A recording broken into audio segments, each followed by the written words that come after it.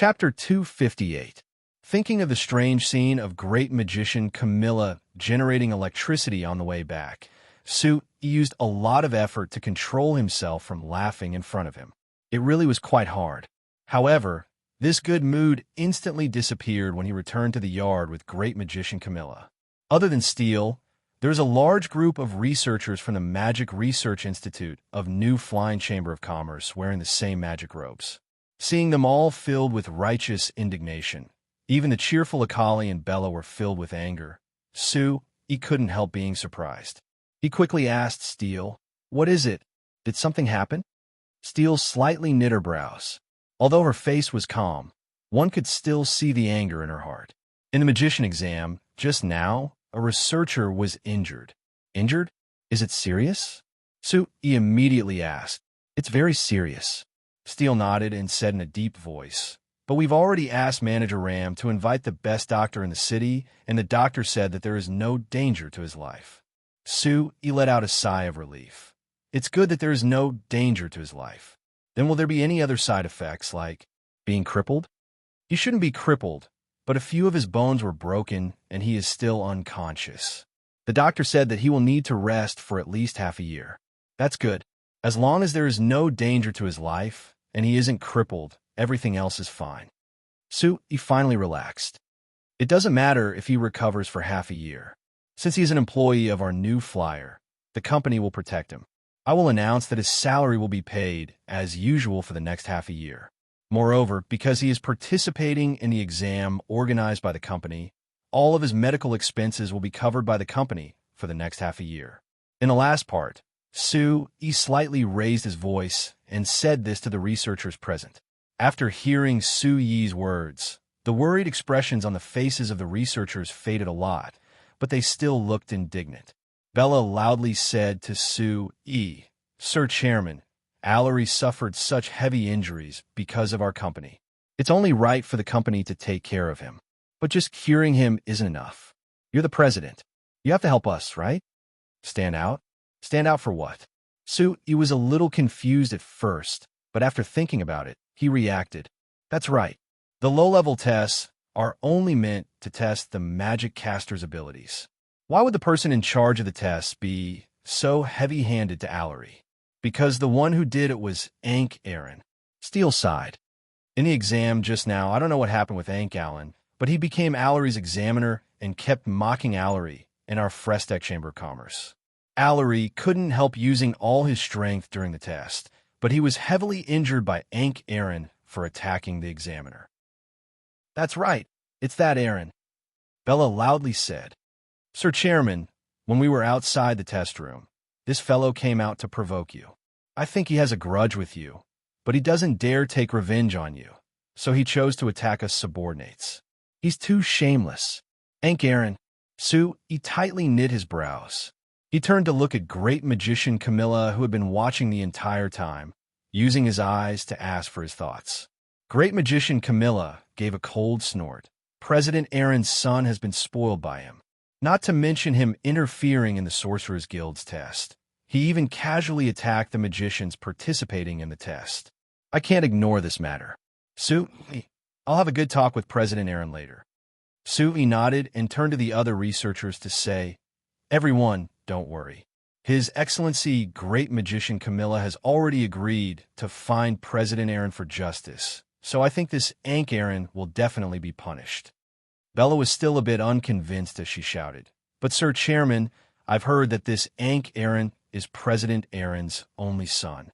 Even if Great Magician Camilla goes to find President Aaron wouldn't do anything to him, right?" Claire on the side pulled at Bella and complained in a low voice. "Are you a fool? You already know that this fellow is the president's son, so what do you want Sir Chairman to do to him? Do you want Sir Chairman to heavily injure him?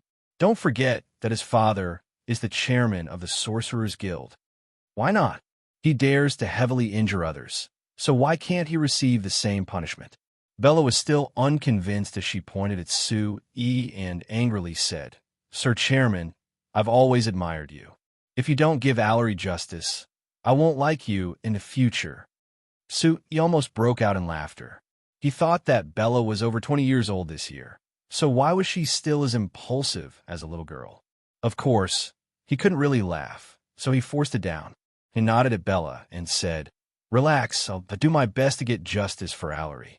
But since Great Magician Camilla has already said that he wants to discuss this matter with President Aaron, then we'll wait for the results of the discussion between Great Magician Camilla and President Aaron before we decide what to do. If President Aaron insists on protecting Ank Aaron, I'll definitely find a way to give Allery justice. Only then did Bella nod her head in satisfaction. "Mr. President, this is what you promised." Steele and Great Magician Camilla on the side slightly knit their brows. Steele wanted to say a few words to Sue E., but after thinking about it, she didn't say anything in front of everyone. After comforting everyone with a few words, Sue E. entered the room to see Allery. Allery's injuries were very serious, and he was still unconscious. But according to the doctor on the side, his life wasn't in danger, and he wasn't crippled. Sue E. finally calmed down. Following this, Sue E. had the other researchers return to the Sheldon Inn to rest. He also strongly rejected Bella's request to stay and take care of Allery. He said that he would spend a large amount of money to hire the best caretakers and make sure that nothing would happen to Allery. After sending these angry researchers away with great difficulty, Great Magician Camilla thought about it and decided to pay a visit to President Aaron. Sue E. stayed behind and ordered Manager Ram to do two things for him. The first was to find the best caretakers in Ambilmar City and have them take care of Allery all day. The second thing was for him to send someone to inform Baron Hannes. An hour later, Hannes quickly came to the yard. When he saw Sue E., he immediately asked, "Who was injured? It can't be you, right?" After saying this, he circled around Sue E. and carefully looked him over. "Of course it wasn't me." Sue E. angrily slapped away Hannah's hand that was about to reach out to him. "If it was me, do you think that brat Ank Aaron would be fine right now? He would be lying in bed without being able to move." Hannes laughed. "It's good that it wasn't you. But hearing you talk about that fellow lying in bed without being able to move, I remembered that during the Sorcerer's Guild exam last year, you heavily injured that fellow and forced him to lie in bed for an entire month before coming out, right?" "I did injure him, but isn't lying in bed for an entire month a bit too exaggerated? I think it should be President Aaron who locked him in his home for an entire month." "Sue," he said, "whether it's lying in bed for a month or being locked in for a month, that brat hasn't been able to go out for an entire month. Ambilmar City has become much quieter, and many people are cheering behind his back." Hannah said with a smile. "Oh, is that fellow that unpopular?" Sue E. asked in a surprised voice. "Of course. Let me tell you, Ambilmar City has 3 scourges that you shouldn't provoke. One of them is that brat. Do you think he's popular? There are 3 scourges? Then who are the other 2 scourges?" Sue E. asked with interest. "Other than that brat, the other 2 scourges?" Hannah suddenly laughed. "One of them is related to you. It's Victor. But ever since this brat listened to you and ran off to do business with Sel and Urgot, he rarely did anything that would harm others. Speaking of this, Sue E., even though you haven't come to Ambilmar City that many times, you've made great contributions to Ambilmar City." Sue E. and Steele couldn't help smiling. Steele couldn't help asking with a smile, "Then who is the last scourge?" "The last one, speaking of which, it is a bit related to Sue E. because he comes from the Joel family, Vincent Joel." Hearing this name, Sue E. couldn't help looking at Steele. Steele was also surprised. She never thought that she would hear this name again. How did he become one of the 3 scourges? Steele couldn't help asking. "We were classmates before. Even though I know that this person is very annoying, his reputation isn't that bad, right?" "It's not that bad." Hannes glanced at Steele and let out an ear-piercing laugh. "That's because this brat knows how to put on an act.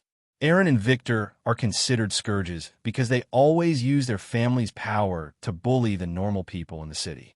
Seriously speaking, they haven't done anything harmful. Vincent, on the other hand, was different. He was named as one of the 3 scourges because he often used his looks and family background to deceive the ignorant young ladies in the city.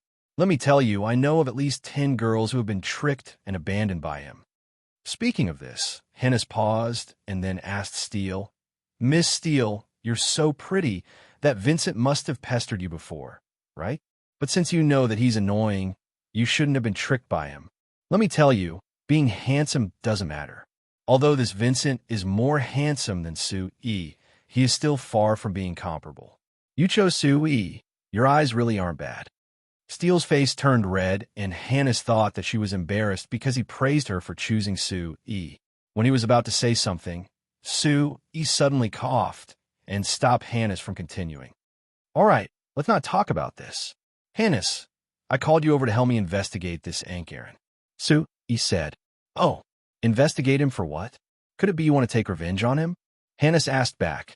Let's not talk about revenge for now. I just feel that great magician Camilla's visit to President Aaron won't have any results, so it's good for me to make some preparations. Sue-E said. Hannes nodded. President Aaron's wife is famous for spoiling her son, so I don't think there will be any results. But are you really planning on doing something to this Aaron? If this brat is really injured by you, I'm afraid President Aaron won't let you off easily. Sue-E revealed a faint smile. To make someone feel pain, it's not just a choice to injure him. Chapter 259. When great magician Camilla returned to the yard before lunch, he had a sinister look on his face. It could be seen that he was in a bad mood. As Sue-E expected, he didn't receive any result from his visit to President Aaron. Although President Aaron had apologized to great magician Camilla for Aaron injuring Allery, and was very surprised that great magician Camilla had personally come out for this matter, when it came to how he should punish Aaron, he avoided it in every possible way. Great magician Camilla had asked several times, and President Aaron had even said that being injured in the exam was allowed in the rules of the Sorcerer's Guild. The magicians participating in the exam should already be prepared, so although Aaron had injured Allery, it wasn't a big mistake. Speaking of this, great magician Camilla naturally knew that he couldn't continue this conversation because President Aaron was clearly protecting Aaron, so he could only angrily leave. Damn, next time at the headquarters meeting, I will definitely impeach him. As the branch president, he only cares about protecting his family and doesn't even care about the safety of other magicians. He isn't worthy of being the president at all. Great magician Camilla angrily said. Although he had been scolded by great magician Camilla, this was Sue-Yi's first time seeing great magician Camilla angry. He never thought that he would be like a child when he was angry, saying such words that didn't care about the consequences. As a great magician, impeaching the branch president of his country's Sorcerer's Guild branch at the Magicians' Union headquarters meeting was a very serious matter. Because of the special status of a great magician, the Magicians' Union headquarters would attach great importance to the impeachment of a great magician and would investigate it. However, no matter what the result of the investigation was, it meant that great magician Camilla and Palms Aaron had completely broken off. Everyone was in the Lampari Kingdom's small circle of magicians. After this situation was formed, no matter what the result was, both sides wouldn't have a good time. What are you afraid of? He has done this kind of thing as the president. This is a dereliction of duty. If I don't impeach him because of my own benefits, what meaning do I have as a person? Faced with Steele's persuasion, great magician Camilla was still very angry and didn't have any intentions of compromising. Steele knew how stubborn great magician Camilla was, so she knew that persuading him like this would have no effect. She could only look at Sue-E for help. Sue-E gave Steele a reassuring look before saying to great magician Camilla, Your Excellency, great magician, it isn't hard to punish Aaron. You don't have to force President Aaron to punish him. After all, this fellow is President Allen's only son. In addition, his mother dotes on him very much. It is indeed not easy for President Allen to make a move. Great magician Camilla glared at him. What? Could it be that he was going to let that bastard off just like that? Have you forgotten that you promised to give Allery justice in front of that little girl named Bella? Sue-E was stunned. He never thought that great magician Camilla would care about this matter. He couldn't help feeling a bit moved as he slowly shook his head. No, Aaron has to be punished. I'm just saying that there's no need to force President Aaron to do this. Your Excellency, great magician, give me 2 days and I will definitely punish Aaron. Please be assured. Great magician Camilla was stunned and instantly felt a bit of disbelief. You wouldn't be planning on beating him up yourself, right? Sui laughed. Relax, I'm not that stupid.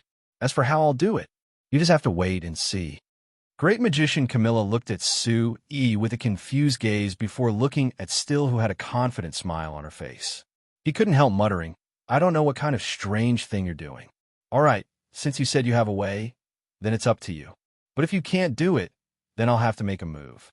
Relax, I won't let an old man like you personally make a move. Sui said with a smile. Hashtag. There was a remote street to the south of Ambilmar City. During the day, there was almost no one here, but once night came, this place would become very lively. This was because this street had the largest casino and the best brothel in Ambilmar City. Every night, there would be many people who would come here to have fun and indulge themselves. Ankh Aaron exerted a bit of force and pushed away the woman who was clinging on to him, revealing half of her chest.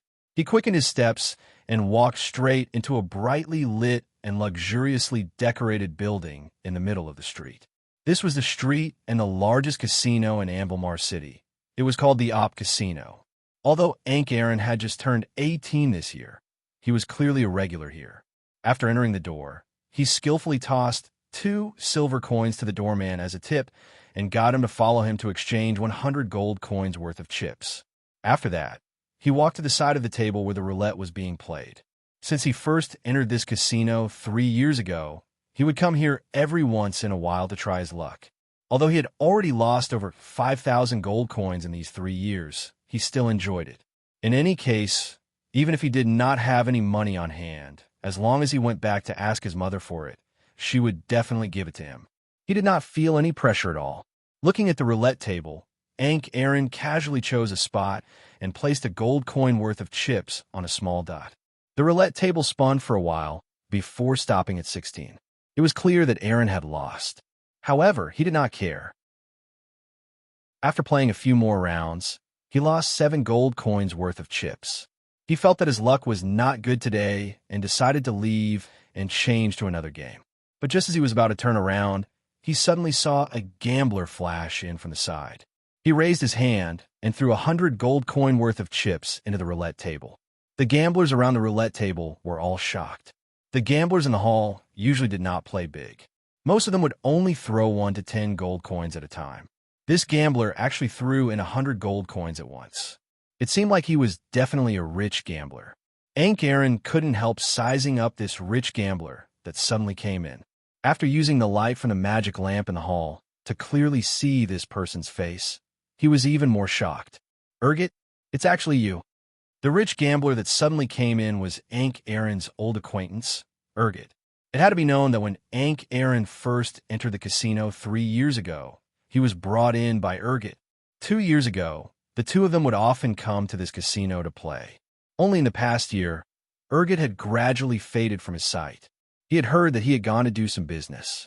He never thought that Urgot would suddenly appear in front of him today and throw out 100 gold coins and chips in such a straightforward manner.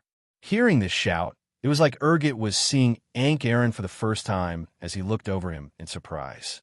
It's actually you, Brad Ankh. What is it? Why did you come here to play again today? Shouldn't I be the one asking you this? You haven't come here in a year. Why did you suddenly come here today? Moreover, Ankh Aaron pointed at the 100 gold coin worth of chips on the table and asked with a bit of difficulty, did you really become rich? You actually threw in 100 gold coins at once? Urgot laughed. It's not that rich. I just earned a bit from doing business with Victor and the others. Ankh Aaron wanted to ask more, but the wheel began to turn. He immediately stopped talking and stared at the wheel. The wheel finally stopped at the 19-point position, and Urgot had bet 14 points, so naturally he didn't win. Ankh Aaron couldn't help giving a long sigh. I didn't win. Urgot gave an indifferent shrug. It's fine if I didn't win. It's normal. Seeing the relaxed expression on Urgot's face, Ankh Aaron's face couldn't help twitching. He had only brought a total of 100 gold coins tonight, and he felt a bit of pain every time he lost a gold coin. However, Urgot had lost 100 gold coins at once, and he didn't care about it at all. Since Urgot had also appeared, Ankh Aaron didn't plan on leaving, and the two of them played a few rounds together. Urgot would throw in 100 gold coins each time, and he would bet on a single point each time, so naturally he had a high chance of losing. In the blink of an eye, he had already lost a full 1,000 gold coins. However, Urgit's expression didn't change, and the gamblers around the table were all silent. Everyone looked at this rich guest and didn't know what to say. Seeing everyone's gazes gather on him, although he knew they weren't looking at him, Aaron's face still felt a bit unnatural.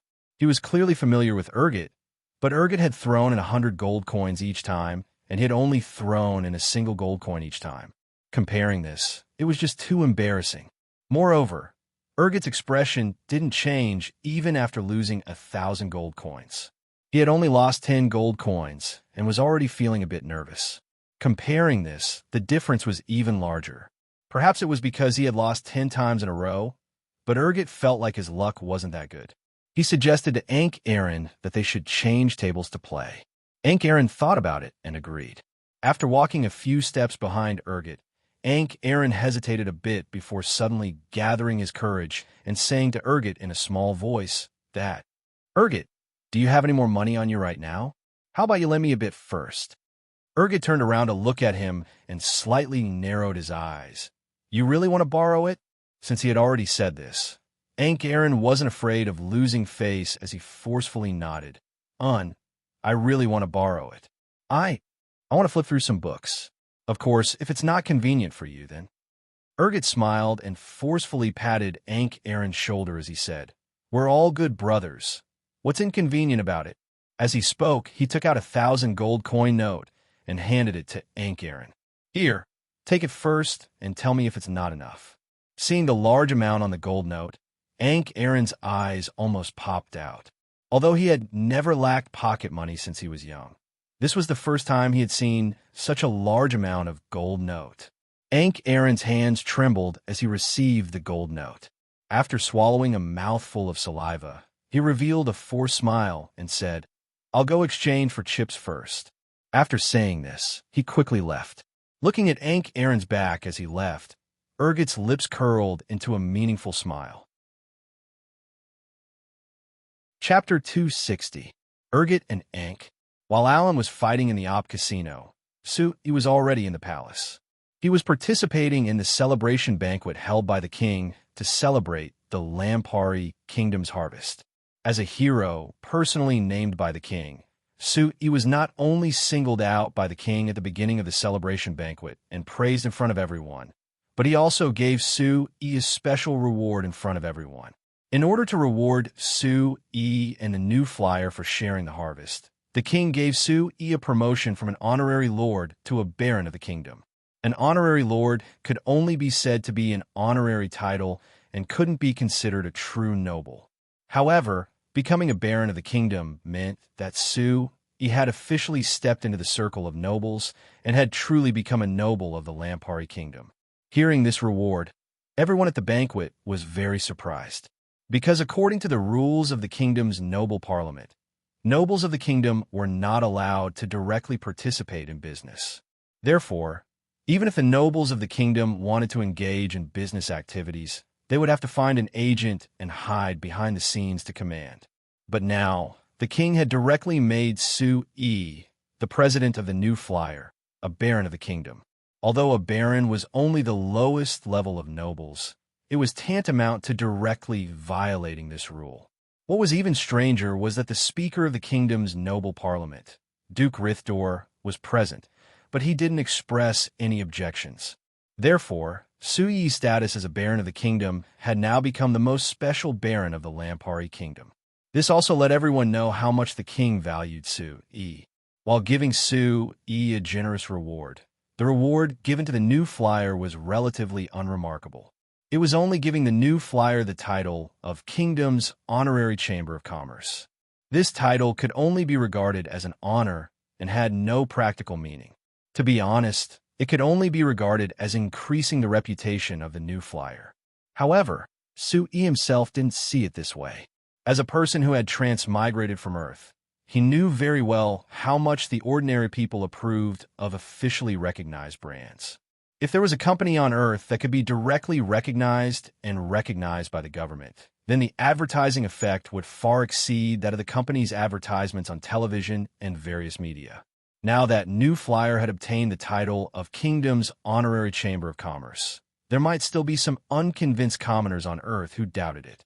However, in signs, the commoners of the Lampari Kingdom believed that New Flyer would instantly become a first-class and trustworthy Chamber of Commerce.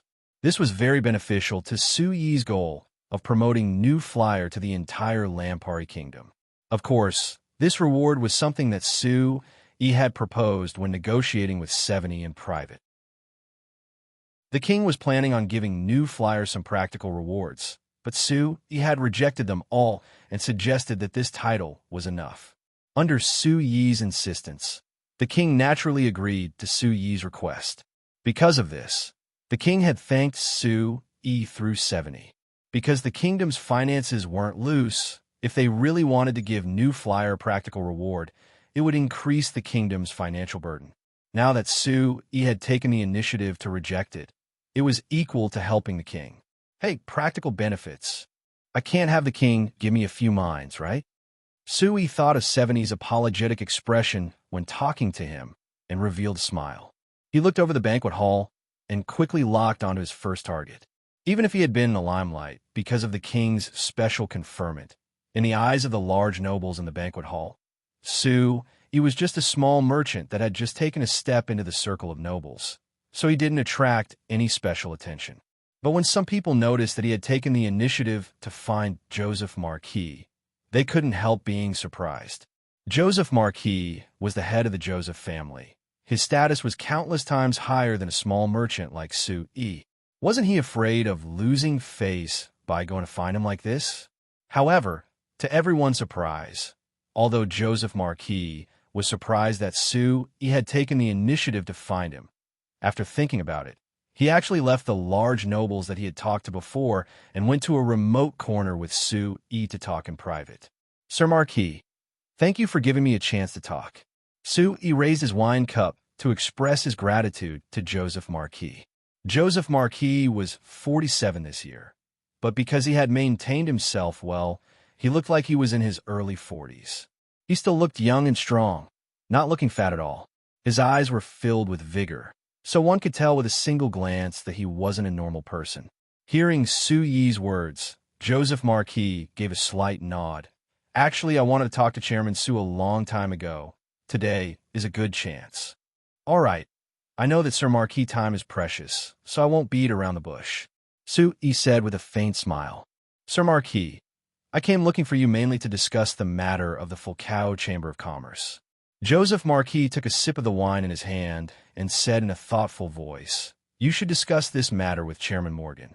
I normally don't meddle in the matters of the company in Banda City. The problem is that the matter I want to discuss with you isn't limited to Banda City. Rather, it's related to the Fulcao Chamber of Commerce's business in the kingdom. It's even related to the Fulcao Chamber of Commerce's business in other countries. Joseph Marquis raised a brow. Oh, Chairman Su, isn't your tone a bit too big? Although your new flyer has developed quite well, you don't have the qualification to discuss the Fulcao Chamber of Commerce's business in the kingdom in front of me, right? Su Yi said with a smile. Sir Marquis, can I ask you a question first? Joseph gave a slight nod. Ask. According to what I know, the Fulcao Chamber of Commerce, other than the iron or business in the kingdom, are they only involved in the copper business and aren't they involved in any other metal mines? Su Yi asked. Other metal mines? Joseph Marquis narrowed his eyes. After thinking for a bit, he suddenly asked, Chairman Su, I've heard that your new flyer has found a non-ferrous metal mine on the Black Rice Wasteland. Is this the other metal mine you mentioned? Su Yi couldn't help revealing a bright smile. Based on this question, although Joseph Marquis didn't care about the new flyer at all, he actually paid close attention to it. He actually knew about his actions on the Black Rice Wasteland. Yes, I wanted to discuss the matter of the non-ferrous metal mine with you, Su Yi said with a nod. Forgive me for being blunt. Chairman Su, I can't see what use the non-ferrous metal mine you mentioned has. These things have existed in the signs for thousands of years, but no one has discovered their use, so no one has ever mined them. I don't think that you and your new flyer will be able to discover their use. Before iron was extracted from ores by humans and made into various ironware, the elves ruled the continent for so long, but didn't they also not discover the use of iron? So he asked back with a smile. But now I know that these non-ferrous metal ores are very good and aren't inferior to iron at all. Moreover, I know how to use them. Then, Joseph Marquis, are you willing to let the Fulcao Chamber of Commerce cooperate with our new flyer to mine these non-ferrous metal ores together? Joseph Marquis took another sip of wine and thought for a bit before saying, Chairman Sue, now that you've reminded me of the use of the non-ferrous metal ores, with the Fulcao Chamber of Commerce's strength, they can mine these non-ferrous metal ores themselves. If your new flyer wants to use them in the future, you could just buy them. Since it's like this, why should we cooperate with you? Because in this world, only I know the use of these non-ferrous metal ores. So he said, full of confidence. Joseph Marquis was silent for a bit before shaking his head. Chairman Sue, you think too highly of yourself. Before iron was discovered by humans, no one knew the use it could have. But after some research, humans have fully discovered the use of iron. Then even without you, I can still find people to research the use of these non-ferrous metal ores. You're saying, fully discovered the use of iron? Sue, he revealed a smile with a trace of contempt. I'm afraid that's not the case. If it's like this, then how did our new flyer make those special alloys? Joseph Marquis' expression changed a bit. He looked at Sue E for a bit before suddenly saying in a deep voice, Chairman Sue, I've heard that you're cooperating with the Army headquarters to build an arsenal, especially using magic machines to make armors and weapons. This matter naturally couldn't be hidden from a large noble like Joseph Marquis, so Sue E honestly nodded in acknowledgement. Then do you know that because of the establishment of this munitions factory, our Joel family lost a large order from the military? Marquis Joel asked again. Hearing Joseph Marquis' dissatisfied and warning question, Su Yi's heart relaxed. This was because he knew that since Joseph Marquis took the initiative to change the topic, it meant that he was a bit moved by his proposal. Sir Marquis, since the Army headquarters has discovered that large amounts of armors and weapons can be made through the production magic machines, it is necessary to choose an arsenal in the city. Actually, using blacksmiths to make armors and weapons, not only is the cost high, the efficiency is also very low. I think that even if it is you, you should have already discovered the drawbacks of this, right? Of course I know. Marquis Joel snorted softly. Joseph gave a soft snort. But this order was lost because of your new flyer. Aren't you planning on giving me an explanation? Hearing this, Su Yi's heart calmed down. Sir Marquis, I took the initiative to look for you today to give you an explanation. Chapter 261. Su Yi and Joseph Marquis' conversation lasted for half an hour before it ended. In a banquet like this with so many people talking, it was impossible for the two of them to have a deep conversation. But through this conversation, Su Yi had fully expressed his attitude to Joseph Marquis. That was that new flyer wasn't planning on going against the Fulcao Chamber of Commerce. Because strictly speaking, there wasn't any conflict in the areas they worked in. Rather, there were many areas where they could cooperate. For example, in Banta City, because the Fulcao Chamber of Commerce had stolen an iron mine from New Flyer, the relationship between Chairman Morgan and Su Yi had fallen to a freezing point. But after a series of cooperation, although Chairman Morgan didn't become friends with Su Yi, their relationship had returned to normal. For an important person like Joseph Marquis, a small company's chairman like Su Yi naturally didn't have any conflicts with him. For him, the Fulcao Chamber of Commerce, or rather the Joel family's benefits, were the most important thing. Su Yi had mentioned the large benefits of mining non-ferrous metal veins, which was equal to giving the Fulcao Chamber of Commerce a new path. The Joel family had controlled the iron mines in the Lampari Kingdom since it was founded. Although they had large and stable income, they had always been limited by this and hadn't had any large breakthroughs. The iron mines in the kingdom would be cleared one day, and when that time came, where would the Joel family go? Now that Su he had expressed his willingness to mine the non-ferrous metal veins with the Fulcao Chamber of Commerce, as well as buying large amounts of non-ferrous metal from the Fulcao Chamber of Commerce. This was equal to giving the Fulcao Chamber of Commerce a new source of income. Not to mention the fact that the Joel family admired Su Yi.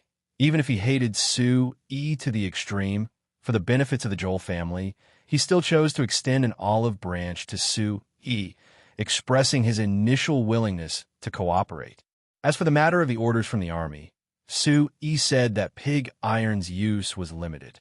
Smelting iron into steel with special properties would create even more value, so the old blacksmiths were about to be eliminated. He advised the Joel family to give up on this model. As for how to adapt after giving up on this model, Su Yi proposed that they could establish a steel mill with the Fulcao Chamber of Commerce, specializing in producing special steel for the army's equipment and armor. Like this, the Joel family could maintain a close relationship with the army, while also successfully transforming into the modern military industry that Su Yi mentioned. It had to be said, Joseph Marquis was already 47 years old, but his thinking wasn't as rigid as most middle-aged people. Rather, he easily understood many of the new concepts that Su Yi proposed and accepted some of them. The discussion between the two sides went very smoothly. When Su Yi and Joseph Marquis parted, Joseph Marquis even took the initiative to invite Su Yi to his family as a guest.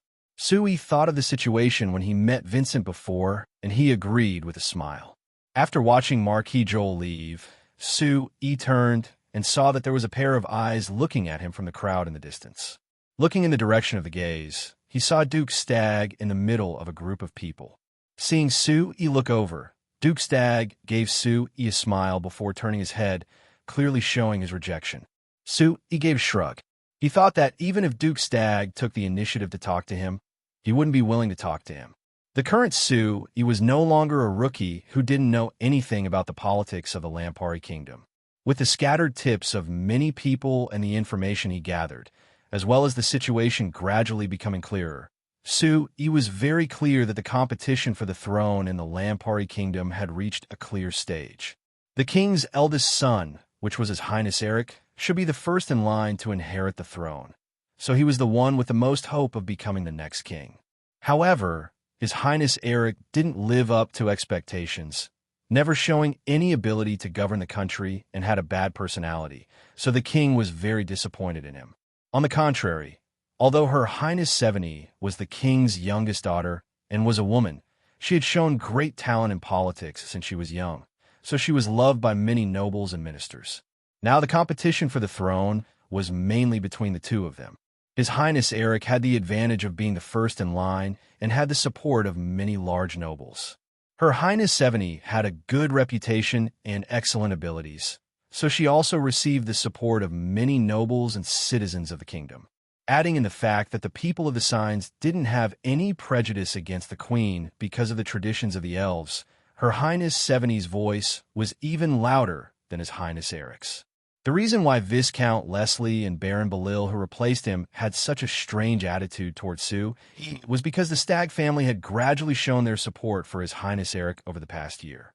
Naturally, the Stagg family had to draw a clear line with Su Yi, who was close to Her Highness Seveni. If it was said that Su Yi wanted to climb up the Stagg family tree through Viscount Leslie before, now he couldn't do anything and couldn't show any signs of being close to the Stagg family. In everyone's eyes, Su Yi and the new flyer were already on Her Highness' side. So although Duke Stagg was a bit interested in Su Yi, he wouldn't take the initiative to talk to him, and Su Yi wouldn't take the initiative to look for him.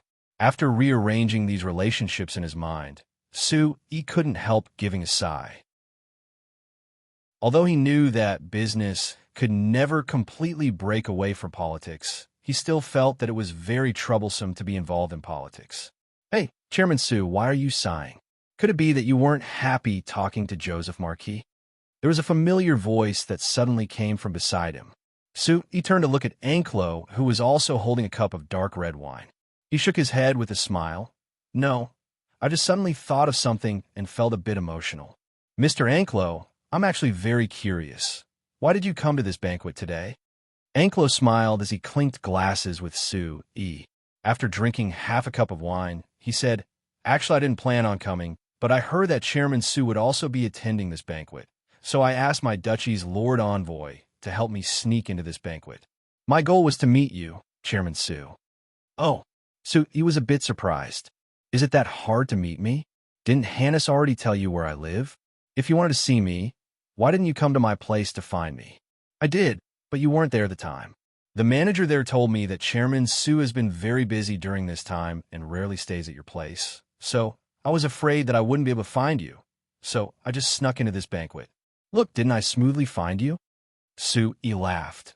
"All right, Mr. Anklo, since you spent this much effort to find me, you must have something important to discuss with me, right? Is it related to the matter we talked about last time?" "That's right." When it came to business, Anklo's face became serious. "Chairman Su, I want to ask you, have you considered the matter I talked to you about last time? If you agree, I hope that you can arrange a visit to our Principality of Constantine as soon as possible." Su E thought for a bit before saying, "Although before the banquet, I've already confirmed that His Majesty doesn't have any objections to our company selling the agricultural magic machines to the Kingdom of Ruhr and investing in your Constantine factory. This matter is not a small matter, so I hope that you can give me some time to consider it." Anklo shook his head. "Although I want to give you some time to consider, Chairman Su, our Principality of Constantine situation is a bit special. Other than winter, the weather is very unstable in the other seasons. If you go for an inspection after this winter, you might be affected by the climate at any time. Even if you decide to invest, it will be greatly affected because of this. If that was the case, they might end up wasting an entire year's worth of time.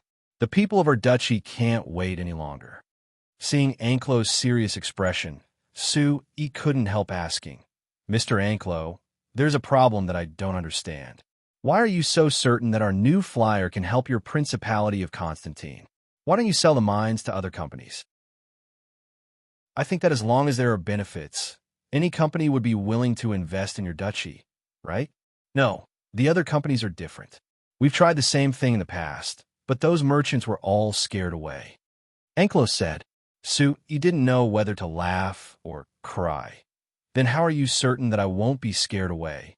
I've said it, your new flyer is different from the other companies. Actually, when I inspected Banna City before, I saw the influence your new flyer had on Banna City and the surrounding cities. I feel that if your new flyer enters our Principality of Constantine, perhaps you can change the situation of our duchy," Anklo said in an honest voice. Su E couldn't help shaking his head. "I have to say, you think too highly of our new flyer. Accurately speaking, I don't think highly of your new flyer. Rather, I think highly of you." Anklo looked at Su E with eyes filled with desire. "Chairman Su, I represent Duke Stantine to extend a sincere invitation to you. I hope that you can take a trip to our Principality of Constantine." Seeing Anklo's sincere expression, Su E was silent for a bit before slowly nodding. "All right, I want to take a trip to the Black Rice Wasteland after returning to Banna City. I'll also take a trip to your Principality of Constantine when the time comes. It's a promise? It's a promise." Chapter 262. Halfway through the banquet, Su E was led by a servant of the royal palace to a private meeting with the king in a secret room. Compared to the first time, when the king saw Su E, the smile on his face was even brighter and more sincere, just like how he praised Su E at the banquet. The reason why the Lampari Kingdom had such a large harvest this year was because of the agricultural magic machines from the new flyer. The biggest contributor was, of course, Su E, who had invented the agricultural magic machines. For the Lampari Kingdom, or for any other country in the signs, solving the problem of food and clothing for their citizens was the most important thing. The Lampari Kingdom had many problems with this before, but now with the help of the agricultural magic machines, in just a single year, they had perfectly solved this problem. According to the evaluation of the Agriculture Department, if they continued to promote the agricultural magic machines, allowing every piece of land in the kingdom to use them, the Lampari Kingdom would not only be able to satisfy their own grain needs, they would even have extra grain to sell to other countries. After learning of this great news, how could the king not reveal a sincere and bright smile to Su-yi? The agriculture department thinks that the grain can be exported to other countries. Su-yi was a bit surprised. Your Majesty, please forgive me for being rude, but I feel that this decision is a bit lacking in consideration, right? Oh, what do you mean lacking in consideration? The king looked at Su-yi with an interested look. First, the reason why our kingdom had such a large harvest this year, other than with the help of the agricultural magic machines, increasing the amount of farmland that can be cultivated, another important reason is that there weren't any natural disasters this year, so there wasn't a decrease in production. But this is a problem that has to be considered. If I remember correctly, the turmoil from over 10 years ago was caused by a famine. So he didn't keep talking. The famine that happened more than 10 years ago in the Lampari Kingdom had become a taboo topic for almost everyone in the kingdom. No one was willing to mention it easily. The king had inherited the throne during the famine, so he must have a deeper impression of the famine than anyone else. His Majesty didn't seem to care. He nodded and said, "Yes, this is indeed a problem that we need to pay attention to. But of course, the Agriculture Department will take this factor into consideration. Tell me, is there anything else that needs to be considered?" Also, the Agriculture Department feels that this year's bountiful harvest is not only enough to satisfy the needs of the people in the kingdom, but there's even enough surplus for export. But I think this is based on the previous demand for food in the kingdom. Actually, based on what I've observed in Banda City and the surrounding cities, there are many families, especially those normal farmer families where most people can't fill their stomachs. I think the Agriculture Department may have underestimated these people's demand for food. Are you saying that because you didn't have enough to eat in the past, once you find that there is more food to eat than before, you will eat as much as you can? Perhaps your appetite will become several times more than before? The king asked. That's what I mean. Seeing Sui nod, the king broke out in laughter. I can understand your thoughts. When there was a famine in the past, even I was hungry for a few days. Later on, when we had enough food to eat, I really let loose and ate for a long time. As a result, I gained a few dozen pounds.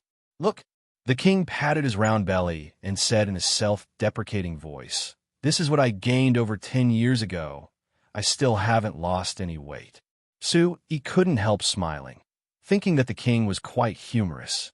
The king patted the armrest of his chair and gave a nod before praising. "Not bad. I summoned you to praise you alone and was planning to ask if you needed any other rewards. I never thought that after chatting with you, I would find that you have quite the insight into the kingdom's administrative plans." Not bad, not bad. I've heard Count Samo's report that you're still in charge of the Banta City renovation project, right? Su-yi was surprised before quickly replying with a nod. Yes. Sir Count Samo gave this task to me, but the renovation project has just begun, so I haven't seen any results yet. Being able to make Count Sean have the idea of changing Banta City is already a very large achievement. The king said with a faint smile. Su-yi, I have to say, since Banda City has your new flyer, there have been many changes compared to before. At the very least, isn't it much richer than before? Otherwise, how could they think of renovating it? Su-yi couldn't help smiling. Sir Count Samo has always been complaining about being poor in front of me. I won't hide it from you. The City Lore Manor still owes our company several 100,000 gold coins. Let him continue to owe me. The king waved his hand, looking unconcerned. Actually, even if it was me, I would also like to owe your company several 100,000 or even several million gold coins. Su-yi was surprised. Your Majesty, our company isn't that rich. The king revealed a faint smile. No need to be nervous. Of course this is a joke. I just found that there are happy changes in Banda City, and I can't help thinking how good it would be if the entire Lampari Kingdom could become as prosperous as Banda City. Seeing the emotional look on the king's face, Su-yi suddenly had an idea. Your Majesty, it isn't realistic to turn the kingdom into Banta City in the short term, but can you consider choosing an area in the kingdom to make it prosperous? Choose an area to flourish first? The king frowned. The king knit his brows. What does that mean? What should I do? To put it simply, is to create a special economic zone. ####. After leaving the royal palace, Su-yi sat in the horse carriage heading back to his yard.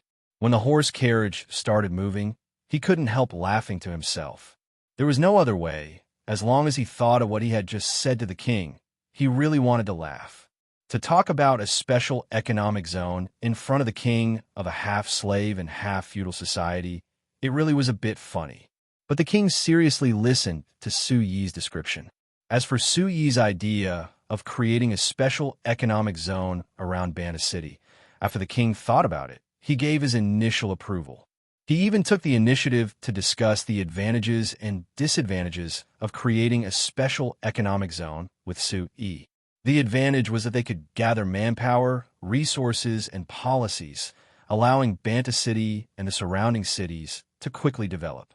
Even if this area didn't have the help of the special economic zone, with the lead of the new flyer, it was already much more prosperous compared to before. It could be considered a spontaneous, special economic zone. If they had the kingdom's policies, it would develop even faster. The disadvantage was that this decision would cause dissatisfaction in other parts of the kingdom, especially the territories of the large nobles. Why did they have to choose Bana City and the surrounding cities to establish a special economic zone and not choose other places? Did Bana City have a special advantage over other places? Su-yi wanted to say that it was because Bana City had the new flyer, which was the biggest advantage, but he couldn't say this. Moreover, even if he said this, no one would be convinced. So his final proposal to the king was rather cautious. He only proposed the concept of a special economic zone, but he didn't plan on letting the king tell everyone that he wanted to create a special economic zone around Bana City. To put it bluntly, Su-yi wanted the king to take care of the area around Bana City. He wanted to give some policies in certain areas to make it easier for Bana City and the surrounding cities to develop. The king agreed to this proposal and said that he would seriously consider it. So Su-yi's meeting with the king had a result that he was very satisfied with. However, when he was about to leave, His Majesty suddenly patted him on the shoulder and said something that made him very wary. The king had said, "Very good. 70 has such a good helper. I'm much more assured." These words really were thought-provoking. When the horse carriage stopped at the door, Su-yi still couldn't figure out the true meaning behind the king's words. Seeing Steele come out, he could only give up thinking for now. He put these words in his heart and came forward with a smile. "Allery is awake," Steele said. "Oh, then let's go take a look." Su-yi and Steele quickly walked to Allery's room. When they came to the door, they heard a weak voice from inside the room. Bella, don't be like this, it's not good. To let people see." Then Bella's slightly shrill voice rang out. What's not good about it? I'm taking care of a patient. Come, open your mouth. Don't be shy like a girl." Oh. Hearing the sound of a spoon hitting a bowl, Su-yi stopped. He pointed at the room and looked at Steele with a questioning gaze. Steele pursed her lips to reveal a secret smile with a bit of lust. She put her index finger to her lips to make a shushing gesture before quietly approaching the door with Su-yi, poking her head in to look inside. The situation in the room was as Su-yi thought. Allery's back was covered in a blanket and pillow as he laid on the bed. Bella was sitting on the side of the bed with a bowl of black liquid that he didn't know if it was soup or medicine. She was using a spoon to feed Allery. Seeing Allery's face turn red as he prepared to swallow the spoon, Su-yi suddenly gave a cough. He walked in and revealed a surprised expression as he loudly said, "Bella, didn't you say you fell in love with me yesterday? Could it be that your heart has changed in just a single day?" Bella's hand trembled in shock, and she almost threw the spoon away. Seeing Steele and Su-yi come in through the door, the two of them were very embarrassed. Chapter 263. In the next 2 days, Su-yi wasn't idle at all. After a few days of discussion, he came to Ambilmar City this time and actually confirmed a few new cooperation projects in one go, as well as a few cooperation intentions. In the past 2 days, he had been meeting with these people nonstop to finalize various details. For example, the 60,000 agricultural magic machines the Kingdom of Roer ordered. The most important problem was which side would be responsible for transporting them. Although Banta City was in the southwest of the Lampari Kingdom and wasn't far from the border between the Kingdom of Roer and the Lampari Kingdom, if they really followed Newman's plan to transport them to the Kingdom of Roer's capital, Caracas City, it would be over 700 kilometers. If it were to be transported by any party, the transportation cost would be a huge figure. But it was a good thing that Newman insisted on delivering the agricultural magic machines at the border. So after both sides discussed this, they decided that New Flyer would be responsible for transporting them in the Lampari Kingdom and wouldn't be responsible after delivering them. As for the transportation costs, of course they would be responsible for their own part. There was no doubt that this was more beneficial for New Flyer because it was less than 200 kilometers from Banda City to the border. Compared to this, the transportation costs weren't that exaggerated. Not to mention that from this order, New Flyer could earn over 3 million gold coins. Although the transportation costs weren't low, it wasn't considered much. The other important matter was his discussion with Joseph Marquis. So he chose a night to visit Joseph Marquis Manor. After talking with Joseph Marquis for several hours, they finalized the steps of their cooperation. First, New Flyer and the Fulcao Chamber of Commerce would build a steel mill near an iron mine that belonged to the Fulcao Chamber of Commerce near Kramer City. This steel mill would be used to refine the special steel needed to make armors and weapons for the Army headquarters, so naturally the raw materials will be mined from the iron mine. As for the steel-making technology, He would send the relevant technicians to guide them. Then New Flyer would guide the Fulcao Chamber of Commerce in mining the non-ferrous metal veins in the Lampari Kingdom. As for the non-ferrous metal ores, New Flyer would temporarily buy them at the price of iron ores. Of course, he wouldn't hand over the technology for the non-ferrous metal ores for now. Finally, New Flyer would further cooperate with the Fulcao Chamber of Commerce, increasing their research and manufacturing of mining magic machines. The Fulcao Chamber of Commerce would give priority to the iron ores needed by the Xinfei Chamber of Commerce and guarantee the lowest price on the market. It should be said that this cooperation was a win-win situation for both sides. Even the Joel family gained more benefits. So after having a deep talk with Su-E, Marquis Joel put down his prejudice against Su-E and showed a very warm attitude towards Su-E. Because of this attitude, there was a very interesting interlude. When Su-E said goodbye to Joseph Marquis, he met Vincent, who was coming back from outside. When he saw Su-E, he taunted him with a few words. But when Joseph Marquis, who came out with him, heard this, he flew into a rage and fiercely scolded him. He even asked him to apologize to Su-E.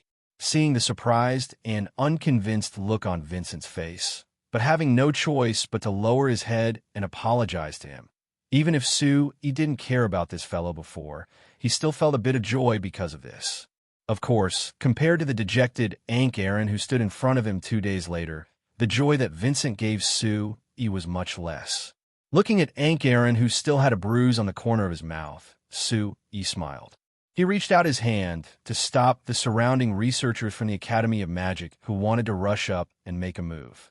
He asked Ank Aaron, "Young Master Aaron, is there anything I can help you with?" Ank Aaron glanced at Su-E. There was still a trace of hatred in his eyes, but it was more of a deep helplessness. There was even a trace of expectation and hope. Glancing at the restless researchers, Ank Aaron raised the bag in his hand that seemed to be a gift. He forced a smile and asked, "Chairman Su, may I ask where Allery is? I'm here to visit." At this point, Ank Aaron hesitated for a moment. After thinking for a while, he clenched his teeth and revealed a determined expression. "I'm here to apologize to him." Hearing this, apart from Su-E and Steele, the surrounding researchers were all stunned. Today, because the Sorcerers Guild's certification exam had ended, they originally planned to have a good day of fun before leaving Anvilmar City. Therefore, they came here to visit the injured Allery, but they didn't expect Ank Aaron to suddenly come here. What they didn't expect was that Ank Aaron would take the initiative to apologize to Allery, especially the researchers who participated in the low-level magician exam with Allery. Their faces were filled with disbelief. At the exam site, after Aaron injured Allery, they still clearly remembered his arrogant face. This fellow relied on his father's position as the president of the Sorcerers Guild. He was simply arrogant to the extreme. Why would he suddenly come here to apologize? Bella couldn't help but say, "I don't think you're here to apologize. You're here to see if he was beaten to death by you." The surrounding researchers chimed in. This Aaron left a very bad impression on them. Of course, they didn't believe that he was here to sincerely apologize. Aaron raised his eyebrows. Just as he was about to get angry, he suddenly saw Sue-E staring at him with a smile that wasn't a smile.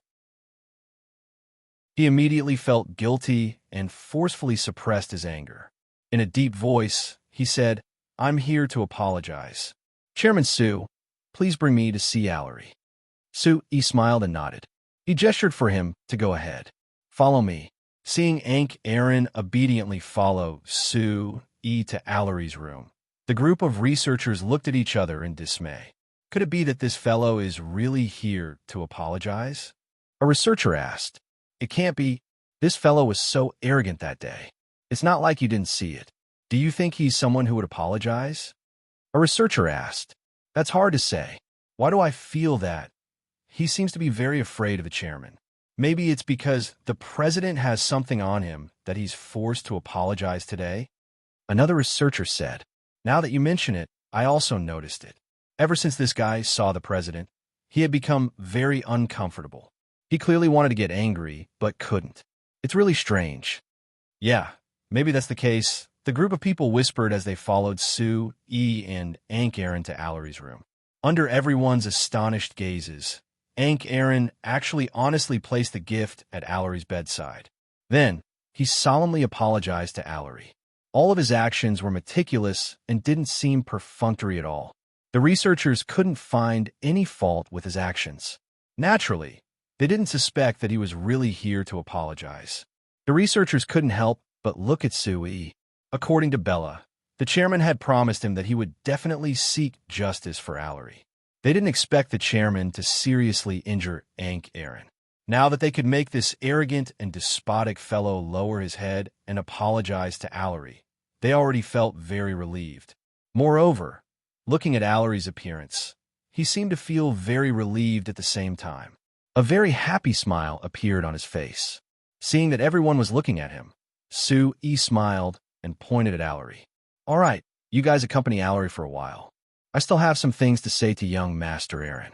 Seeing Aaron and Sue-E leave the room, it was obvious that they were going to have a secret conversation. Everyone was even more certain. The reason why Aaron had such a huge change in attitude was definitely because the chairman had done something. On the other side, after Aaron followed Sue-E into a small room in the courtyard, he immediately pulled his face and stared straight at Sue-E. His eyes shot out boundless anger as he gritted his teeth and said, "Chairman Sue, you really have guts. You actually dare to set such a trap for me. If my father finds out, do you know what the consequences will be?" Sue remained unmoved.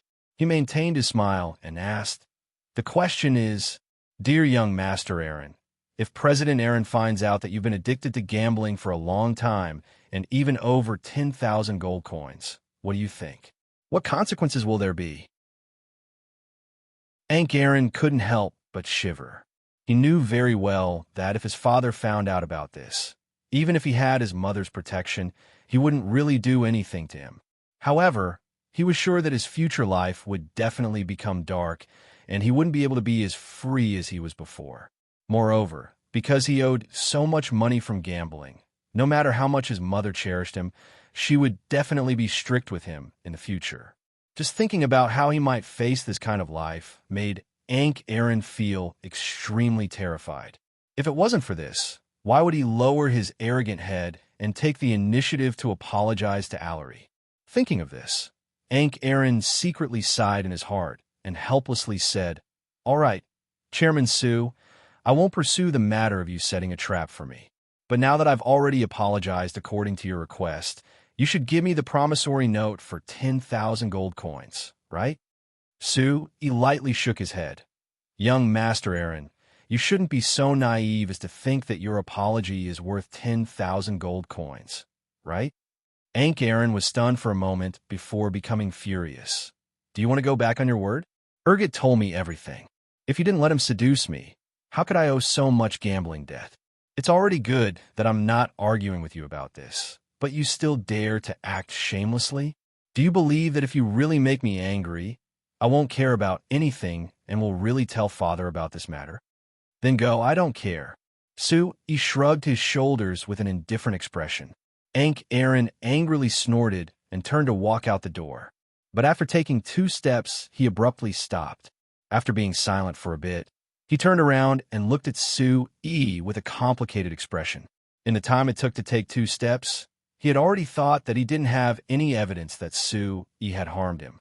He couldn't even prove that Urgot had deliberately set a trap for him, because from beginning to end, Urgot had not said any enticing words to him.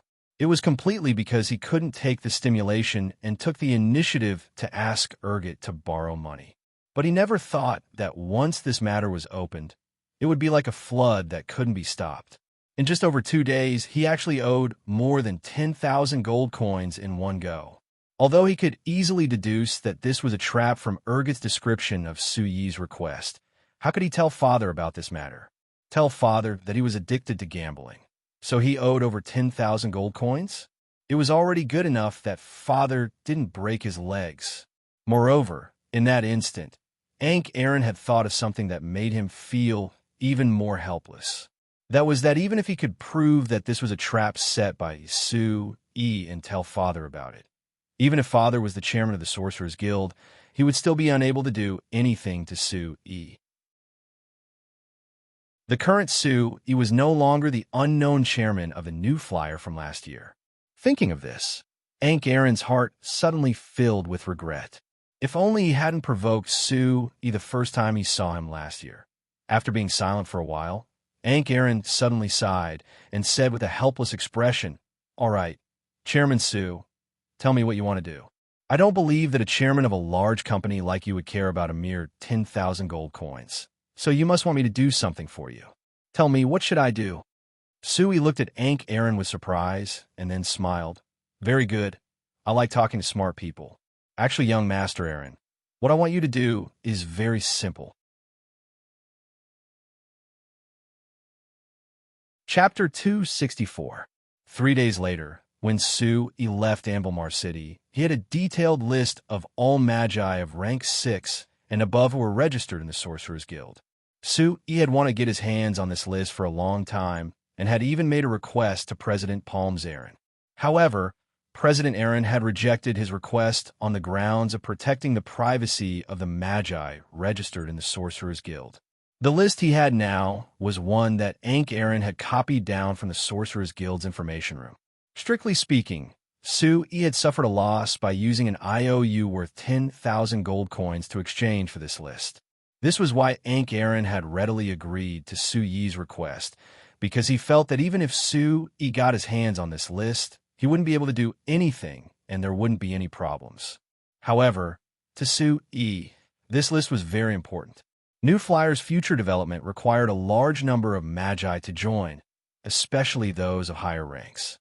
Since great magi were out of the question, Suyi's goal was to recruit magi of rank 6 and above.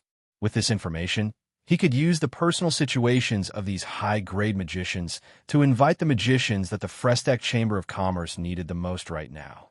The list stated that there were less than 500 magi of rank 6 and above registered in the Lampari Kingdom Sorcerer's Guild, including Compared to the 10,000 magi registered in the Sorcerer's Guild, this undoubtedly showed that the world of magi was more like a pyramid. Suyi's attention was mainly focused on those magi who were proficient in a certain type of magic, especially those who were proficient in wind magic. Currently, New Flyer's research was mostly based on wind magic, and only a small part involved the other 3 types of magic. But according to Suyi's development plan, the Frestac Chamber of Commerce's research not only needed large amounts of wind magic, they also needed the other 3 types of magic. Even if the researchers of the Academy of Magic had decent magic power and were already used to studying magic machines, Just relying on these researchers was far from being able to satisfy Su Yi's requirements. With this list, he wanted to recruit more magicians into the Academy of Magic with rich conditions. As for how to do this, he could only slowly study it when he returned to Banda City. Thinking of Ankh Aaron's sigh of relief when he gave this list to him and received the IOU, He couldn't help revealing a faint smile. This fellow thought that everything would be fine if he received the IOU. He really was too naive. Chairman Su, do you also think that my suggestion is feasible? Newman, sitting in the horse carriage, saw Yi suddenly revealed a smile, thinking that he agreed to what he had just said. Oh, of course it's feasible. Yi quickly nodded. Building a road from Banta City to the border between our two countries will be very helpful in strengthening the connection between Banta City and your Kingdom of Ruhr. When the road connecting Banta City and Ambilmar City is finished, it will strengthen the connection between our two countries and strengthen the alliance between our two countries. Newman said with a laugh, Chairman Su is right. The road is just too convenient.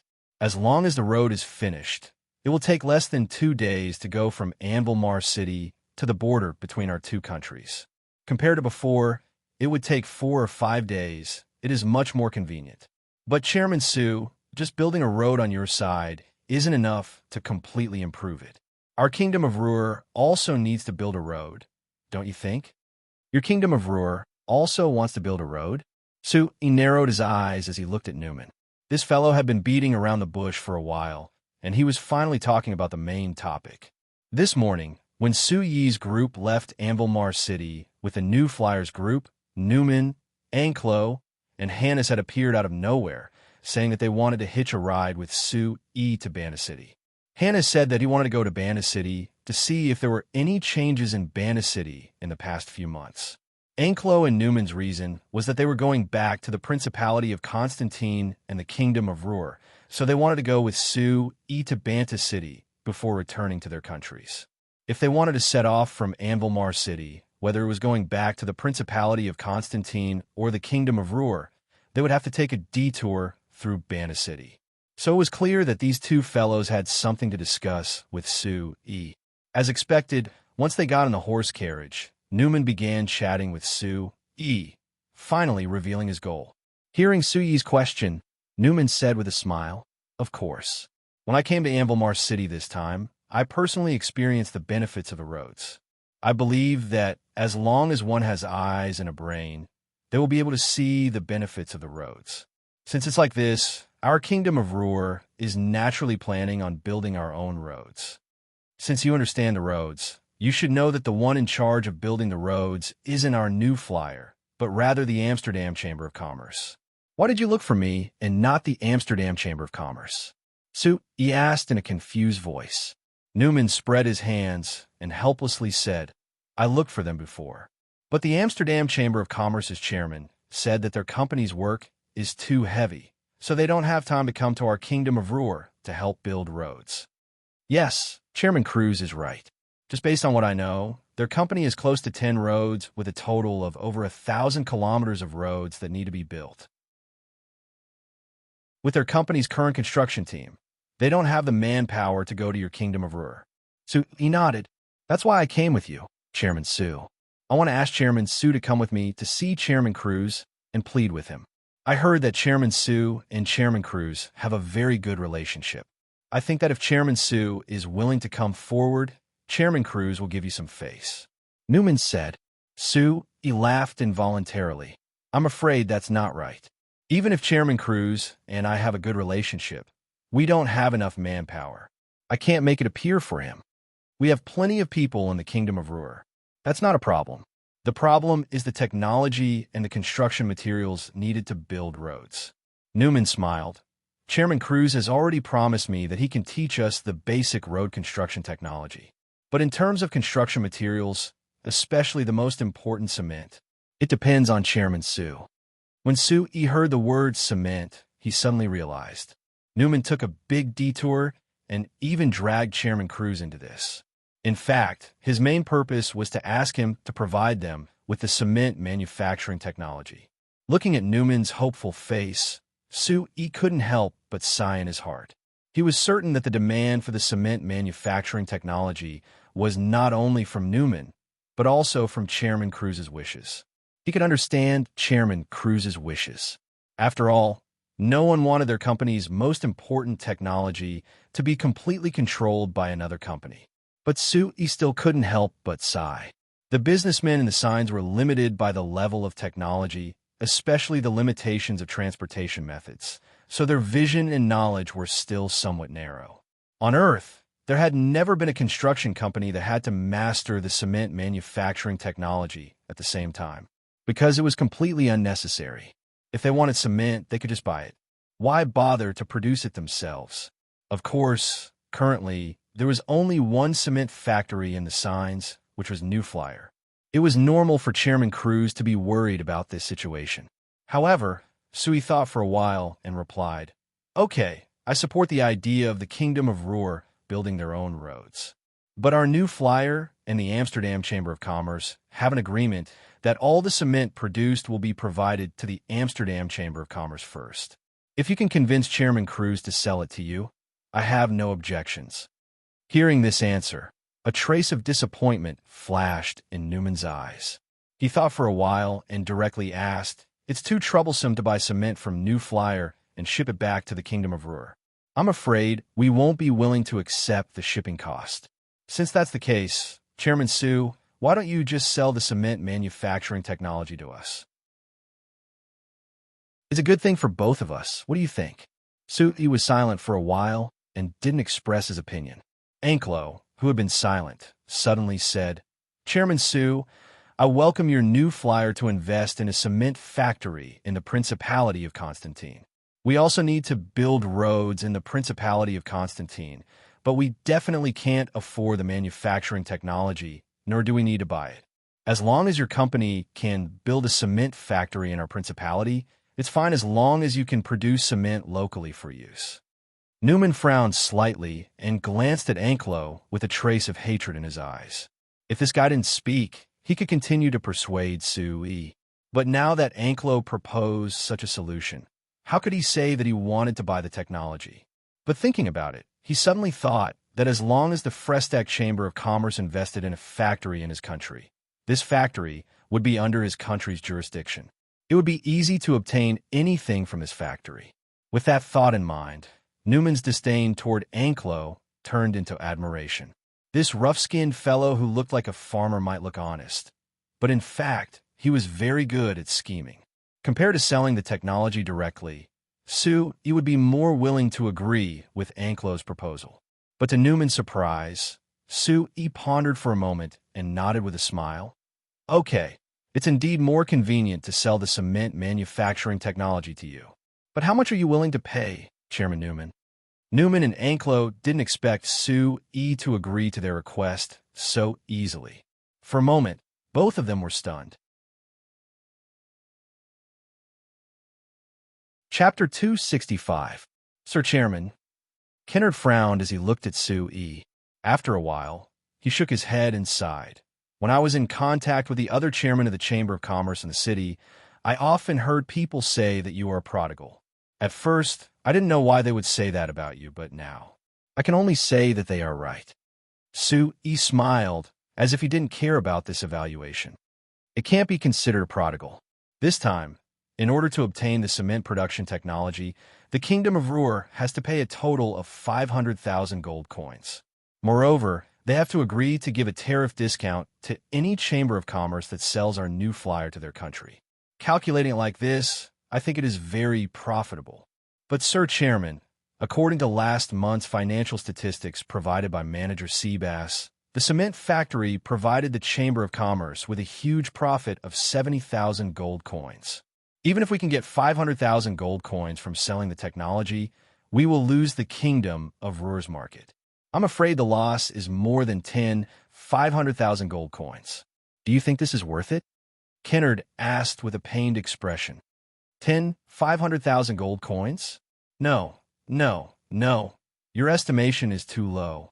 If the Kingdom of Ruhr learned from our Lampari Kingdom and began to build roads, then the amount of cement used would be astronomical. In the end, the cost would exceed 10 million gold coins. So, he said. Then why did you agree to sell them the technology? Kennard couldn't help but ask. Kennard, you haven't worked with me for long enough, so you don't understand my intentions. He sighed.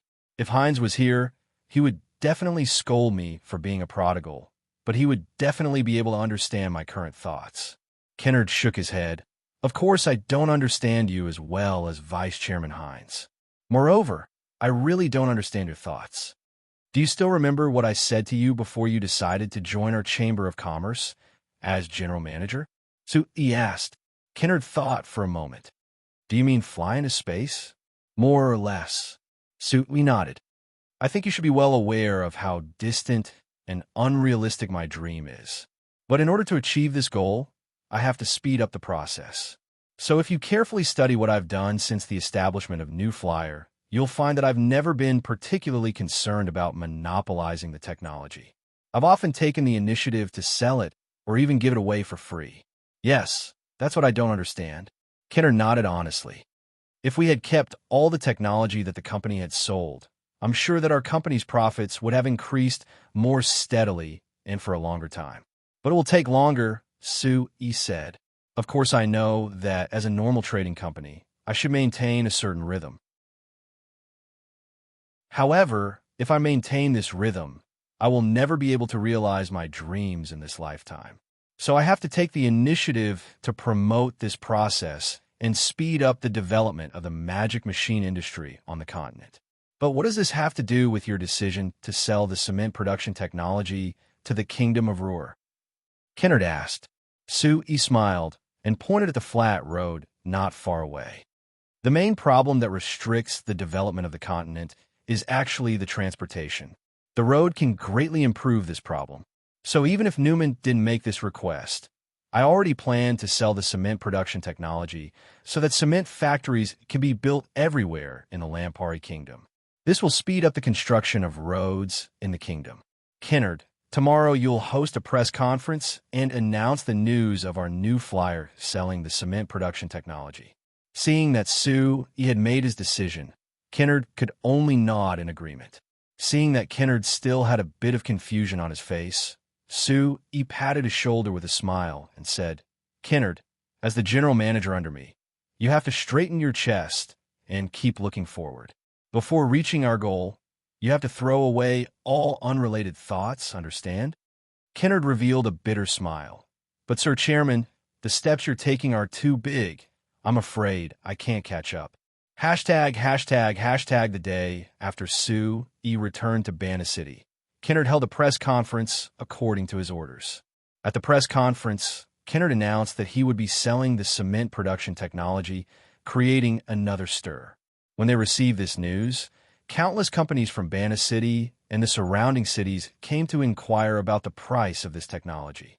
Even if the high price of 500,000 scared off most of the companies, there were still 2 companies that wanted to buy it. Like this, including the Amsterdam Chamber of Commerce, just in Banna City and the surrounding cities, there were 3 companies that wanted to buy this technology. New Flyer received 1.5 million gold coins as a transfer fee. This was just the beginning. A week later, the other companies in the Lampari Kingdom also received this news, and they all came. In the end, there were 8 companies that bought the cement production technology from New Flyer. In total, just in the Lampuri Kingdom, the Frestec Chamber of Commerce had earned 5,500,000 gold coins from selling this technology. Adding in the 500,000 from the Kingdom of Ruhr, New Flyer received a terrifying profit of 6 million gold coins from selling this technology. Seeing this terrifying profit, Kennard's opposition to Yi's decision instantly disappeared. It was like Yi said, the cement production technology wasn't a high-level technology. Actually, the Amsterdam Chamber of Commerce had been using it for a long time and had already figured out a part of it. Even if New Flyer didn't sell it, it wouldn't take long for the Amsterdam Chamber of Commerce to develop this technology and stop relying on New Flyer. Instead of being passive when the time came, it was better to take the initiative to sell it now and earn a large profit. Yi's decision had an immediate effect. In less than half a month after the cement production technology was sold, there were several large and small cement factories that appeared in Banna City and the surrounding cities. 3 of them were naturally built by the 3 companies that bought the technology. As for the others, he was too lazy to care about how these cement factories appeared because he had more important things to do. Camby, be careful. Don't touch it with your hands. This thing has electricity. Be careful you don't get electrocuted. He loudly shouted to stop Camby from using his hands to move the generator. What's there to be afraid of when there's electricity? Camby swung his arm nonchalantly. Camby shrugged. When I was fighting with a human magician 100 years ago, I was struck by that human magician's lightning magic several times, but nothing happened to me. I don't believe that this little thing can be more powerful than high-level magic. Camby didn't care about he stopping him after saying this, and reached out to touch the high-speed generator. CI. The bone-chilling electric current crackle resounded. Everyone could only watch as Camby's entire body emitted strands of light blue electric sparks. His short and stout body trembled incessantly, a comical yet horrifying sight to behold. He immediately made his decision and quickly stopped the generator from running. Then he circulated his magic and expelled all the electricity from Camby's body. However, even if Suyi's reaction was fast enough, Camby's electricity still wasn't light. Although dwarves are naturally strong and their magic resistance was strong enough, Camby wasn't injured this time. However, the electricity had burned his clothes to charcoal, and even his brown hair was burnt, standing up in a funny way, just like a broom. When everyone saw Camby's current appearance, they couldn't help laughing at the same time, especially the other dwarves of the Magic Machine Workshop who were laughing while pointing at Camby, almost rolling on the ground. After Camby stayed for a while, he finally gave a strong shudder. He looked at the generator that had stopped with a bit of fear and said to Sui in a surprised voice, "Chairman, isn't this thing too strong? I feel that it's even stronger than the 7th grade lightning magic of you human magicians." Sui rolled his eyes at him. "Nonsense, 7th grade lightning magic normally doesn't even have 400 volts. Don't look at how small this generator is. It's at least 1,000 volts, so of course it's stronger. You didn't listen to my warning. Do you feel good now?" Camby stroked the hair on his head and chuckled mischievously. Then he asked, "Chairman, what do you mean by voltages and volts?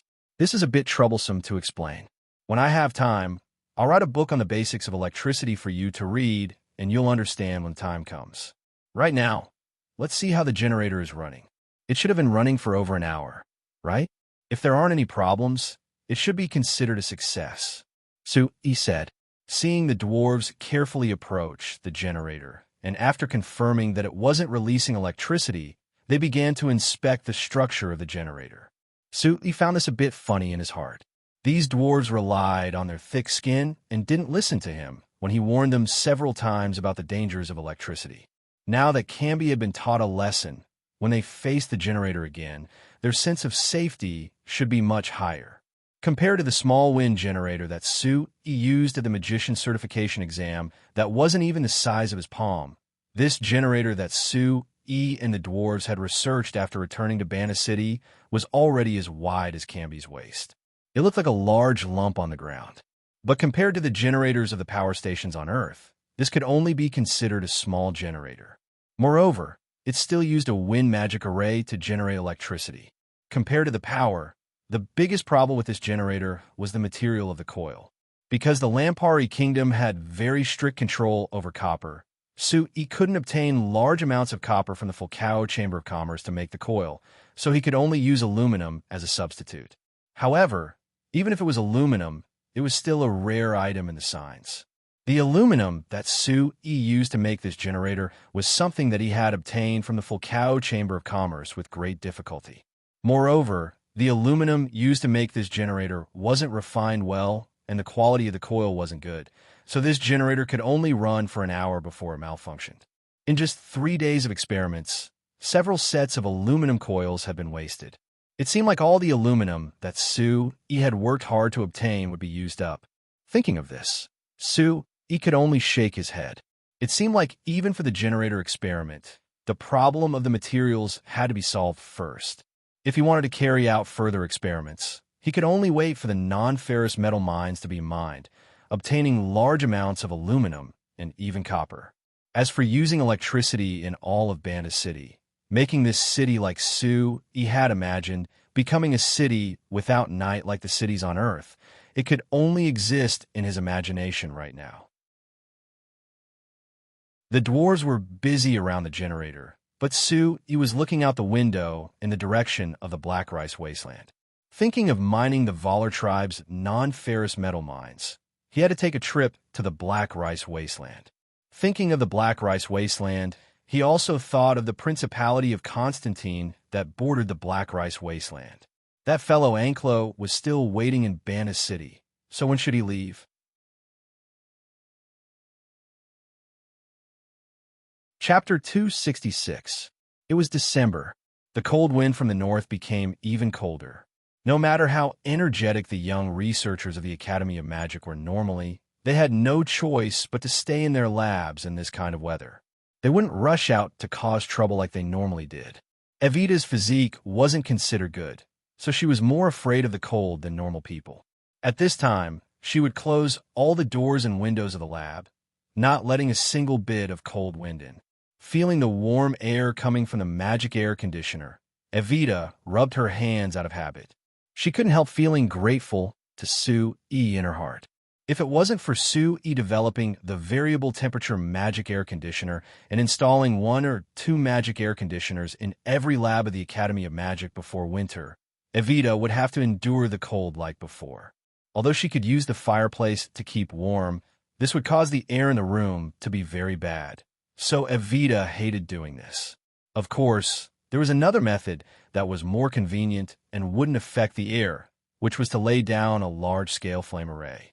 However, this array cost at least 100 gold coins, and it cost over 30 gold coins to maintain it each month. Even if Sue-Yi was generous, he wouldn't be able to set it up in every lab. But thinking about it, Evita wasn't too certain. According to her understanding of Sue-Yi, he was a chairman that placed importance on his subordinates. Back in Anvil Mars City, because of Allery's matter, he had shown this point. If it was the chairman of another company, it would be good enough to give Allery a bit of money. But Sue-Yi had actually made Ankh Aaron personally apologize to Allery. All the researchers were stunned at that time because they were clear on Ankh Aaron's identity and knew how arrogant of a person he was. Sue-Yi being able to make him lower his head and apologize in front of all these people really exceeded everyone's expectations. Because of this matter, Sue-Yi's image in the minds of the researchers became even higher. In the hearts of many researchers, he had even become an idol. However, Evita's view was different from many people. The first thing that came to her mind was that Sue-Yi must have paid a great price to achieve this. If she were Allery, she would definitely ask Sue-Yi not to do this for her, because she didn't want Sue-Yi to pay a price that he wasn't willing to pay. However, under the circumstances at that time, she naturally couldn't say these words out loud. She could only silently bury them in her heart. However, feeling the warmth from the magic air conditioner, Evita thought of Sue-Yi and had a question in her heart. Actually, why would I think that? Just as Evita's thoughts were getting closer to the real answer that she wasn't willing to admit, there were a few knocks on the door. Evita stared blankly for a moment before waking up from her daze. Thinking of the strange thoughts in her mind, she couldn't help but blush. After calming herself down, she went to open the door that she had locked from the inside. The door opened, and a visitor that was out of Evita's expectations appeared outside. "Steele, why are you here?" Evita moved aside and invited Steele, who was tightly wrapped up, into the room. "I was bored and remembered that I hadn't reported here in a while, so I came to take a look." Steele took the hot tea from Evita, and after carefully taking a sip, he let out a long sigh. "This damn weather, it really is cold to death." Evita revealed a smile and sat down in front of Steele. "You were already fired by me. It doesn't matter if you don't report." Steele was surprised before reaching out to pinch Evita's nose and saying with a smile, "All right, Evita, you're so prestigious now that you're the chief, right? You actually dare fire me? Do you believe that I won't have Sue-Yi fire you as the chief?" Evita gave a soft snort. "Then go and tell him, see if he's willing to fire me." When she said this, the two of them were surprised. Steele looked at Evita for a while and couldn't help saying, I found that you've been led astray by Akali and Bella. You both like to make fun of Sue E. Evita's face was slightly red. She pretended to drink tea and lowered her head, saying in a low voice, Bella shouldn't do that now. But Akali. Hearing the regret in Evita's voice, Steele was surprised. His expression was a bit complicated. He was silent for a while before sighing. Actually, I can see it. But I can't just give Sue E to her, right? Evita quickly raised her head and shook her head. No, that's not what I meant. Steele, you and Sue E like each other. This is a very lucky thing. You have to cherish it and not let it go easily. Even if Akali is our good friend, it's better to be a bit selfish in this matter. Steele gave a soft laugh. She looked at the gloomy sky outside the window and suddenly sighed. It's a pity that even if I don't want to let go, I'm worried that I won't be able to hold on. Evita was surprised and asked in surprise, What is it? Could it be that there's a problem between you and Sue E? Weren't you guys fine a while ago? No, there's no problem right now. It's just that. Steele's brows knitted, looking a bit troubled. It's just that I suddenly feel that he doesn't seem to care about me that much. Evita knitted her brows and asked, Why would you suddenly think that?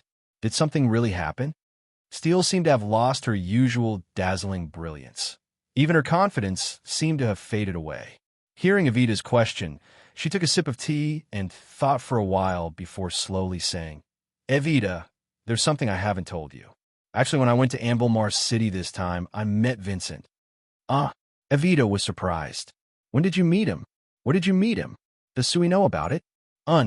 He was beside me at the time. Steele nodded. Did he have any reaction? Was he angry? Evita asked worriedly. Steele gave a bitter laugh. It's because he wasn't angry that I'm worried. After seeing Vincent, not only was he not angry at all, he didn't even seem to care at all. He clearly knows that I liked Vincent before. I thought that after seeing Vincent, he would be a bit jealous and have a special reaction. But he didn't react at all. After saying this, Steele showed a pained expression. She bent down and buried her head in Evita's lap, saying softly, Evita, I feel like he doesn't care about me at all. He doesn't really like me. Otherwise, why wouldn't he have any reaction after seeing Vincent? Evita reached out to stroke Steele's bright golden hair and said with a faint smile, How do you think he would react? With my understanding of Sue E, I feel like he just doesn't put Vincent in his eyes. Don't you feel that Vincent isn't on the same level as him? Do you think an elephant would look straight at an ant? Steele suddenly raised her head and glared at Evita. If Vincent is an ant, then I who liked him before is also an ant. Evita couldn't help laughing as she pinched Steele's face. Even if you're an ant, you're still a beautiful ant, Steele said with a sigh. But no matter how beautiful an ant is, it won't be cared about by an elephant. Evita couldn't help shaking her head. It seems like our Lampury Royal Academy's most beautiful and confident Steele. Once she starts to fall in love, she will lose her confidence. That's right. I really don't have confidence right now. Steele honestly nodded. If he really cares about me, why doesn't he care about Vincent at all? If he really likes me, why hasn't he proposed to me yet? Evita couldn't help rolling her eyes at Steele. Hey, I remember that you were the one who told Sue E that you hadn't thought it through yet. So you weren't planning on getting married for now? Now you're blaming him for not proposing to you? I just didn't want to agree to him that easily at first. But how could I have thought that he wouldn't mention the proposal at all? Evita, do you think he isn't planning on marrying me now? Evita couldn't take it anymore as she knocked Steele's head. You said everything yourself, and now you're blaming Sue E. Do you believe that if he finds out, he won't want you anymore? Who made the rule that a man has to propose to a woman? If you really like him and want to be with him, why don't you tell him what you think? How do I tell him? Steele asked in a daze. Evita helplessly shook her head. With my understanding of him, I feel that it isn't that he doesn't like you or doesn't care about you, but he's a bit slow when it comes to these things. So I feel that if you want to tell him something, you should just tell him. For example, you can tell him that you think he doesn't care about you because he doesn't care about Vincent. Or you can tell him that you've thought it through and can be with him forever. Steele's face turned slightly red. How can I say this out loud? Evita said angrily. It's your luck that you met such a good man like Su E. If you don't want to hold on to him, then let go and let me go. Steele was stunned. Evita also realized that she had misspoken and coughed awkwardly. She forced herself to be calm and changed the topic. Tell me, Steele, what step are you to it now? Steele was still in a daze. What step? Of course.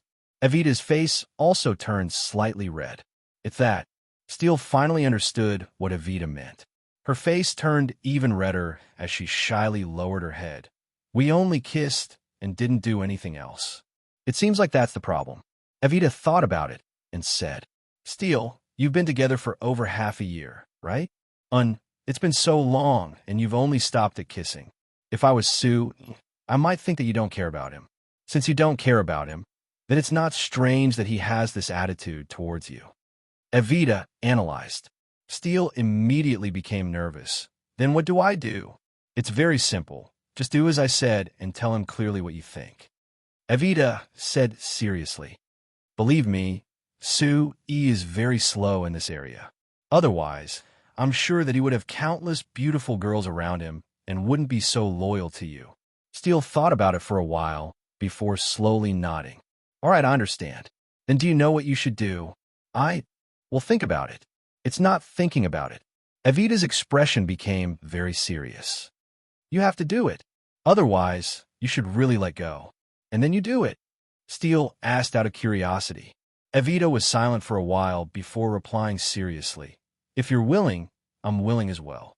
Steele looked at Evita in shock. Evita didn't seem like she was willing to admit defeat and didn't move her gaze away. For a while, the room became abnormally quiet. Chapter 267.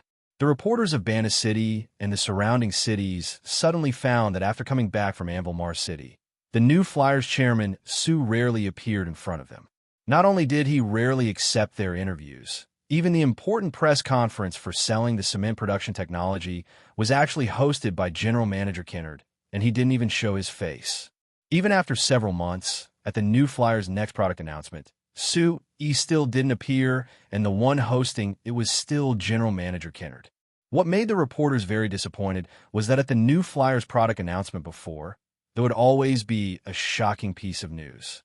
So when they heard that the new Flyers product announcement this time, there should be some big news, but in the end, they didn't see Sue E, and there wasn't even a trace of the big news. Although the magic water heater that the new Flyer announced at the product announcement should have attracted attention, because with this thing, one would have hot water to bathe in the winter and wouldn't need to be that troublesome. It was a very practical thing that was very close to the season. But this new product wasn't being announced by Sue E, and there wasn't any big news, so the reporters felt that something was missing. The more important thing was that Sue E had been missing important press conferences and product announcements. He hadn't appeared in public recently and had given many things to General Manager Kennard to take care of. Just what was the reason for this? Could it be he was planning to retire to the second line? This is simply nonsense.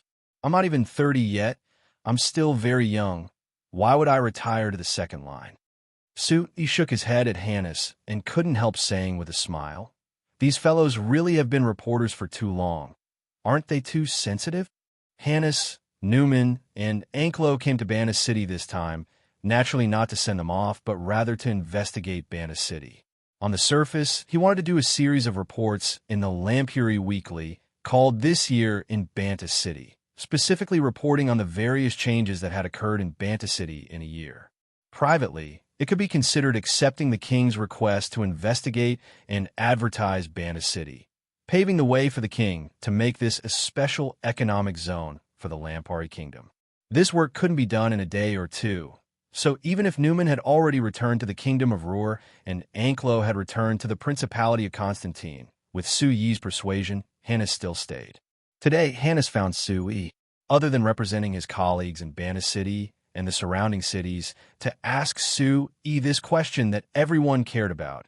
It was also an exclusive interview with Su Yi for this series of reports. Seeing Su Yi's disapproving look, Hannes immediately asked, "Then why did you give the press conference and product announcement to Kennard? Why didn't you appear at all?" Sui looked at him and asked back, "Then tell me, why aren't you running around for news and giving it to your subordinates?" "Nonsense. There's so much news. How could I run all of it?" Hannes replied in a natural manner. "This kind of thing can be done by subordinates, so of course I have to give it to my subordinates. If I save this time, I can do more important things. So this is my answer." He spread his hands. He spread his hands. "I finally found an outstanding general manager like Kennard. So if I don't take this chance to give him something to do and help me share the pressure, wouldn't I be stupid?" Hannes laughed. "That's right. But compared to you, the news that Kennard can provide is too little. The people in Banna City and the surrounding cities are very disappointed that you don't appear." He couldn't help laughing. "Are you praising Kennard? He is our company's general manager. He does real work, so I want to see no news at all. If he really is surrounded by news like me, that isn't a good thing. This is the difference between our positions." Hannes gave a shrug before continuing. "All right, let's not talk about this. Let's talk about the next step of the Bantus City renovation project that you're in charge of. After this interview with you, the first part of my series will be over. So in order for me to have a good start, you have to give me something that can attract people's attention." "What's hard about that?"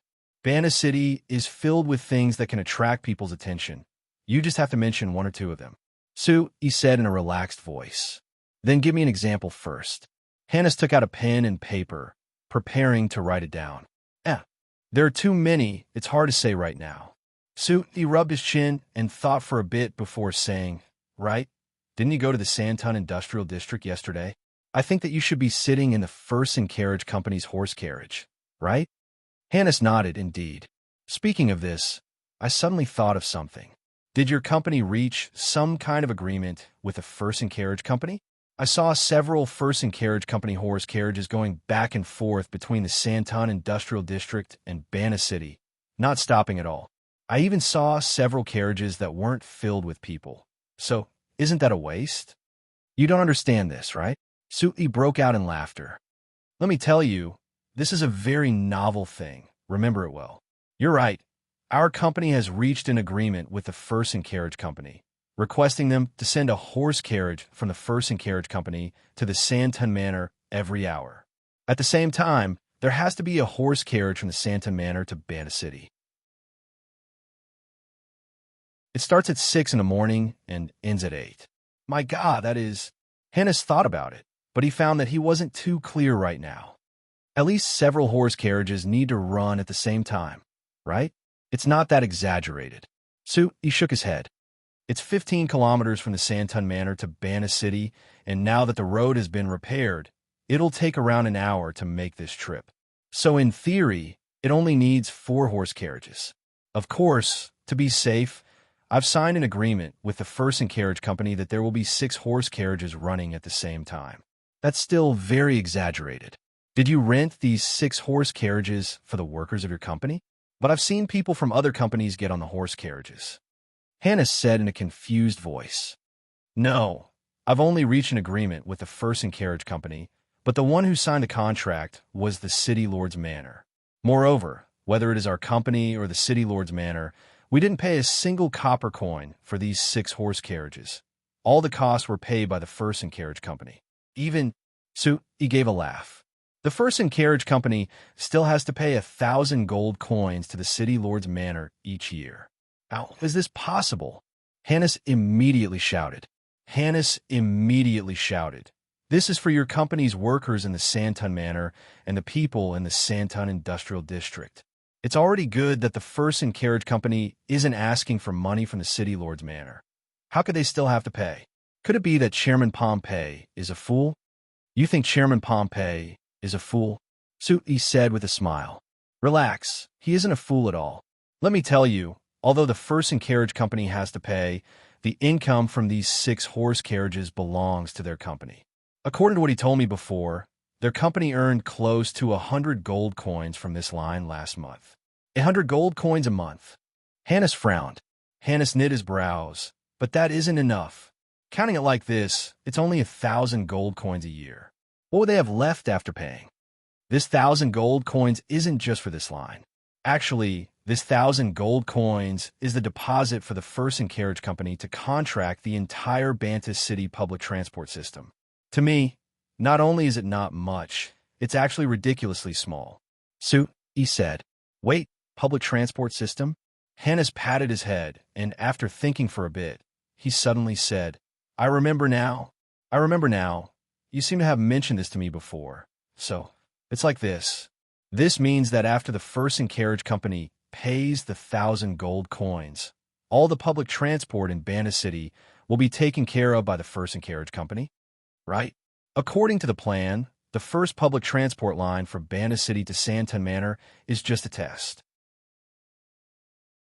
There haven't been any problems after a month of implementation, so there will be more public transport lines. The final goal is that as long as there are roads around Bantus City, they will all be covered by public transport lines. Let me calculate it. Hannes lowered his head to think for a bit. If we include places as far as Santon Manor, wouldn't there be close to 20 public transport lines? But I still have a problem. Because there are enough people in the Santon Industrial District, there are many people taking this public transport line, so the First and Carriage Company can earn money from this line.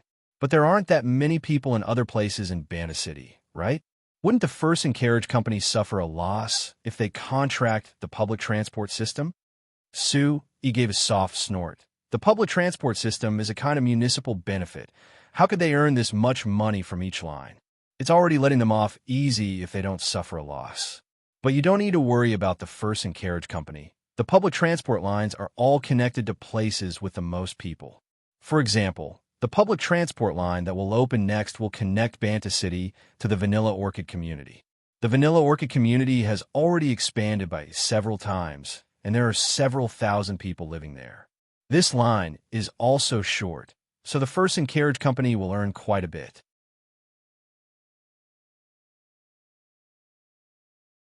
Chapter 268. Wait a minute, I have another question. Hannes was still puzzled. Hannes asked with a confused look, when I rode the horse carriage yesterday, I paid 3 silver coins a time. If the public transport system is a municipal benefit like you said, isn't this price a bit too high? When you discussed this with Count Samoyed, didn't you set a price? Of course there is a limit. This is the price that Chairman Pompey and I agreed on after discussing it. After all, no matter how much of a benefit it is, we have to let the First and Carriage Company earn money, right? Otherwise, why would the First and Carriage Company agree to sign this contract? He said in a natural voice. But I feel that the citizens of Bantus City might not be able to afford this price, right? Hannes said with a frown, 3 silver coins for a trip and 6 silver coins for a round trip a day. Although it's a bit cheaper than the normal horse carriages, it's close to 2 gold coins a month. This is a bit too much. I don't think the workers and normal people can afford it. He laughed. Hannes, you're still stuck in the old ideas. What do you think the average monthly income of the citizens of Bantus City is? How much? Let me tell you, don't be scared. According to the City Lord Manor statistics last month, the average monthly income of the citizens of Bantus City is over 10 gold coins. That's impossible. Hannes was so shocked that he stood up from his chair. Hannes was shocked. Even the average monthly income of Anvilmar City isn't 10 gold coins. How could it be over 10 gold coins in Bantus City? Why is it impossible? He looked at Hannes with a smile. Because you're from Anvilmar City, you're not willing to accept this fact? It isn't that I'm not willing to accept it. It's that it's impossible. If you told me that the workers of your new flyer have an average monthly income of over 10 gold coins, I would believe it. Even if you said that all the workers of the other companies have an average monthly income of over 10 gold coins, I would also believe it. But if you said that the average monthly income of the citizens of Bantus City is over 10 gold coins, I wouldn't believe it even if you beat me to death. Sui gave a sigh and shook his head. He looked like he really was ignorant, as he said, I thought that after coming to Bantus City for all these days, you would have some understanding of Bantus City's situation, but I never thought that you wouldn't know anything. Hannes said angrily, What do you mean I don't understand? I think you're just bragging. Bragging? He couldn't help but laugh. Well, since your news is so outdated, I can only educate you properly so that you won't embarrass yourself when you go back and write this report. Ahem. Listen up. The first thing I want to tell you is that the average monthly wage of our new flyer workers is now more than 10 gold coins. Just last month, according to the financial statistics done by Seabass a few days ago, it has already broken through the 20 gold coins mark. 20 gold coins? Average? Hannes looked at Sue E with a look of disbelief. When I went to visit the other chairmen, they all said that you were a wastrel and I defended you. But I never thought that you really were a wastrel. You're actually giving your workers such a high wage? Even if your company earns money, you can't do this, right? They're saying that I'm a wastrel. Sue E gave a snort.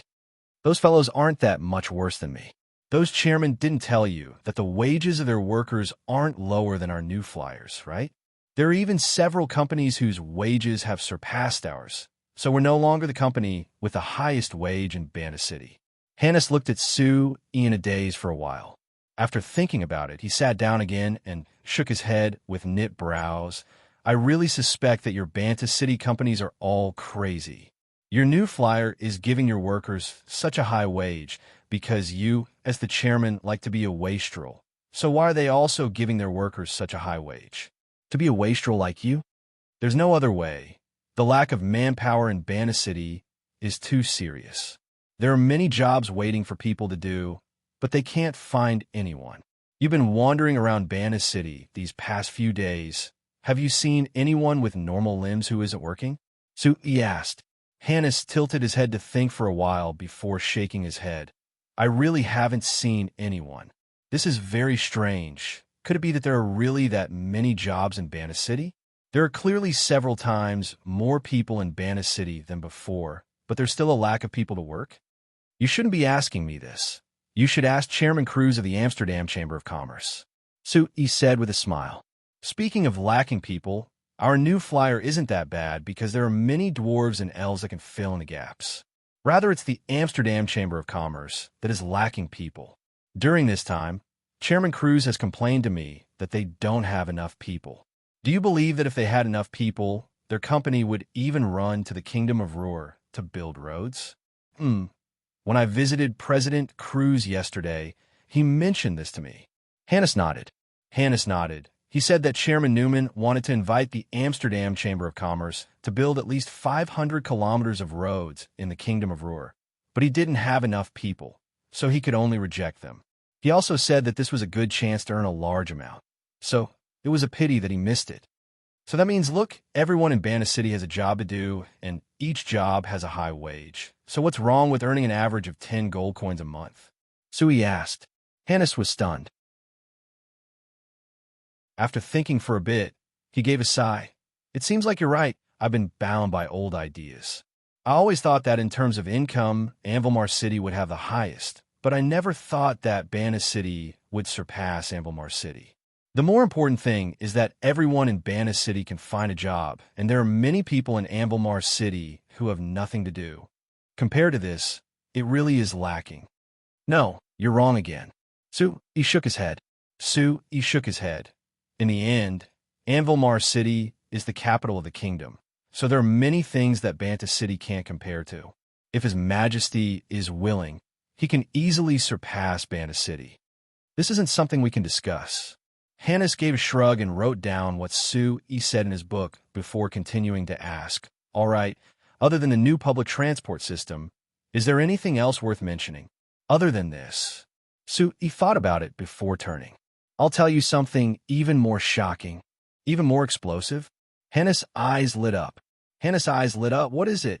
After discussing this with Count Samo, we finally decided to widen the Sandy River and dig a canal between the Sandy River and the Rum River. Hashtag the next day, Sui and Count Samo were standing side by side on the north bank of the Sandy River to the east of Banta City, looking at the horizon to the north. Sir Count, Chairman Sue, look, if the Sandy River is dug from here all the way to the Rum River, the terrain will gradually sink, and there won't be any mountains blocking the way. Compared to this, I feel that it is the easiest route to dig a canal. The one who was pointing at the distance was the former chairman of the Porter Chamber of Commerce, Simila Porter. Compared to when Sue saved him from the river, Although the current porter's skin was much darker, he was filled with vitality and confidence. It was like he had returned to the high-spirited Porter Chamber of Commerce when they were at their peak. "How long is this route?" Count Samo asked. "I've calculated it, and it's less than 50 kilometers." Porter replied. 50 kilometers, Count Samo said with a nod. "Actually, it seems like the Sandy River and the Rum River aren't that far apart. If we can dig this canal and connect the Sandy River and the Rum River, it will make the river transport of Urbana City much more prosperous." "City Lord, this isn't something that can be described with just a few words," Potter said somewhat emotionally. Porter said with a bit of excitement, "Although the Sandy River can join the Skate River downstream, which can be considered one of the most prosperous rivers on the continent, the Skate River has always been controlled by the Malheur Empire. They don't allow ships from other countries to pass through, so the Sandy River has never been used. But if the Sandy River connects to the Rum River, the Sandy River can join the largest river on the continent. Urbana City's ships can use the Sandy River to reach any place on the continent." After saying this, Porter looked at Sue E. on the side, and there was a trace of gratitude in his voice. "When I saw the Rum River before, I always thought about how wonderful it would be to connect the Sandy River and the Rum River. But I knew that this was almost impossible, so I could only treat it as a fantasy. But Chairman Sue told me that this wasn't a fantasy. Rather, it was a reality that could be realized. To be honest, when I heard Chairman Sue say this, I felt that Chairman Sue was a bit bold and crazy." Count Samo laughed. "This fellow's ideas have always been bold, even crazy.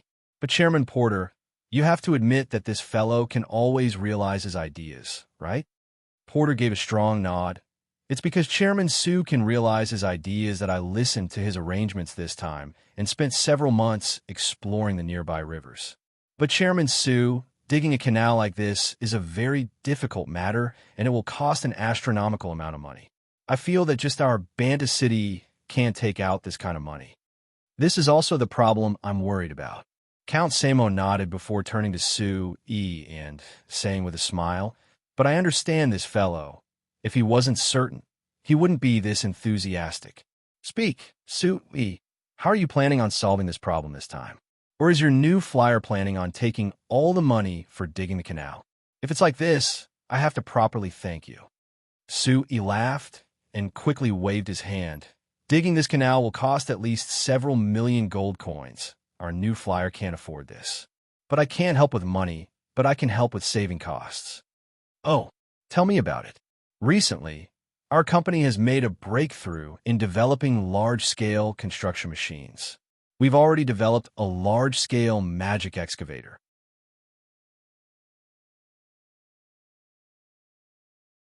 Chapter 269. As it approached the end of the year, the weather became colder. But for the people of Banda City, this winter was much better than last year. Because of the increase in income, the variable temperature magic air conditioner that was out of reach for most families last year was now within reach. Although the new Flyer's new generation variable temperature magic air conditioner had a new function, which was to put in a small amount of magic crystals to provide warmth, the price didn't change. It was still the same as last year, at 30 gold coins per unit. So when winter came, many families took out their months of savings and gritted their teeth to buy one or even several variable temperature magic air conditioners for the new Flyer. When these variable temperature magic air conditioners were installed in their homes, they enjoyed the warm air coming from the air conditioners and felt that the house wasn't as cold as it was in the winter of the past. The pain everyone felt when they bought the air conditioners had disappeared without a trace. After work each day, they could feel the warm air when they came home, which was a large comfort to everyone. If he took a shower after dinner and enjoyed the comfort of the hot water provided by the Frestec brand magic water heater, he would be able to expel the exhaustion of the day, and he would be able to sleep more deeply at night. At this time last year, the Frestec Chamber of Commerce's magic machines were novel things in the eyes of most people in Banda City. Now that a year had passed, the people of Banda City were already used to these magic machines appearing in their lives. They couldn't even leave these magic machines. If you still use firewood to heat water, cook, and bake bread at home, it meant that your family was outdated. There was no need to mention it. you wouldn't be able to raise your head in front of your friends. When the young people of Bana City got married before, the man would prepare some daily necessities to ensure that they could quickly live a normal life after getting married. But now if a young man didn't prepare a few magic machines at home when he got married, the girls might not be willing to marry him. Of course, there were differences in magic machines. Compared to the magic kettle, the automatic magic rice cooker, and the magic lamp, the magic air conditioner and a magic water heater were more popular. Even a magic refrigerator that couldn't be used in winter was also good. Being able to buy a magic refrigerator in the middle of winter, at least it meant that he was prepared to spend the summer with his wife, right? Similarly, apart from the differences between magic machines, there were also differences between magic machines of the same type. For example, if it was the same magic bread maker, if you bought the Shinfei brand magic bread maker, it meant you were very sincere. If it was another brand of magic bread maker, it could only be said that you were stingy. Although the Shinfei brand magic bread maker was a bit more expensive, it wasn't that much more expensive than the other brands. Moreover, the Shinfei brand magic bread maker's quality was better and it looked more beautiful. So why not spend a bit more money to buy the Shinfei brand? So there were more and more girls who requested this. Not only in Bana City, even the people of the surrounding cities gradually reached a consensus. If you want a better life, you must have a magic machine at home. If you want a good magic machine, you had to buy the Shinfei brand. So this year, our new flyer has obtained great success. Not only have the people of Bana City and the surrounding cities approved of our Shinfei brand magic machines, even the people of other parts of the kingdom have gradually accepted the existence of magic machines and are beginning to recognize our new flyer. He said this in a loud voice before raising the wine cup in his hand. Come, let's toast to this year's hard work and success. Cheers! Countless hands were raised high, and countless wine glasses were clinked together. Then, countless mouths were opened and the wine was downed in one gulp. This was the new flyer's end-of-year summary meeting. According to last year's tradition, at the end of each year, you would gather all the workers and leaders of the company in the new flyer factory for a meal, summarizing the company's work this year. Because the new flyer had an extra production base in the falling Rain Valley, adding in the over 4,000 workers of the company. Even if he was willing, he couldn't gather all the workers at once. So for tonight's end-of-year banquet at Santon Manor, all the human workers of the company were gathered together. As for the dwarves and elves' end-of-year banquet, it would be held the next time went to the falling Rain Valley. Even like this, there were close to 3,000 people at the end-of-year banquet, completely filling the largest space in Santon Manor. For this year's end-of-year banquet, the new flyer had invited over 100 chefs and several times more helpers to satisfy the demand, spending close to 10,000 gold coins on this. But this expenditure was worth it to because this kind of event helped build cohesion among the workers, increasing their loyalty to the company. Now that Bana City was lacking people, and because the workers of the new flyer had worked in the new flyer before, they were very welcomed by the other magic machine companies. Just since winter came, over 100 workers of a new flyer had been poached by other companies with high wages. There was even a company that had wildly poached a worker of a new flyer by offering a shocking wage of over 30 gold coins a month. Even if this company was quickly punished by the Banta City Magic Machine Business Union and obediently fired that worker, this was a bad start and it made vigilant. He could use his status as the chairman of the Banta City Magic Machine Business Union to punish companies that went too far, but for companies that didn't go too far, like companies that gave workers a slightly higher wage that wasn't too high, he didn't have a good reason to punish them. Not to mention that this was only limited to Bana City. If a company outside Bana City used a wage of 30 gold coins or even higher to poach new flyer workers, he wouldn't be able to stop them at all. Moreover, the workers weren't that important. The important ones were the researchers of the Academy of Magic. Evita had mentioned to a few days ago that there was an Anvil Mars City company that had contacted her. They had offered her a high wage of 50 gold coins a month and no less than 200 gold coins a year, wanting her to work for that company. Although Evita had rejected them, he wasn't certain that the other researchers of the Academy of Magic wouldn't reject them. So holding this end-of-the-year party, It wasn't just to increase the loyalty and cohesion of the company's employees. It was also to use this chance to gradually increase the benefits of the company's employees. As expected, when Sue E announced this decision, there were deafening cheers that filled the air. As long as it was a worker of a new flyer for over 3 months, they all knew that this chairman wouldn't easily make promises to the workers. But as long as he made a promise, there wasn't a single thing that he couldn't accomplish.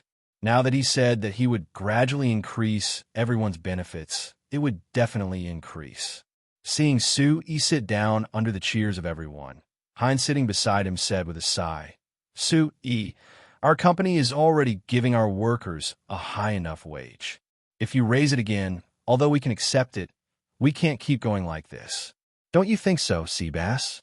Seabass lightly nodded. He didn't need to take out any account books as he opened his mouth and said, "According to the statistics, the company has already paid over 100,000 gold coins to all the employees last month. This doesn't include bonuses and holiday gifts. If we add them in, the total amount spent on employee salaries last month has already exceeded 120,000 gold coins. You see, a moonlight salary is already 100,000 gold coins, and you still don't think it's enough?" Hines immediately turned his head and stared at Sue E with wide eyes. "Don't forget, our company didn't even earn 100,000 gold coins a month last year." Sue E laughed. He was too lazy to feel emotional about Hines's pettiness that couldn't be changed. He gave a shrug to Kennard and said, "Look, I've always told you that there's a lot of pressure on me as the chairman. Do you see? The vice chairman and the financial manager are both putting pressure on me." Kennard faintly smiled and said to Hines and Seabass, "Vice chairman, manager Seabass, although the wages given to the workers are high, our company's profits are also getting higher and higher, aren't they? Compared to last year, our company's monthly profits should be several times higher than before, right?" Seabass nodded and said, "Yes, if we don't include the income from the cement production technology last month, our company's total profits have already exceeded 700,000 gold coins. Excluding all kinds of expenses, our final net income has exceeded 500,000 gold coins." Hearing this number, Hines's knitted eyebrows finally relaxed. He happily drank a cup of wine and sighed with a smile. Sigh. Thinking back to when I opened that grocery store, it was already not bad if I could earn 100 gold coins a year. Now, I've become the vice chairman of a company that earns 500,000 gold coins a month. This life is really unpredictable. Seeing Hines's appearance, Sue E and the other two found it somewhat funny. Kennard couldn't help saying with a smile, "Vice chairman, you have to thank Sir Chairman. Otherwise, you wouldn't have your current life, right?" I've always been grateful to Sue E." Hines gave a serious nod. If it wasn't for him picking me to sell the magic fan with him, how could I have the chance to be emotional like this? Sue E shook his head with a faint smile. "If it wasn't for you agreeing to let me sell the magic fan in your grocery store, I wouldn't have been able to earn the first bit of money, right? No, people will definitely discover the benefits of the magic fan, so it's the same no matter where you sell it. In the end, my luck is good that you chose me," Hines said in a serious voice. Sue E laughed. "All right, being emotional is a sign of old age. You aren't even 50 this year, so it won't be too late to talk to me about this in 20 years. Let's return to the previous question. As for increasing the benefits of our employees, it isn't just increasing their wages that can be taken. There are many other ways to let them feel the benefits of staying in our company, so they won't casually change jobs. It seems like Sir Chairman already has his own ideas. Then let's talk about it for everyone to study," Kennard said with a smile. Sue E said with a nod, "First, we need to maintain the current step-by-step wage increase system. We need to let all the employees understand. The longer they stay in New Flyer, the higher their wages will be. Next, I've decided to introduce a pension system." Pension? Hines, Kennard, and Seabass looked at each other in blank dismay. What is this?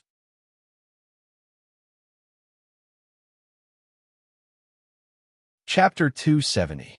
When it came to the end of the year, not only did the New Flyer have a year-end summary and a year-end banquet, Banta City did the same. Just like last year, on the second last night of December, the City Lord's Manor held a large year-end banquet, inviting all the famous people of Banta City to attend. Sui was naturally among them. Compared to last year when Sui was invited to the year-end banquet by Count Samo, because of the agricultural magic machine's contribution to the fall harvest. The reason why Sui was attending this year was because he had already become an important person in Banta City. In the business circle of Banta City, the new flyer was gradually being compared to the Fulcao Chamber of Commerce, the Serene Chamber of Commerce, the Amsterdam Chamber of Commerce, and the Armani Chamber of Commerce, becoming one of the 5 large companies of Banta City. Even if a new flyer couldn't compare to the other 4 companies with long histories and deep backgrounds, whether it was in terms of scale or profits, everyone could see that with the new flyer's current speed of development, in just a few years, they would catch up to the other 4 companies and even surpass them. Moreover, everyone knew that the magic machine industry had wide prospect for development. Other than the Lampuri kingdom gradually popularizing it, even the surrounding countries were paying attention to it. The agreement between the new flyer, the Kingdom of Ruhr, and the Principality of Constantine wasn't hidden from everyone. Now everyone knew that the new flyer had sold magic machines to other countries, and the Principality of Constantine had even used minerals to invite the new flyer to invest in them. A country's mineral resources could be considered the foundation of a country. The Principality of Constantine was actually willing to use minerals to attract the new flyer, which meant that Duke Stantine attached great importance to the new flyer. Other than his success in business, what made everyone look at Sui in a new light was his other identity, the title of Baron that the king had personally given him. Although Baron was the lowest rank among nobles, Sui's title was given to him by the king in front of countless people. Moreover, the royal parliament didn't have any objections to Sui's identity as a merchant, which was enough to show that Sui was different from the rest. The people attending the City Lord's Manor's year-end banquet were the large and small nobles and the large and small merchants of Banta City. But the only one who could openly be a noble and a merchant was Sui alone. So at the banquet, Sui naturally became the center of everyone's attention. Of course, Sui wasn't willing to become the center of attention. Even if he had attended countless banquets in the past year and was already familiar with this kind of situation, he still didn't like this kind of situation.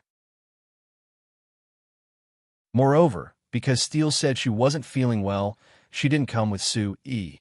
In the end, when they saw Sui appear alone at the banquet, there were countless young and beautiful noble ladies that surrounded Sui. There were many noble ladies that were bold, openly expressing their love for Sui in front of everyone.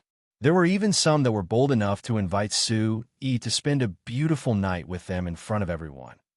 Even if Sui's determination was outstanding, strictly rejecting all the noble ladies' invitations and expressions of love, he was still a bit embarrassed by them. Finally breaking away from these noble ladies, Sui finally had a chance to catch his breath. When he took a sip of fruit juice to calm down, Chairman Cruz came looking for him again. Hey, young and handsome Chairman Sui, being surrounded by all these beautiful and noble ladies, don't you feel incomparably happy? Chairman Cruz said with an exaggerated smile. Sui snappily glared at him. What is there to be happy about? Why don't you try being surrounded by them? It really is strange. What is wrong with these noble ladies today? I've never seen them treat me this warmly before. You don't understand? Chairman Cruz looked at the noble ladies that were whispering to Sui in the distance and said with a smile, actually, the reason is very simple. In the past, although you were young, handsome, and very rich, your identity was ultimately just an ordinary businessman. In the eyes of those nobles, no matter how powerful merchant is, he is still a commoner. So even if the noble ladies love you to death, they would never consider marrying you. In other words, now that I have become a baron, I have also become a noble, so I have an equal status to marry these noble ladies? Sui asked with some amusement. That's right. Chairman Cruz pointed at those noble ladies in the distance and continued to tease. You see, those noble ladies are looking at you with blazing eyes. I even suspect that they can't wait to swallow you in one bite. Actually, if I were you, I wouldn't mind having a little intimate relationship with one or a few of those beautiful ladies. Su, he couldn't help but roll his eyes. I don't plan on marrying any of them. Why would I want to have a little relationship with them? No, no, no. Having a little relationship has nothing to do with marrying them. Chairman Cruz said with the appearance of an experienced person, the private lives of these noble ladies are far more chaotic than you can imagine. They wouldn't mind this kind of thing at all. On the contrary, if you have a little relationship with them, it will become something that they can brag about in front of their friends. So as long as you are willing, you can choose one of them, or even a few of them, to have a wonderful night tonight. Forget it, I'm not interested. He shook his head and took a sip of his drink. He turned his head to not look at the noble ladies who were still filled with passion as he said to Chairman Cruz, "You came looking for me. Is it because you've decided on a time to set off?" Seeing that he was talking about business, Chairman Cruz also straightened his face and nodded. Yes. If nothing unexpected happens, I can leave on the 4th day of the new year. What about you? As for me, I'll definitely go to Steele's house on the 1st day, and I'll come to the City Lore Manor on the 2nd day. Then I'll meet my peers. If we hurry, the 4th day should be about right. He said. All right, then we'll have another day, so we'll set off on the 5th day. That's good.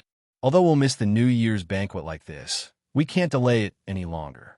Anklo had someone send me a letter 2 days ago, urging me to quickly set off for the Principality of Constantine. If I don't go, I'm worried that he'll come to Banda City to catch me. He said with a smile. Chairman Cruz laughed. Of course he's anxious. The Principality of Constantine's climate is different from our Lampari kingdoms, so it's only suitable to start construction in winter. There are too many uncertain factors at other times. But even if you rush over now, it's impossible to start construction this winter. He's urging you to go just to show his attitude. He nodded. I also understand this. But since he has already shown this attitude, I have to show my sincerity. After all, not only does the Principality of Constantine want to cooperate with our company, I also want to cooperate with them. Chairman Cruz thought about it before revealing a confused look. Actually, I still don't understand. Why are you willing to cooperate with the Principality of Constantine? The environment of this duchy isn't good. Even if you need large amounts of mineral resources, not only does our Lampari kingdom have a lot of these things, the Kingdom of Ruhr also has a lot of them. I think that if you properly discuss this with Chairman Newman, it isn't impossible to cooperate with the Kingdom of Ruhr. He said with a faint smile, I've already sold the cement production technology. I don't want to sell all the other technology. Chairman Cruz had an awkward expression. You'll still invest in the Kingdom of Ruhr one day, won't you? Yes, I'll go one day, but not now. As for when, it'll have to wait until the new flyer and I are strong enough. He took a sip of his drink and turned his head. He didn't look in the direction of the Kingdom of Ruhr, but to the east. Not only the Principality of Constantine and the Kingdom of Ruhr, when the time is right, I'll go to every country on the continent to invest. Your ambition is always so great. Chairman Cruz shook his head. I'm almost 50 years old this year. I don't know if I'll be able to see the new flyer develop to this point. He smiled as he clinked glasses with him and teased. How about you start learning magic now? As long as you become a great magician, your lifespan will naturally be extended and you should have the chance to see that day.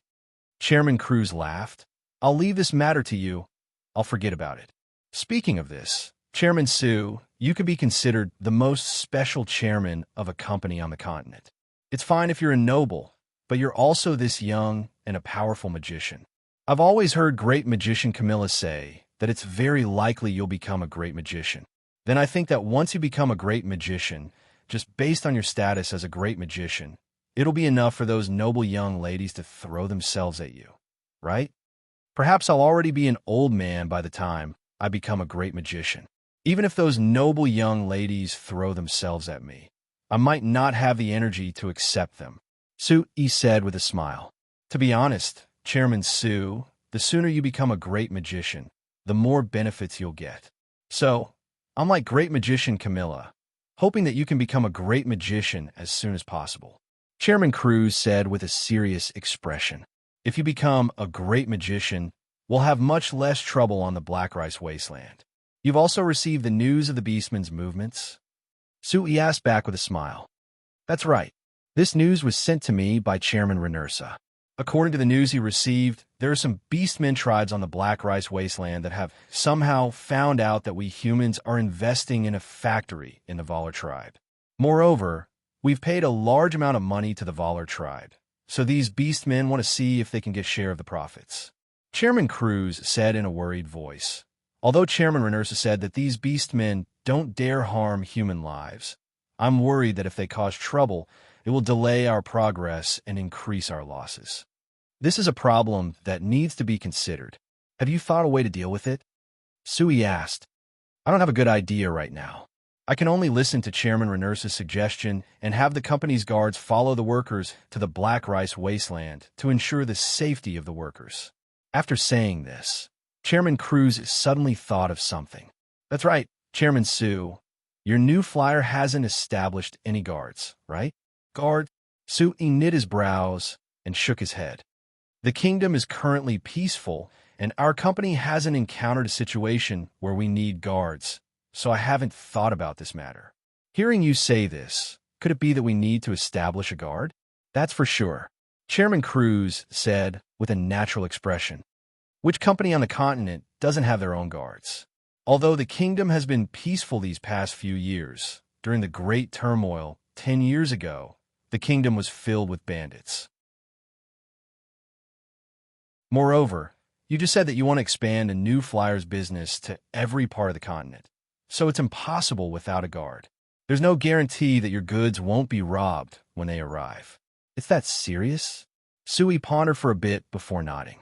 It seems like I've been negligent before. This is indeed a problem that needs to be taken seriously. All right, I'll use this chance to deal with the beastmen in the Black Rice Wasteland to establish a guard. Chairman Cruz was stunned. You're planning on establishing a guard in such a short period of time? Where are you going to find so many suitable people? Sui laughed. Don't forget, our company has many advantages that other companies don't have. Chairman Cruz was a bit confused at first, but after thinking about it, he instantly understood.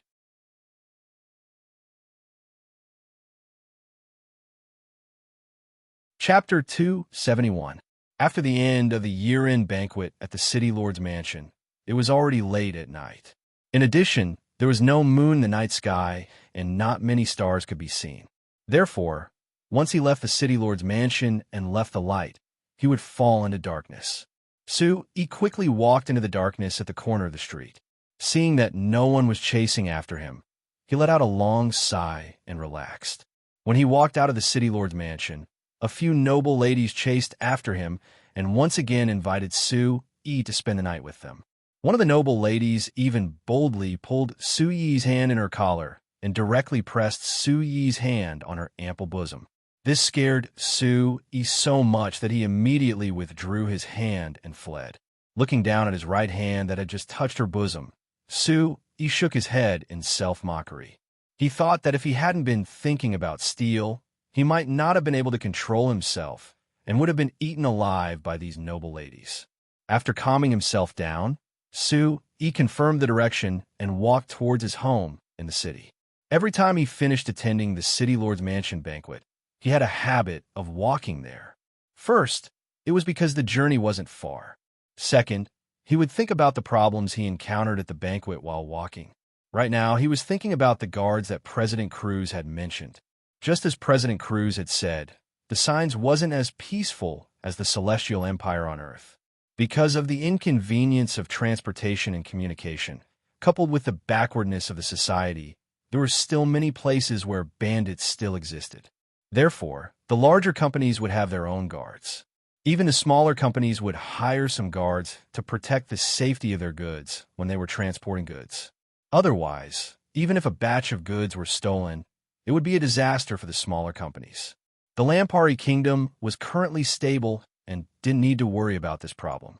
However, seeing that the new flyer was about to cooperate with the Kingdom of Ruhr and the Principality of Constantine, it was hard to guarantee that there wouldn't be any problems.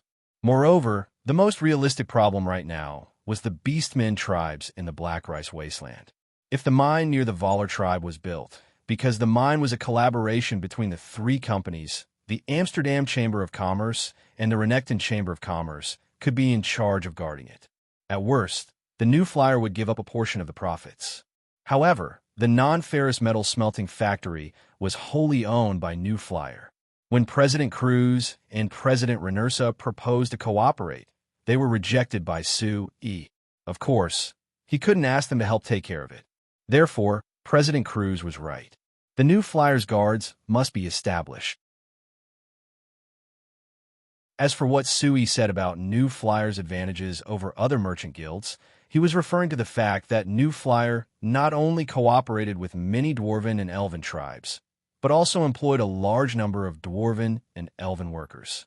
With this relationship, if Sui requested them to have the dwarves and elves enter the company's guards, it shouldn't be a hard matter. On the signs, there were some publicly acknowledged evaluations of each race. For example, the humans' creativity and learning ability, the dwarves' talent in forging, the elves' special attainments in aesthetics, etc. It should be said that each race had their own strengths. However, in terms of battle strength, the humans' individual battle strength had always been recognized as the weakest. Apart from powerful magicians, there were very few warriors that could compare to other races in terms of individual battle strength. The reason why the humans were able to take over the control of the continent from the elves and suppress all other races was because of the humans' strong discipline and teamwork. Of course, the most important thing was the humans' fertility rate. However, even if the humans had ruled the continent for thousands of years, they had to admit that there was a difference in individual battle strength. According to public opinion, an adult elven warrior could surpass 5 normal human warriors in terms of individual battle strength. And if they fought in the forest or at night, where the elves were good at, an elven warrior could even kill an entire team of human soldiers by himself. Although the dwarves were not as elusive and difficult to deal with as the elves, the dwarves were born with amazing physical strength and were naturally skilled with weapons.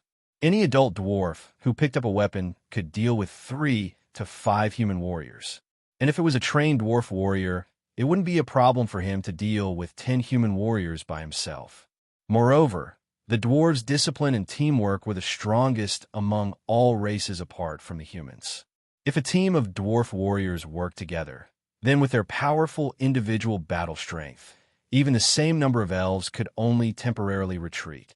Of course, the disadvantage of the dwarves was that they couldn't learn magic no matter what. The creator's compensation for them was that they were born with extremely high magic resistance. Ordinary low-level magic couldn't hurt them at all. In general, if a company's guards could recruit dwarves and elves as guards, then their battle strength would naturally be far superior to ordinary guards. Only after the race wars several thousand years ago, the other races gradually distanced themselves from the lives of humans. So naturally, it was impossible for a company to hire guards from other races.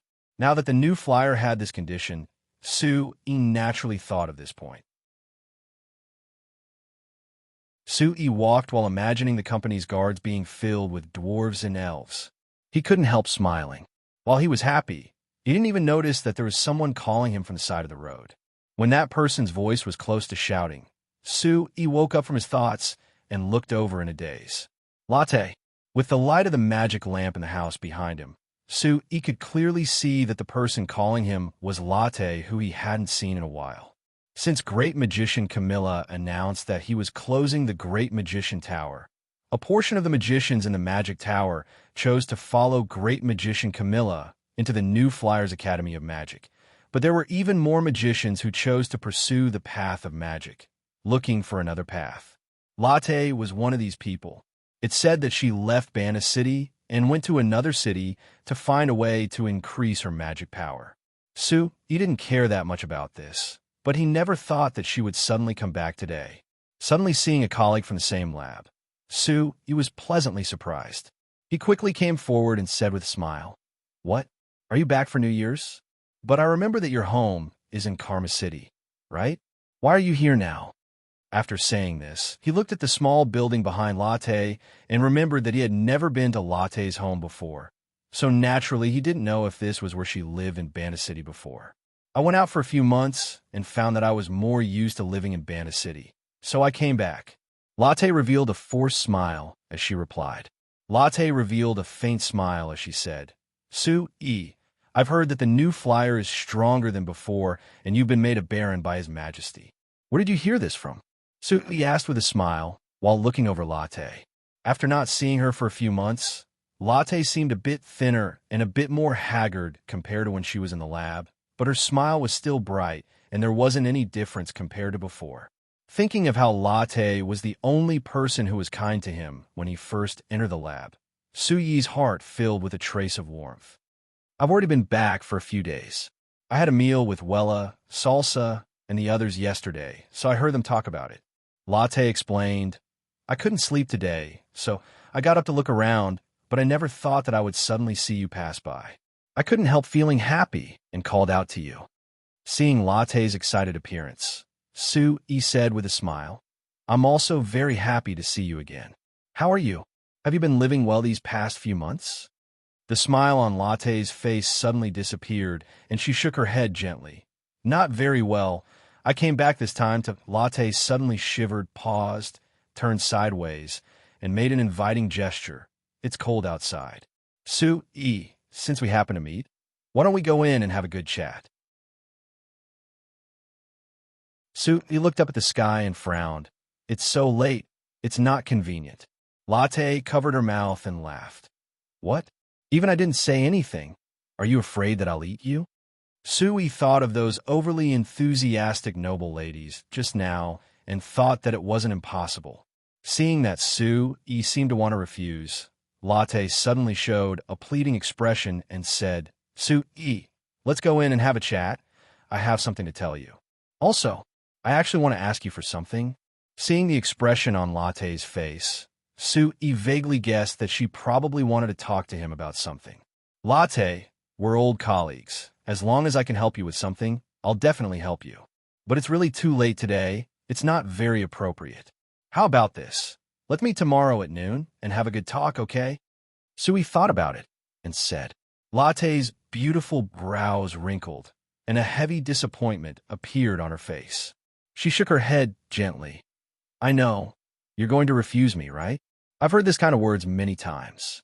When a big shot like you says this, you must be evading it. I'm not. Then you won't even go in and have a seat. Latte directly interrupted Su-yi's words. Seeing Latte's unwilling and disappointed face, Su-yi couldn't help but sigh. Thinking of how Latte took care of him in the Mage Tower, his heart softened, and he nodded gently. Okay, let's go up and talk. Latte's sadness suddenly turned into joy, and she quickly smiled and took Su-yi's arm, pulling him into the door of the small building behind her.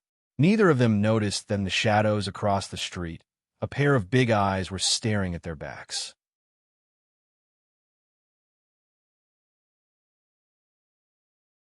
Chapter 272.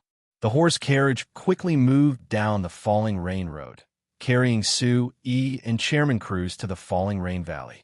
There was a horse carriage carrying large amounts of goods that passed by them. Chairman Cruz looked at the large horse carriage through the window before looking at the road before suddenly saying to Su-e, This road should be widened. Su-e nodded. That's right. I've already considered this matter.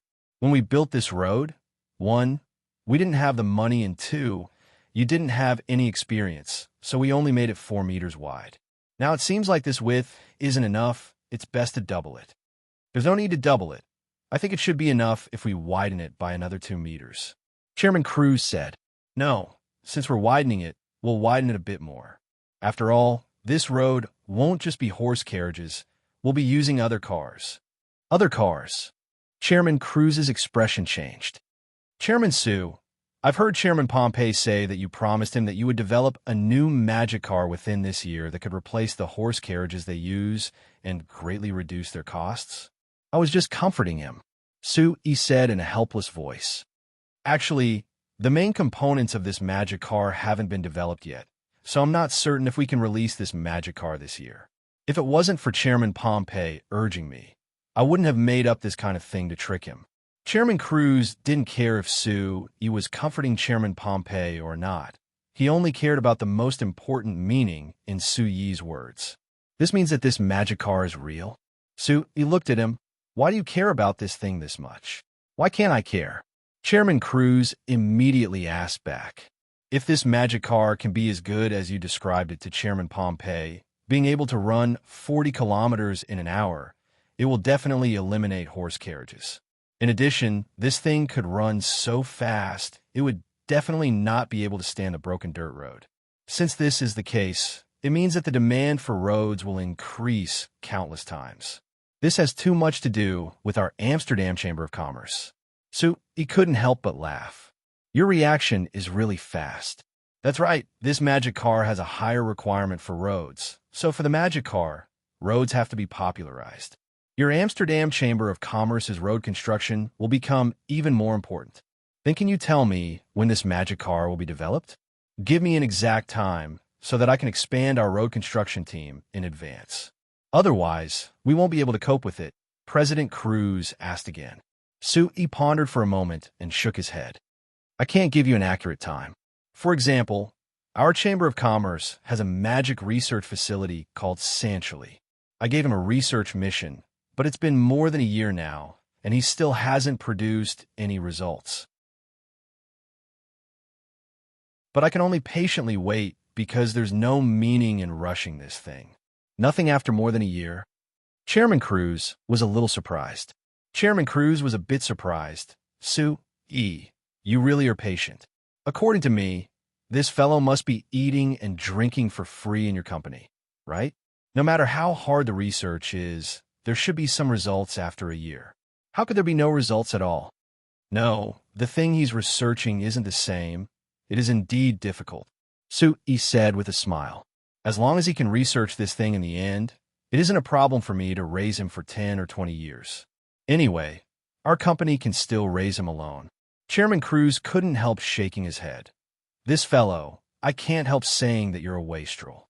But speaking of this, you can't give me an exact time, but can you give me an approximate time? For example, if it doesn't work this year, what about next year? If you can't do it next year, what about the year after? Let me think. He rubbed his chin to think for a bit before slightly knitting his brows and saying with a bitter smile, Actually, even I can't guarantee that it won't be done this year, so I can't tell you if it will be this year or next year. But what I can guarantee is that even if it can't be developed this year with the current progress, it will definitely be developed next year. This means that it will be in the next 2 years? After receiving Su Yi's confirmation, Chairman Cruz quickly calculated. Even if it's developed at the end of next year, it will only be 2 years. Adding in the fact that it will take around a year to promote it, it will be 3 years. This means that I have at most 3 years left. If it's a bit faster, it might only be a year and a half. Like this. Seeing Chairman Cruz's conflicted appearance, He thought about it before saying, Actually, even if the magic car isn't developed, your company still needs to quickly increase the number of road construction teams. There are people all over the kingdom wanting to build roads, and you're already lacking people. Could it be that you have to wait until the magic car is developed? That is different. Chairman Cruz shook his head. Before the magic car appears, our company can invest less in road construction, but after the magic car comes out, we will definitely invest more. So when this thing appears, it will decide the overall plan of our company. Then there's no other way. I can only give you an approximate time. I can't give you the exact time. He said with a shrug. That's enough. Actually, you just need to be sure that your Chamber of Commerce will be able to develop it, President Cruz said with a smile. Chairman Cruz said with a smile. There are many times when a certain piece of news can affect many things. I agree with this. He nodded before saying with a bitter smile. For example, Chairman Renersa has confirmed that there are 3 Beastmen tribes targeting us, so I have no choice but to consider the matter of establishing guards. Chairman Cruz looked at Su-Yi and gave up the idea of establishing a non-ferrous metal smelting factory with him. After thinking about it, he said, Actually, if it doesn't work, I know a few mercenary group leaders. You can find them to hire some mercenaries to act as guards. That can only be used as a last resort. The fee for hiring mercenaries is too high, and they aren't our people, so it's not reassuring. He shook his head. That's right. If you want to be assured, of course it's best to have guards for your company. Chairman Cruz said in an emotional voice, "Actually, I envy your company, being able to recruit dwarves and elves as guards for your company. They are much stronger than normal human guards. I don't know if we can reach an agreement or not." So he shook his head. "The dwarves and elves can work for our company, but that doesn't mean they will accept being our company's guards. Because this is equal to them coming to protect us humans, I'm worried that they won't accept it." Facts proved that Su Yi's worries weren't groundless. The carriage carried the two of them to the falling rain valley. Su Yi and Chairman Cruz parted ways, letting Chairman Cruz go ahead to Samara to meet up with Chairman Renersa. Su Yi then went to find Patriarch Saluka and Patriarch Monto, who were sweating profusely in the steel mill in the falling rain valley. Of course, when he proposed to the two patriarchs that he wanted to set up a company's guards and hire some dwarves as guards, the two patriarchs showed an awkward expression. "Sir Chairman, although my brothers and I are very willing to work for the company, working is just to make money. Being a guard is equivalent to risking our lives. I'm afraid that many of my brothers won't be willing to risk their lives for you humans." Patriarch Saluka said with some embarrassment. He turned to Patriarch Monto, but Patriarch Monto also scratched his head and said with an awkward expression, "Patriarch Saluka is right. It's not a problem to work for money, but risking our lives is a problem. In the end, we're not of the same race." Seeing that Su Yi's expression was a bit ugly, Patriarch Monto hurriedly waved his hand and said, "Chairman Su, Patriarch Saluka and I don't have any other intentions. It's just that having us dwarves risk our lives for you humans sounds very strange." Patriarch Saluka nodded repeatedly. "That's right. Apart from a few thousand years ago when we fought against the rule of the elves together, we dwarves and humans have worked together. However, we dwarves have never accepted the command of you humans, let alone risk our lives for you humans. That's why this doesn't make sense based on history." Su Yi thought for a bit and said with a frown, "Can't you treat being a guard as an ordinary job? I'll give my dwarven brothers a salary all the same, and I can guarantee that the salary of a guard will be higher than that of an ordinary worker." Seeing that Su Yi still wasn't willing to give up, Patriarch Saluka and Patriarch Monto looked at each other and said helplessly, "All right then, we'll talk to our brothers. But Chairman, we can't guarantee that our brothers will agree. Of course, we'll do our best. After all, we've all been taken care of by you. Now that you're in trouble, we'll definitely help." Su Yi could only helplessly say, "That's it then. Just your best. Tell the dwarven brothers that this is just an ordinary job. Everyone is willing to participate. I don't have any intention of forcing them." Compared to the dwarves, the elves were known for their arrogance and disdain for humans. Su Yi originally thought that since he had been rejected by the dwarves, it would be even more impossible for him to be accepted by the elves. But when he came to the Night Song tribe with a trace of hope and asked Elder Alicia for this request, he was extremely surprised to receive an affirmative answer. "Why not?" Elder Alicia looked at Su Yi's face of disbelief and said with a smile, "Although we elves are arrogant, we'll always admit the truth. We lost to you humans in the racial war several thousand years ago, so you humans are definitely stronger than us elves. Moreover, after my clansmen went through your Chamber of Commerce's special training, their discipline has indeed improved, letting me see the hope of them getting a new life. Now, even if I give them to you as guards, I think it will also be helpful to them." Hearing the evaluation of getting a new life, Su Yi's heart gave birth to a trace of vigilance. Could it be that the elves still wanted to counterattack the humans and regain control of the continent? But after thinking about it, Su Yi felt that this idea was a bit ridiculous. When the elves were at their strongest, they were still no match for the humans. Now that their numbers have become so small, it was even more impossible for them to be a match for the humans. The most important thing was that the fertility rate of the elves was too low. It was impossible for the total population of the elves to increase rapidly, so it was even more impossible for them to pose a threat to the humans.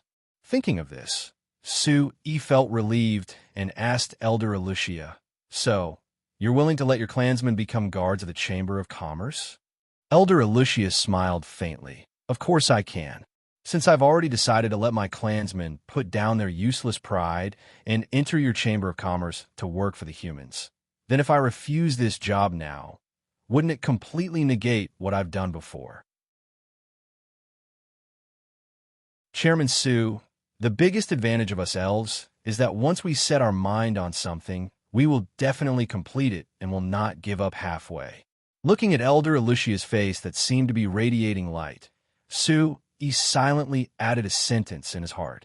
This advantage, in fact, is called stubbornness.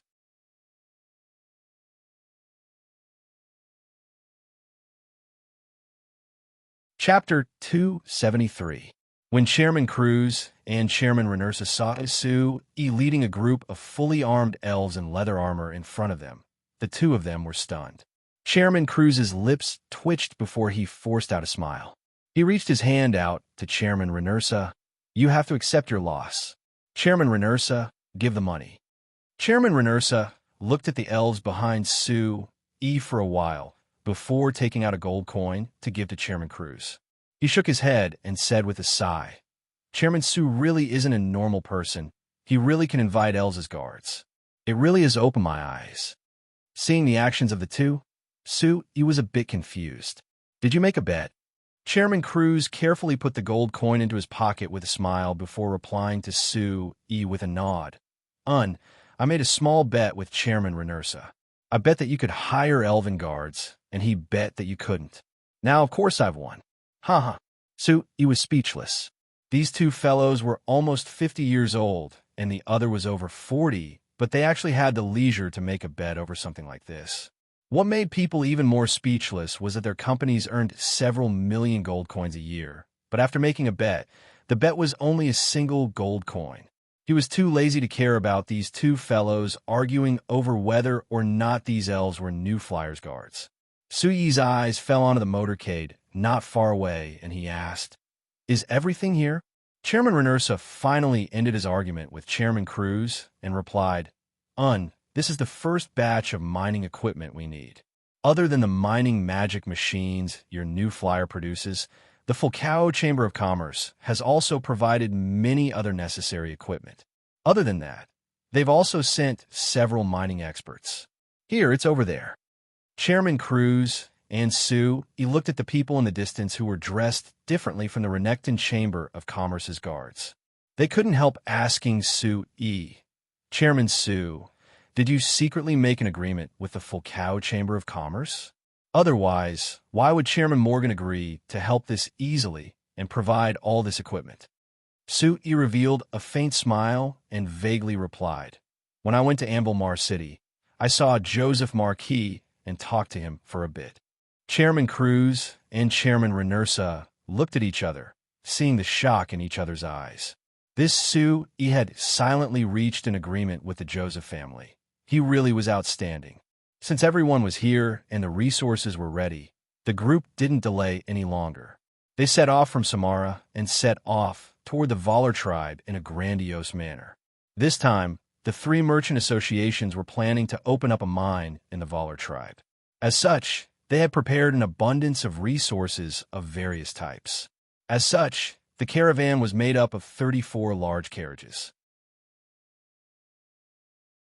In addition to the carriage drivers and the guards of the three merchant associations, the scale of the caravan was quite large. Before this, including the Renekton Chamber of Commerce, all the human companies that did business with the beastmen of the Black Rice Wasteland had stopped at the level of selling goods to each other. Even if they formed a caravan, it would at most be a few horse carriages. It couldn't compare to this caravan at all. According to what Chairman Renersa said, this caravan was the largest human caravan that he had ever seen or heard of entering the Black Rice Wasteland. If it was big, naturally it would attract more attention. So when the caravan left Samara Town and entered the Black Rice Wasteland, the Renekton Chamber of Commerce's guards reported that there were people watching the caravan. Hearing this news, Chairman Cruz was a bit nervous. Chairman Renersa, is the news you received true? Is there really a beastman watching us? Do you know how many beastmen are watching us? Is the threat big? Do we have enough guards? Chairman Renersa shook his head. I only know that there are beastmen watching us, but I don't know which beastmen and how many there are. Then what do we do? Chairman Cruz was a bit worried. If there are too many beastmen and the guards can't stop them, what do we do? Chairman Renersa laughed. Relax. The beastmen are not the beastmen from several thousand years ago. Even if the beastmen dare to come, there won't be too many of them. With our guards, we can definitely deal with them. Then again, Chairman Su also brought 50 elven warriors. Just them alone are enough to deal with several hundred human soldiers. There won't be a problem. Hearing this, Chairman Cruz felt a bit relieved. He looked at the elven warriors who were silently following the caravan on both sides, as if he had obtained some comfort. Chairman Su, it would be even better if you could bring some dwarven guards. Chairman Cruz suddenly thought of a problem. Right, I'm very curious. Why did you bring elven guards, but not dwarven guards? Even the proud elves are willing to serve as guards for your company. So why aren't the dwarves willing? Su, he helplessly replied, The reason isn't clear in a short time. In short, dwarven guards shouldn't be thought of for the time being. Even the elven warriors of the Night Song tribe, strictly speaking, can't be regarded as guards for our company. They can only be regarded as mercenaries. Then do they listen to your commands? Chairman Renersa smelled a key problem. They listen to my commands, but the specific commands aren't under my control. After all, I don't understand how these elven warriors fight. So, he replied, It's good that they listen to your commands. If there really is a situation, I hope that Chairman Su can have them cooperate with our company's guards. No problem. At first, the journey was calm, but according to the reports of the Renekton Chamber of Commerce's guards, more and more people appeared around them. Although the sentinels didn't do anything, the atmosphere in the caravan became tense. According to what Chairman Renersa said, when their company came to the Black Rice Wasteland to do business, they had encountered many beastmen monitoring them. But most of the time, the beastmen would obediently retreat and not do anything. Only a few times would they actually try to rob them. But no matter which time it was, there weren't as many people monitoring them as there were now. From this, it could be inferred that not only were they making a big move, the beastmen were also making a big move. Moreover, since there was such an obvious big move, the beastmen wouldn't be willing to retreat and would truly make a move. Hearing Chairman Renersa's analysis, Chairman Cruz began to worry again. He suggested that they go back and ask the kingdom's army for help, but this was directly rejected by Chairman Renersa.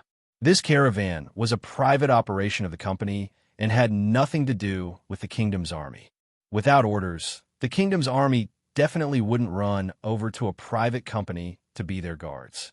Although with their connections and abilities, they could give orders to the kingdom's army through Samo Count, but they couldn't do this a second time.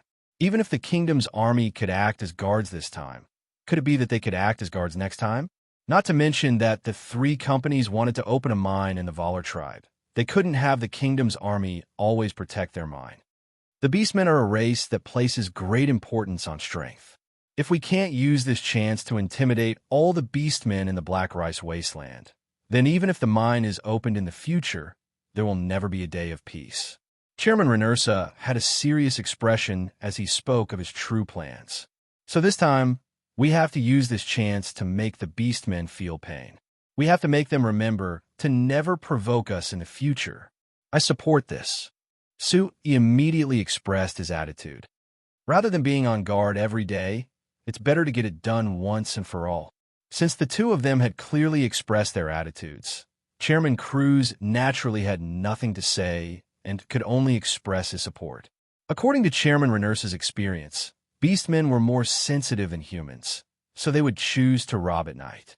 According to the distance between Sar Ramtown and the Valar tribe, the caravan would only need a day to get there. So if the beastmen wanted to rob, tonight was their only chance. So after Su heard this analysis, he didn't care about the bumpy ride of the carriage and immediately fell asleep.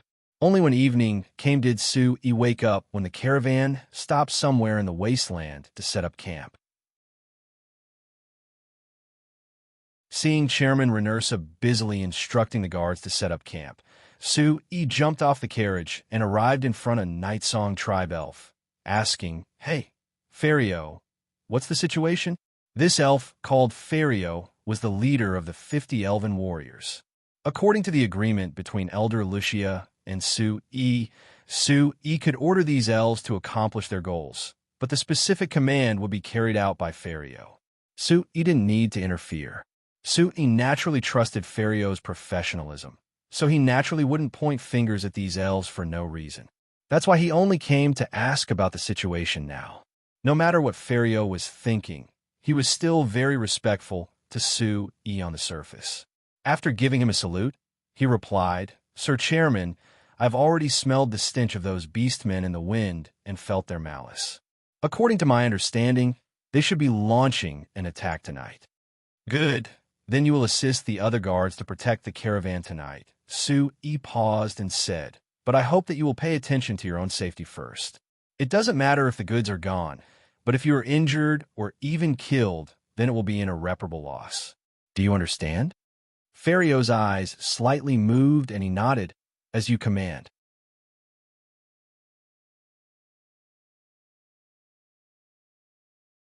Chapter 274. There was only a broken crescent moon in the sky today, so the moonlight wasn't that bright.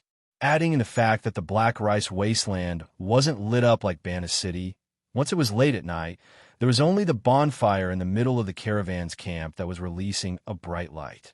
In this boundless wasteland, this bonfire was the most obvious target. It led countless orcs who could no longer hold themselves back to swarm over. There was a long and mournful wolf's roar that came from the dead silence all around.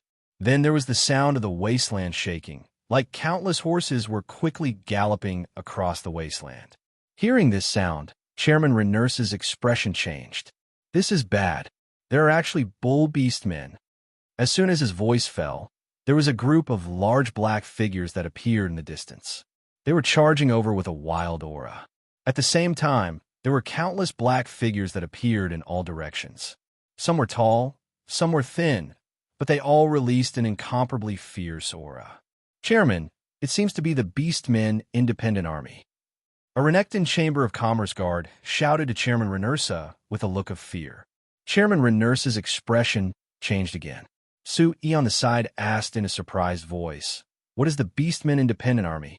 Chairman Renursa shook his head. "This is a group of beastmen who aren't willing to accept humans on the Black Rice Wasteland. To put it bluntly, they are a group of beastmen bandits. But they are different from the other beastmen who rob human caravans. These fellows have a deep hatred for humans, so they will kill all the humans in the caravan after each robbery. The kingdom's army has surrounded them many times, so I thought that since they didn't appear for a while, they should have disappeared. But I never thought that they would appear again." Seeing Chairman Renursa's dark expression, Su-E asked, "Are they very strong?" Chairman Renursa pointed at the beastmen quickly approaching with a bitter smile. "There are this many of them. How could they not be strong?" Su-E wanted to ask more, but he suddenly heard the sound of countless arrows piercing through the air. Then he saw a group of orcs at least 200 meters away fall down. Chairman Renursa stared blankly before revealing a trace of joy. He forcefully grabbed Su-Yi's shoulder and said, "Fortunately, Chairman Su, you brought these 50 elven guards. Otherwise, we might die here tonight." Compared to humans, although the night environment was more advantageous for most beastmen, how could the beastmen compare to the elves who were known as the Children of the Night? Although it was pitch black in front of them, under Ferio's command, the 50 elven warriors didn't miss their target. Arrows flew out one after another, and beastmen fell one after another. In order to cooperate fully with Su-E, these 50 warriors were the strongest elven warriors selected by Elder Lucia from the Night Song tribe. Naturally, there was no need to doubt their combat strength. From the start of the battle, they immediately revealed their combat strength that far surpassed ordinary human warriors. However, there were simply too many orcs. Although the 50 elven warriors were able to shoot down an orc with every arrow, that wasn't all there was to it. They couldn't completely stop the frenzied orcs from closing in on them. In the blink of an eye, the orcs at the front were less than 100 meters away from the caravan. They could even clearly see the fierce wolf head of the orc at the front. Seeing this situation, Chairman Renursa sighed. It's a pity that those noble mages look down on our Chamber of Commerce. Otherwise, it would be a lot better if we had a powerful mage. When Chairman Renursa was about to order his guards to charge forward to fight the beastmen, he suddenly heard Su-Yi laugh beside him. Then he saw a giant fireball that was as tall as a person fly out from beside him, landing in the middle of a dense group of beastmen. Boom! The huge fireball fiercely exploded among the orcs. With a loud bang, countless orcs were blasted away by the impact of the fireball. Sparks flew everywhere as countless orcs were ignited in flames. In the blink of an eye, the orcs charging in Chairman Renursa's direction were utterly defeated. Chairman Renursa was stunned as he turned to look at Su-Yi, just in time to see him throw another huge fireball. After staring blankly for a moment, Chairman Renursa suddenly understood. After being in contact with Su-Yi for so long, he had always regarded Su-Yi as the chairman of the New Flyer. He had completely forgotten that Su-Yi had another identity, a powerful mage. Although Chairman Renursa didn't know Su-Yi's current mage rank, he could tell that his mage rank wasn't low, since he could casually throw a fireball that could cause such huge damage. More importantly, this meant that among the guards of the caravan, there were actually mages. It had to be known that the reason why mages had such a high status in the signs was because of the power of magic. It played a very important role in war. It was also because of this that many famous large companies would invite mages to be their special guards. Although Chairman Renursa had long wanted to invite some mages to be the guards of the Renekton Chamber of Commerce, low-level mages didn't have much meaning. The mages that could play a role were all invited by the company and didn't put the Renekton Chamber of Commerce in their eyes. This caused the guards of the Renekton Chamber of Commerce to not have a single mage. It was because there weren't any mages that he was a bit worried when he saw the orcs.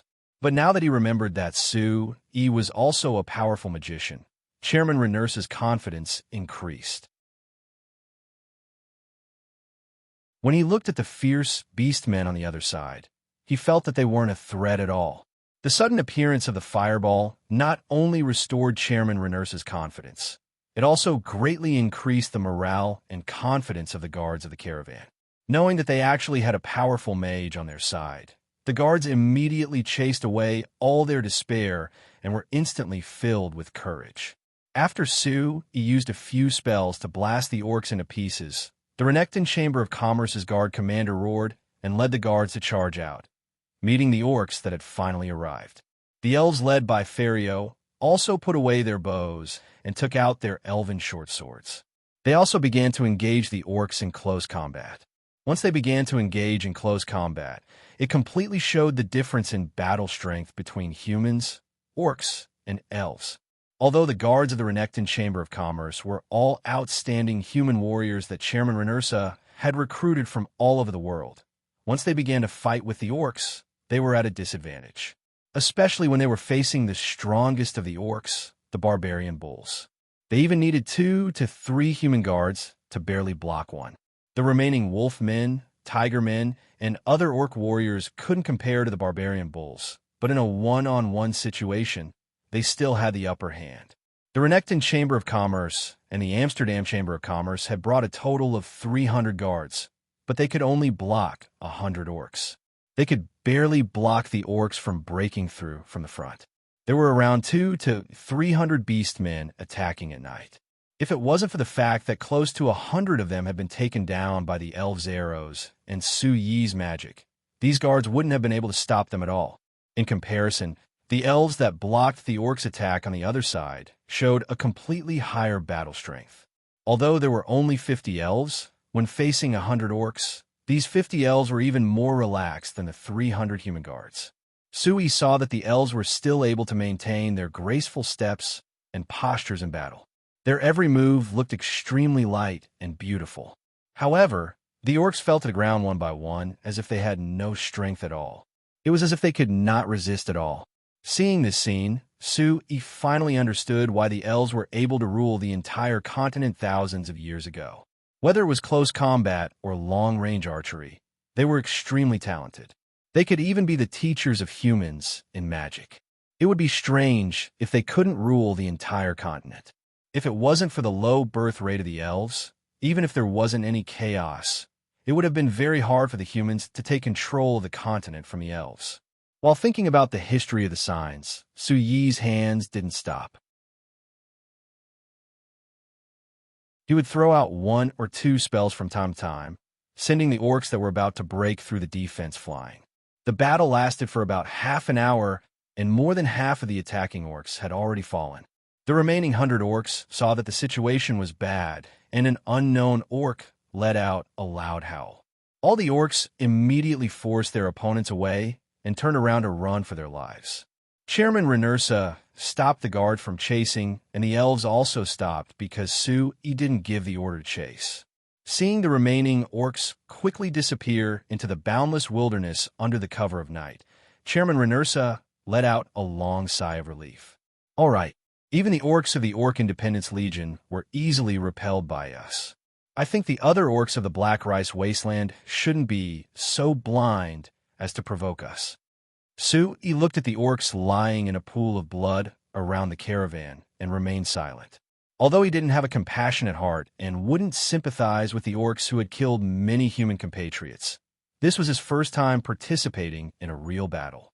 Even if he only threw out a few spells and didn't fight in close range, it still made him feel a bit uncomfortable.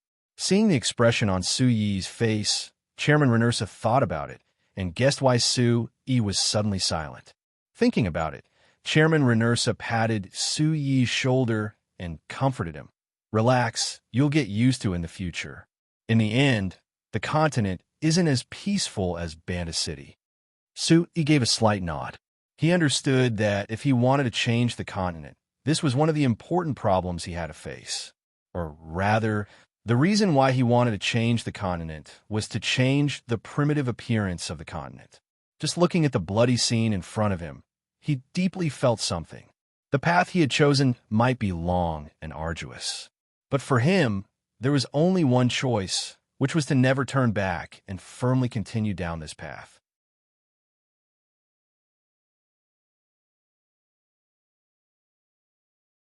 Chapter 275.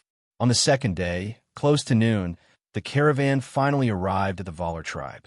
He didn't know if it was an illusion or not, but Su Yi felt that Chief Thunder Valar's attitude towards them was a bit more serious compared to last time.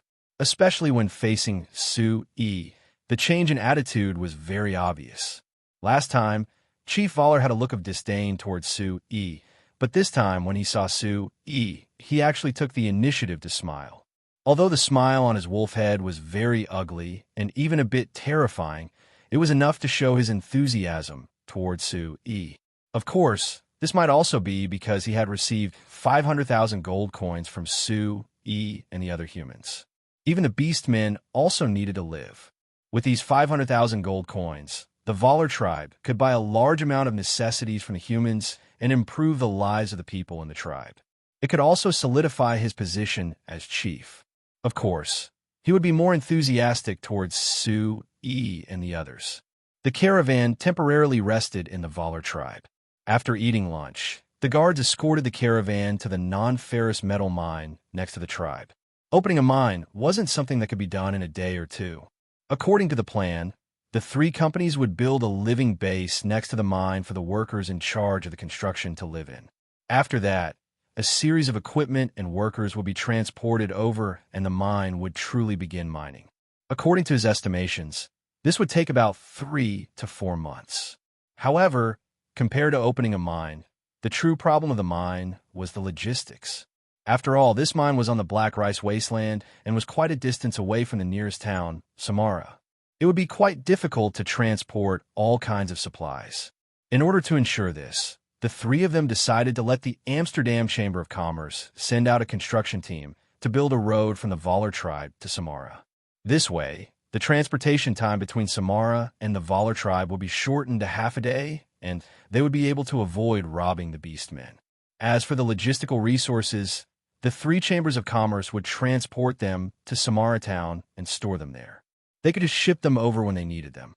After solving this initial problem, the Amsterdam Chamber of Commerce would quickly build the road from Banta City to Samara town. Suyi's suggestion was that instead of building a road from Banta City to Samara Town, it was better to build a road from Samara Town to the Falling Rain Valley. Although this would be a small circle, and the total distance would be increased by several dozen kilometers. Because of the existence of the Falling Rain Road, the Amrit Chamber of Commerce didn't need to build 100 kilometers of road. They only needed to build a 60 to 70 kilometer road between the Falling Rain Valley and Samara Town, which would save a lot of time and money. In addition to the problem of supplies, the most troublesome thing for the three of them was the lack of workers. The Black Rice Wasteland was the territory of the Beastmen. In the eyes of most humans, the Beastmen were repulsive, vicious, and unfriendly to humans. Therefore, if there wasn't a need, humans wouldn't go to the Beastmen's territory. If they wanted to mine this or vein, they would need to send many workers. But to ask human workers to live and work in the Beastmen's territory for a long time, this was just too much. For this reason, when the three companies hired workers, they all promised a high salary, close to 30 gold coins a month. But even like this, the number of human workers willing to come was far from meeting the demand. When the three of them discussed the problem they would face next, every time they reached this point, they felt like they couldn't continue. The three of them could only take it slow before. With the enticement of high wages, they would definitely be able to recruit enough human workers. But after coming to the Valar tribe this time, feeling the change in Chief Laming Valar's attitude, Su-Yi thought of a new possibility. After eating lunch, Su-Yi met with Chief Valar and gave him his request.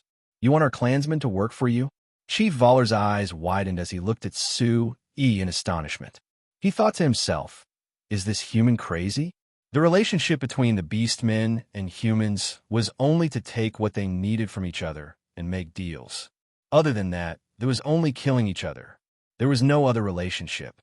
This time, these humans said that they wanted to mine near his tribe and even paid him 500,000 gold coins. This was already enough to shock him. Now, this human actually said that he wanted to hire his clansmen to work for their company. This was too ridiculous. Is there a problem? Su-Yi smiled as if he didn't see Chief Valar's astonishment. I think Chief Valar should know by now that in our new flyer, there are not only human workers, but also elven and dwarf workers. So, I don't think it's strange to have more Beastmen workers, right? Chief Valar knew this, but he still felt that it was strange. Why are those dwarves and even those annoying elves willing to work for you? What benefits did you give them? Chief Valar asked curiously. There's nothing special. I just gave them work and treated them like human workers, giving them wages and benefits. Su-Yi shrugged. It's that simple? Those fellows are actually willing to work for your company? Chief Valar clearly didn't believe it. It's that simple. Su-Yi nodded. I don't think there's anything unacceptable about this. Whether it's dwarves or elves, they all need to survive, right? They can work for our company and receive a stable salary. Then, they can use this salary to buy what they want. What's wrong with that? You're saying they can use gold coins to buy what they want? Chief Valar immediately asked. Yes, because I helped them apply for a work permit from the kingdom's parliament. When the work permit is in effect, whether they are dwarves or elves, they can enjoy the same treatment as the normal human residents of the kingdom. Of course, they can use money to buy whatever they want. After pausing, Su-Yi added, of course, there are many things that even human residents can't buy. They are no exception. Work permit? That powerful? Chief Valar immediately had a strong interest in the concept of work permit. He grabbed Su-Yi and made him explain for a long time before he understood the meaning of this thing. That means, if our people work for your company and you apply for a work permit for them, they can use gold coins to buy whatever they want in your human world. You can guarantee that the money they spend is the same as the money you humans spend? Chief Valar asked again. I can't guarantee this. Su-Yi shook his head. But I can guarantee that if the price of a product is 1 gold coin, then humans will spend 1 gold coin to buy it. Beastmen with work permits will also only spend 1 gold coin to buy it. Merchants won't charge you more just because you're a beastman. That's enough. Chief Valar slammed the table, and his wolf head was filled with joy. You damn human merchants. Oh, sorry, Chairman Su, I'm not talking about you. In short, When we used to buy things from you humans, we could only use things to exchange, but we couldn't use money to buy. Many times, we knew that the things we used to exchange could be sold for more money in your human world, but there was no other way. If we didn't exchange, the human merchants wouldn't give it to us. If we had this work permit, then it would be much better. Su Yi smiled. Chief Voller, are you worried about your 500,000 gold coins? Leader Voller opened his mouth wide and laughed at the sky. Although Su Yi's group had paid him 500,000 gold coins to buy the non-ferrous metal mine, as a werewolf, Chief Voller knew that even if he used the 500,000 gold coins to buy the resources his tribe needed, he would still be cheated. So he had always been worried about how to use the 500,000 gold coins. Now, that Su Yi suddenly mentioned something like a work permit. He suddenly saw hope. Chairman Su, if you're willing to help me, then I can agree to your request and let my clansmen work for you, Chief Voller said. Su Yi smiled. Seeing Chief Voller's expectant expression, he didn't even need to guess to know what he wanted him to help with. I'm afraid I can't help you with this. You should talk to Chairman Renursa. Renursa? Chief Voller's nostrils spat out a ball of white air as he gave a cold snort. That shameful human has already cheated us for a long time. Do you still want me to believe him? Then there's no other way. Su, he spread his hands and said helplessly, Chief Renursa and I are partners after all. I can't make this kind of agreement without him knowing. The trade between the beastmen and humans is handled by the Renekton Chamber of Commerce. If I agree to this, I'm afraid there will be no possibility of cooperation between me and Chairman Renursa. But if you don't agree to this, there will be no possibility of cooperation between us, Chief Voller said without any trace of politeness. No, Chief Voller, things aren't that absolute. Su Yi was unmoved as he said with a smile. Although I can't promise to help you solve this problem, I can help you talk to Chairman Renursa and try to get him to satisfy your needs. What do you think? Chief Voller looked at Su Yi with a face of doubt.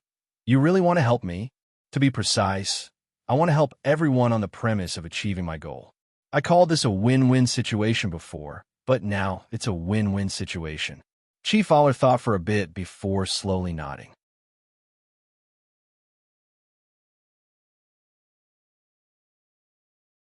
Chapter 276. You want to hire beastmen workers? Chairman Renursa frowned as he looked at Su Yi. After pondering for a bit, he slowly shook his head. Chairman Su, I have to say, I'm afraid this isn't a good idea. Su Yi already expected Chairman Renursa to have this kind of reaction, so he wasn't surprised. He only smiled and asked why. The beastmen are different from the dwarves and elves. They won't keep their promises like the dwarves and elves and work obediently. I've done business with the beastmen of the Black Rice Wasteland for a long time, so I know that the beastmen aren't much different from wild beasts. They are savage by nature and can't be reasoned with. If we hire them as workers, I'm afraid the consequences will be hard to predict. Su Yi faintly smiled. I don't think this is a problem. Even if they're savage wild beasts, they can still live normally with humans after being tamed and accept human management. No matter how close the beastmen are to wild beasts, they're still considered an intelligent race. Before I came here, I studied the history of the continent and felt that the reason why they are so savage is because they have never had a good living environment. At the same time, they don't have any special survival skills. So in order to survive, they have no choice but to rob other races, which is why they are so savage. You want to say that as long as we give the beastmen a stable living environment, they will live normally with us humans? Chairman Renursa shook his head. Chairman Su, your thoughts are a bit naive. Savagery is the nature of the beastmen. Just like wild beasts, even if they are tamed, they won't lose their nature. Then let's give an example. Su Yi pointed at the Voller tribe behind them and asked, Chairman Renursa, how long have you been doing business with this tribe? Chairman Renursa didn't think that Su Yi would suddenly change the topic. He stared for a bit before replying, around almost 20 years. Then in these 20 years, has the Voller tribe done anything to humans? Su Yi asked. Chairman Renursa coldly snorted. They dare. This tribe was the closest orc tribe to Samara. If they had dared to do anything excessive, they would have been wiped out by the kingdom's army long ago. Even if the kingdom's army doesn't find trouble with them, as long as no human merchant association does business with them, I guarantee that they won't be able to survive for even a day. Is it because all their daily necessities are basically provided by our human merchants? Yes. Even the oil, vinegar, tea, and even the clothes they wear all provided by us human merchants, not to mention salt, which is something they absolutely cannot do without. Right now, their tribe's beastmen are completely used to living a life similar to us humans. If they were to return to the days when they could only eat raw flesh and eat salt, they definitely wouldn't be able to survive. Chairman Renursa replied, "Thinking they snatch it? You want to snatch it?" Chairman Renursa chuckled. Although the Black Rice Wasteland has always had beastmen robbing human merchants, there are less and less of them every year. Beastmen, like the Beastman Independent Legion we met yesterday, are completely unique. These beastmen aren't fools. Since they can live a better life by doing business with our human merchants, why would they risk offending us and live a miserable life like before? After saying this, Chairman Renursa suddenly paused. He stared at Sue E for a while and revealed a look of understanding. I understand. Chairman Sue, you want to say that as long as we give these beastmen stable jobs and let them live a life similar to us humans, they wouldn't be stupid enough to destroy this kind of life? Sue E nodded with a smile. That's right. That's what I wanted to say. You just said that the beastmen aren't fools and they also want to live a good life. Before, they couldn't see any other way and could only rob humans to satisfy their needs. But now that their strength is far inferior to humans, they are afraid of retaliation if they want to rob. At this time, if we give them a choice other than robbing to let them live a good life, do you think they won't agree? Chairman Renursa pondered for a moment and slowly nodded. I think I understand what you mean. But Chairman Sue, there is still a problem that you haven't considered. Oh, you also said that because the beastmen aren't strong enough now, they will honestly accept the choice we provide them. But if we let them live a good life and their strength gradually increases, I think they will reveal their true nature sooner or later. At that time, it will be big trouble. Well, I admit that your worries are very reasonable, but why should we let their strength increase? Sue showed a meaningful smile. Although the improvement of the beastmen's quality of life may increase the number of beastmen and pose a threat to us humans. But in fact, there's a very simple way to minimize this threat. What way? Chairman Renursa asked curiously. This way, we have to start with the work permit that Patriarch Valar wants very much. Just like this. Hashtag, hashtag, hashtag, 3 days later, Sue left the Valar tribe and returned to the town of Samara. He successfully met Anklo, who came to greet Sue E. As soon as he saw Sue E, Anklo immediately opened his arms and hugged him tightly. He sighed in a very exaggerated tone. Chairman Sue, I've been waiting for you for a long time. Sue E couldn't help but have goosebumps all over his body. If these words came from the mouth of a beautiful woman, he might enjoy it very much. However, when these words came from the mouth of a middle-aged man with a stubble, it sounded very strange. When he thought about how the signs didn't seem to discriminate against gay relationships between men, Sue hurriedly broke away from Anklo's embrace. He forced a smile and said, Aren't I here now? Yeah, Chairman Sue is a person who keeps his promises. In the end, he still came. Anklo laughed. He looked around before saying in a curious voice, But Chairman Sue, could it be that you're going alone this time? You're not bringing a few helpers? Helpers? Sue thought for a bit before shouting to his right. Agnes, come out and meet Mr. Anklo. When we reach the Principality of Constantine, you might need to meet him, so it's more convenient to meet him ahead of time. In front of Anklo's stunned gaze, Agnes appeared from the void. She gave a slight nod to Anklo and said, Hello, Mr. Anklo. I am Agnes. I am the chairman's subordinate. Anklo was surprised before quickly reacting. He looked over Agnes with a smile and said, I've already heard that the new flyer hired many elves, but I never had a chance to see them in Banna City, but I never thought that I would be able to see them here. Hello, young Miss Agnes. Since you are Chairman Su's helper, perhaps there will be many things I need your help with in the future. Su-yi looked at the expression on Anklo's face and said in a surprised voice, Mr. Anklo, you don't seem surprised to see elves? Anklo nodded with a faint smile. Yes, our Principality of Constantine is different from your Lampari kingdom. Elves often appear in the Principality of Constantine, so I've seen elves many times before. Naturally, I wouldn't be surprised to see young Miss Agnes. Su-yi looked at Agnes in surprise. Agnes immediately understood Su-yi's meaning and said with a nod, the Moon Shadow tribe is much bigger than our Night Song tribe. I've heard the elders mention it before.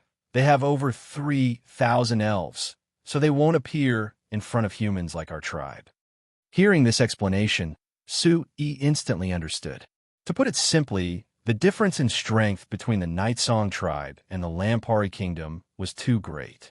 In order to ensure their safety, the Night Song tribe's elves wouldn't appear in front of the humans of the Lampari kingdom.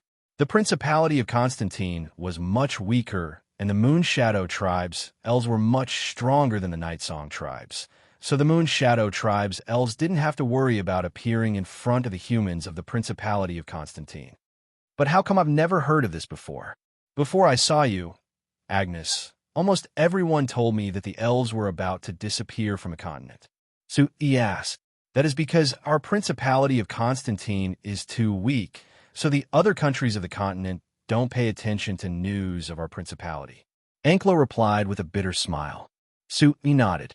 He thought that this was also because the communication level of the signs was too low, so no one paid attention to news of the Principality of Constantine. If the same situation was placed on Earth, the elves would often appear in big news. Not to mention the Principality of Constantine being a normal country. Even if the elves appeared in an uninhabited desert or rainforest, they would be dug up and this news would be spread to every corner of the earth. But Su-yi's main concern wasn't this. The reason why he didn't bring anyone and had Agnes finish her work with the 10 elves in the Black Rice Wasteland and bring her over was because he had heard Elder Alicia mention the Moon Shadow tribe in the Principality of Constantine before leaving. According to what Elder Alicia said, the Moon Shadow tribe was very likely the largest elven tribe in the signs. Since Su-yi could form a good relationship with the elves of the Night Song tribe in the Lampari kingdom, then he hoped to use this relationship to form a relationship with the Moon Shadow tribe. It would be best if he could cooperate with them. Su-yi didn't know anything about the Principality of Constantine before, so if he could form a relationship with the Moon Shadow tribe, it would make his actions in the Principality of Constantine much easier. Seeing that Su-yi didn't ask any more questions, Anklo immediately revealed a questioning expression to Su-yi. Chairman Su, if you're ready, should we set off? Su-yi looked at Agnes, and seeing her nod, he said with a smile, let's set off.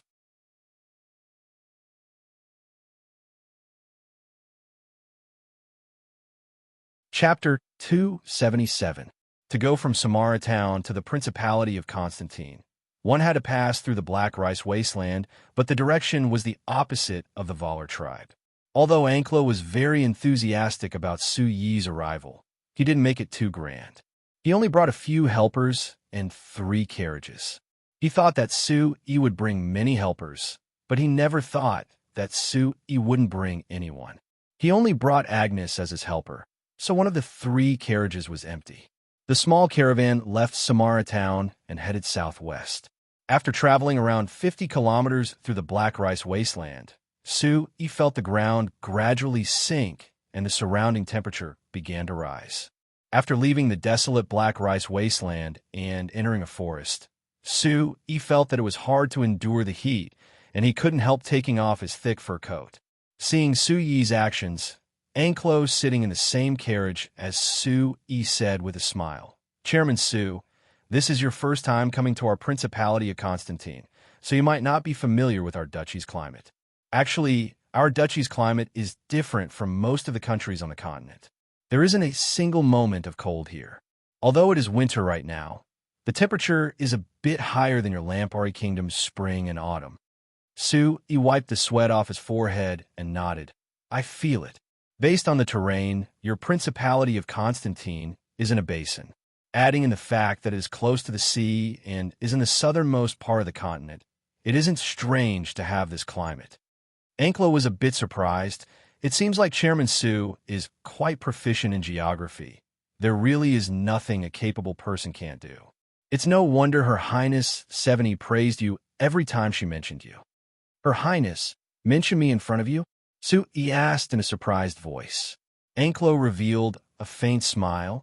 I mentioned you to Her Highness at first, but I never thought that once Chairman Su was mentioned, Her Highness would immediately become excited.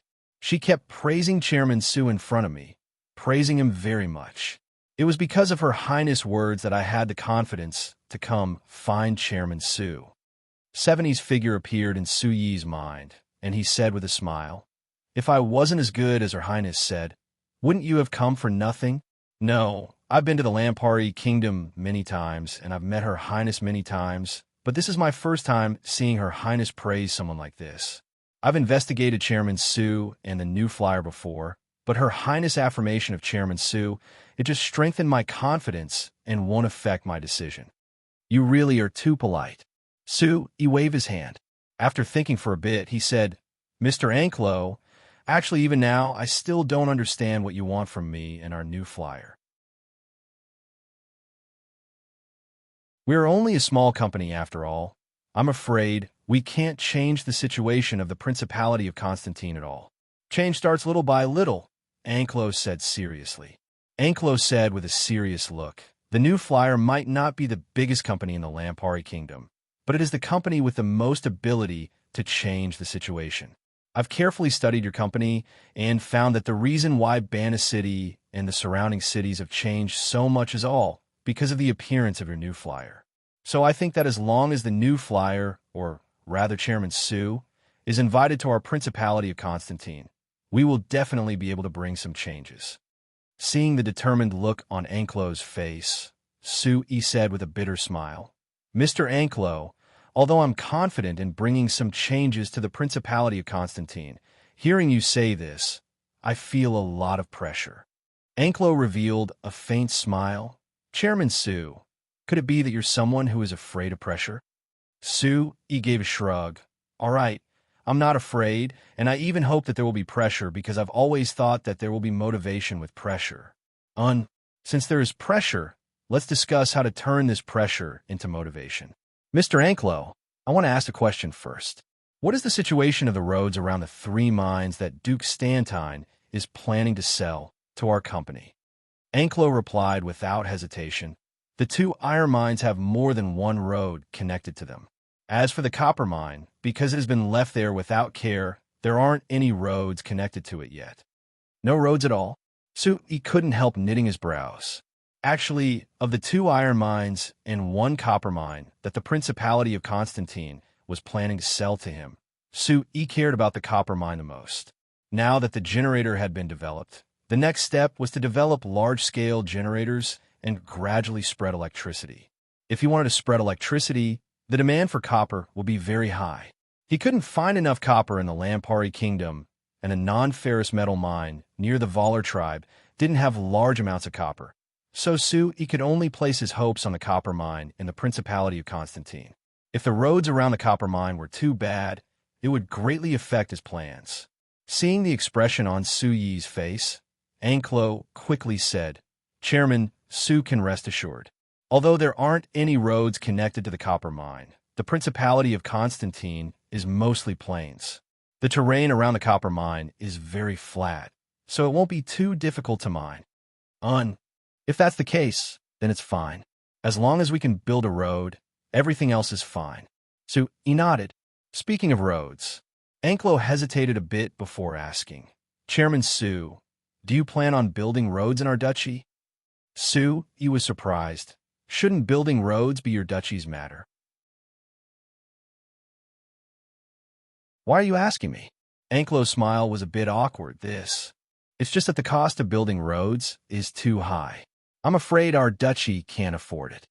Su looked at Anklo in disbelief. Even building a 100-kilometer road would cost less than 300,000 gold coins. Why can't we afford it? Anklo's smile became even more awkward. In fact, I'm not afraid of you laughing at me. Chairman Su. But our duchy's annual revenue last year was less than 200,000 gold coins. Su, he was speechless.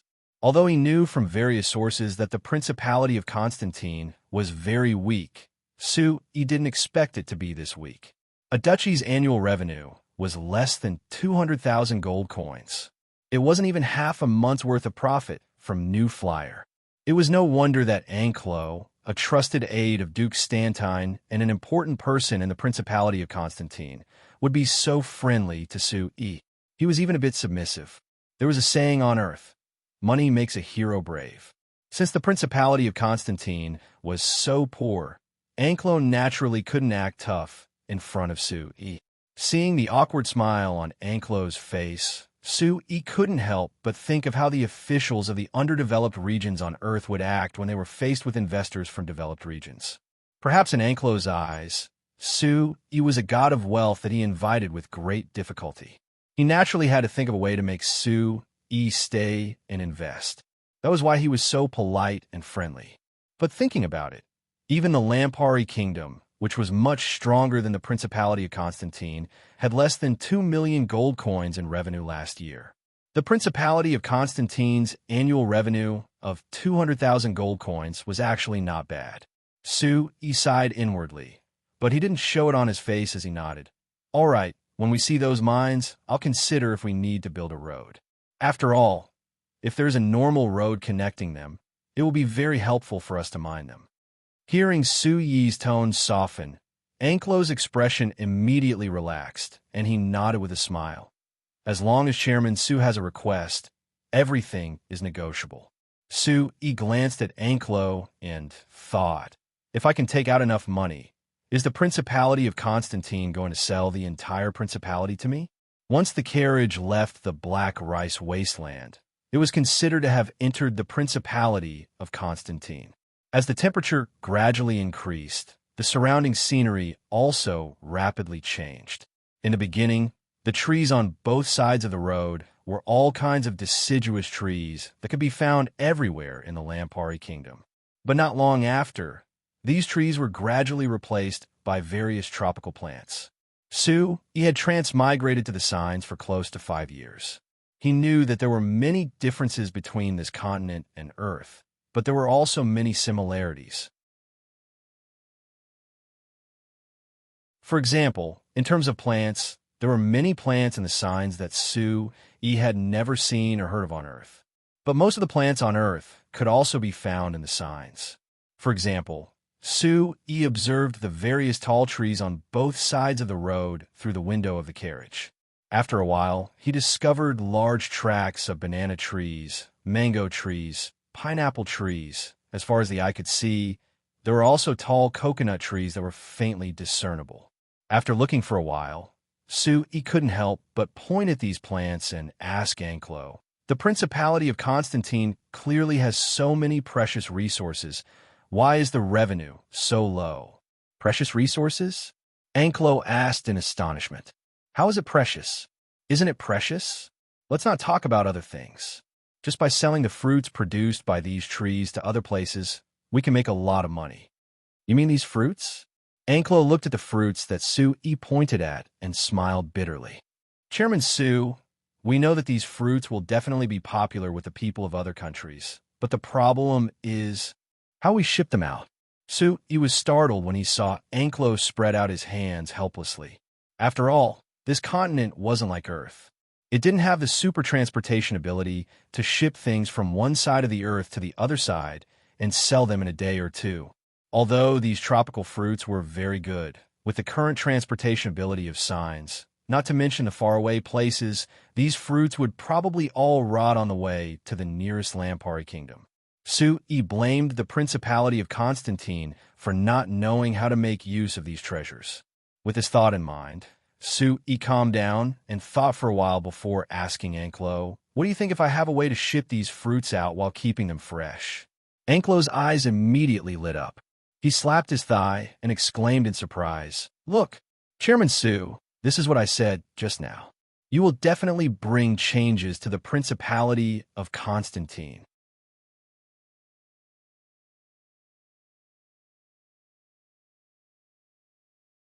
Chapter 278. As the carriage continued to move forward, Su-yi discovered more and more that the Principality of Constantine was rich in natural resources. Not only were there all kinds of tropical fruit trees scattered on the sides of the road like they didn't cost anything, Su-yi looked around and found large amounts of coffee and cocoa trees. The most important thing was that there were rubber trees that covered the sky. Seeing this scene, Su-yi did not even have the time to wonder why all these tropical plants that were distributed all over the world would grow in the Principality of Constantine. He was shocked and puzzled. With such rich natural resources, why was the Principality of Constantine so poor?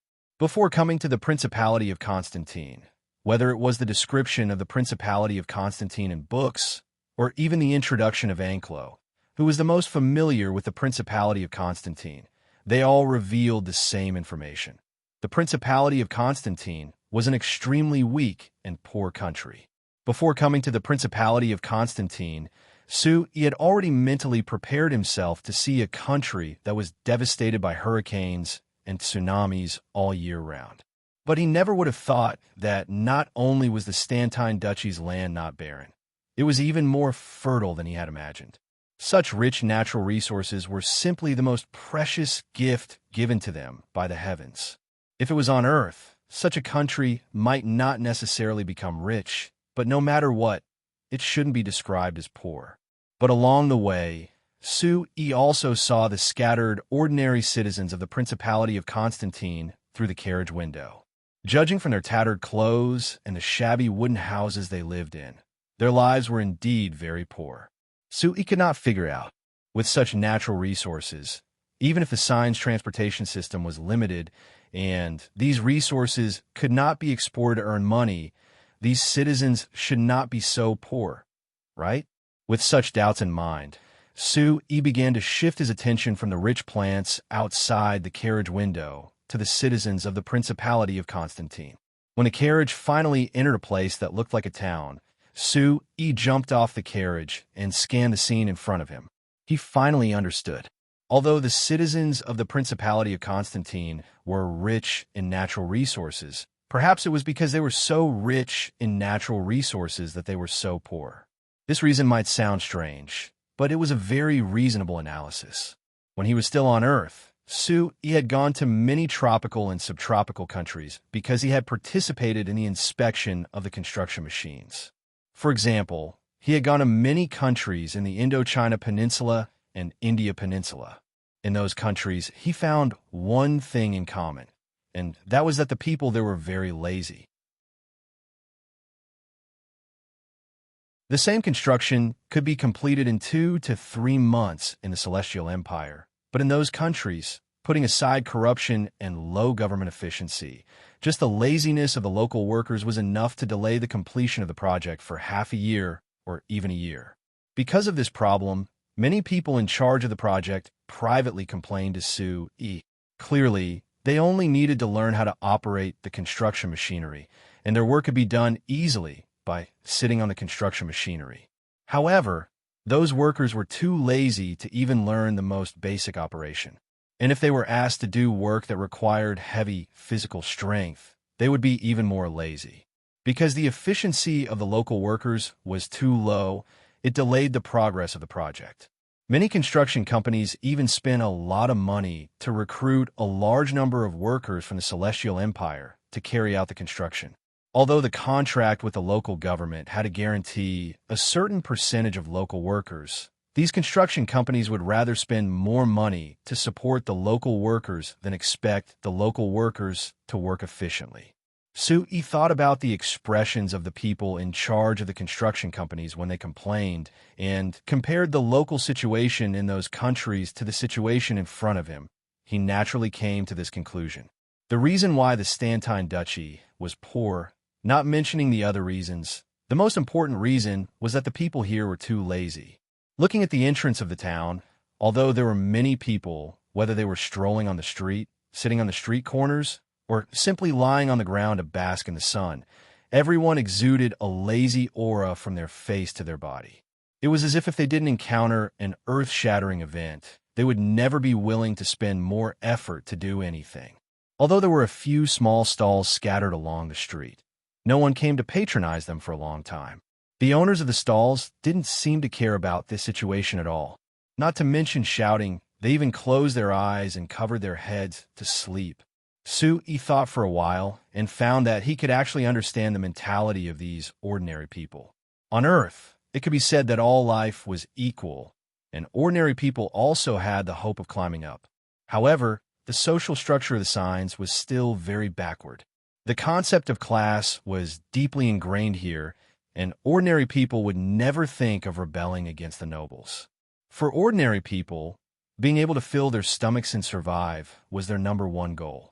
And the Principality of Constantine was rich in natural resources. If you were hungry, you could just run to the fruit trees on the side of the road and pick some fruits to fill your stomach. Since there was no pressure to survive and no motivation or desire to climb up, as an ordinary person, the only path left was to eat and wait for death. Of course, understanding didn't mean that he could accept it. Looking at the situation in front of him, Suyi's mood was still the same as when he visited the Indochina and India. He lamented the misfortune of these ordinary people and was angry at their lack of ambition. If they worked hard, at least they could make their lives a bit better. But why didn't these fellows work hard? Anklo on the side saw that after he got out of the horse carriage, he had been silently looking at the town in front of him with an ugly expression. He thought that he wasn't satisfied with the environment here. So he quickly said, "Chairman Su, you're only resting here for a night. I've already contacted the city lord and had him clear out a room in his manor to receive you. His manor is much better than this place, so you don't need to worry." He was too lazy to explain his true thoughts to Anklo. He shook his head and walked into the town. Seeing Suyi's actions, Anklo was stunned before quickly following him. This town only had a total of 6 streets, and they were all very short, so the area of this town was less than a tenth of Bana City. He spent less than half an hour to walk from one end to the other. After looking around the town, he thought for a bit before asking Anklo, "What level is this city in your Principality of Constantine?" Anklo was stunned before revealing an awkward smile. He hesitantly replied, "This is already the largest city in the north of our duchy." He was stunned. He raised a brow and looked back at the town behind him, forcing his face to twist because of the absurd feeling that filled his heart. This place that couldn't even compare to a small town on Earth was actually the largest city in the north of the Principality of Constantine. What a joke. Seeing Suyi's strange expression, even though he tried his best to hold it in, Anklo could only awkwardly explain, "Chairman Su, our Principality of Constantine doesn't have any concept of a city. This town is just for the people nearby to make transactions. Today isn't the day of the market, so there aren't many people here. But if it's the day of the market, it's quite lively." Anklo explained for a bit, but he felt that he couldn't continue. He often went to the Lampari Kingdom, not to mention Anvilmar City. Just the size of Suyi's Bana City already surpassed all the cities in the Principality of Constantine. Explaining this in front of you would only make things worse. Seeing the silent and awkward Anklo, he gave a sigh in his heart. He turned away from this pitiful city and said to Anklo, "All right, bring me to a place to rest. After sitting in the horse carriage for a day, I'm a bit tired." Anklo quickly called for the 3 horse carriages behind them and invited into the horse carriage. They followed the only road that was considered wide and quickly headed south. The city lord's manor that Anklo mentioned was something that didn't expect. It was very wide, and there were many houses in the manor, forming a continuous line that looked very magnificent. Although it couldn't compare to the manors of the nobles outside Bana City, because it took up a lot of space, there were mountains and rivers in the manor, and the wooden house was quite unique, so it seemed like the environment wasn't bad. According to Anklo's introduction, the owner of this manor was the city lord of the city just now, and the city was named after his family. His family was called the Wine Family, and the city was called Wine City. The current head of the Wine Family, who was also the owner of this manor, was called Sven Wine. He was a middle-aged fatty who wasn't that tall and had a round body. After seeing Anklo and Sven Wine was very enthusiastic, especially when he was facing Sue E. He even revealed a flattering look from time to time. This was the so-called courtesy. One had to have a request. This Sven Wine showing this kind of attitude to Sue E naturally meant that he had something to ask of Sue E. But Sue E couldn't think of anything for now. What did he need from him for? This question was quickly answered at the banquet that welcomed him.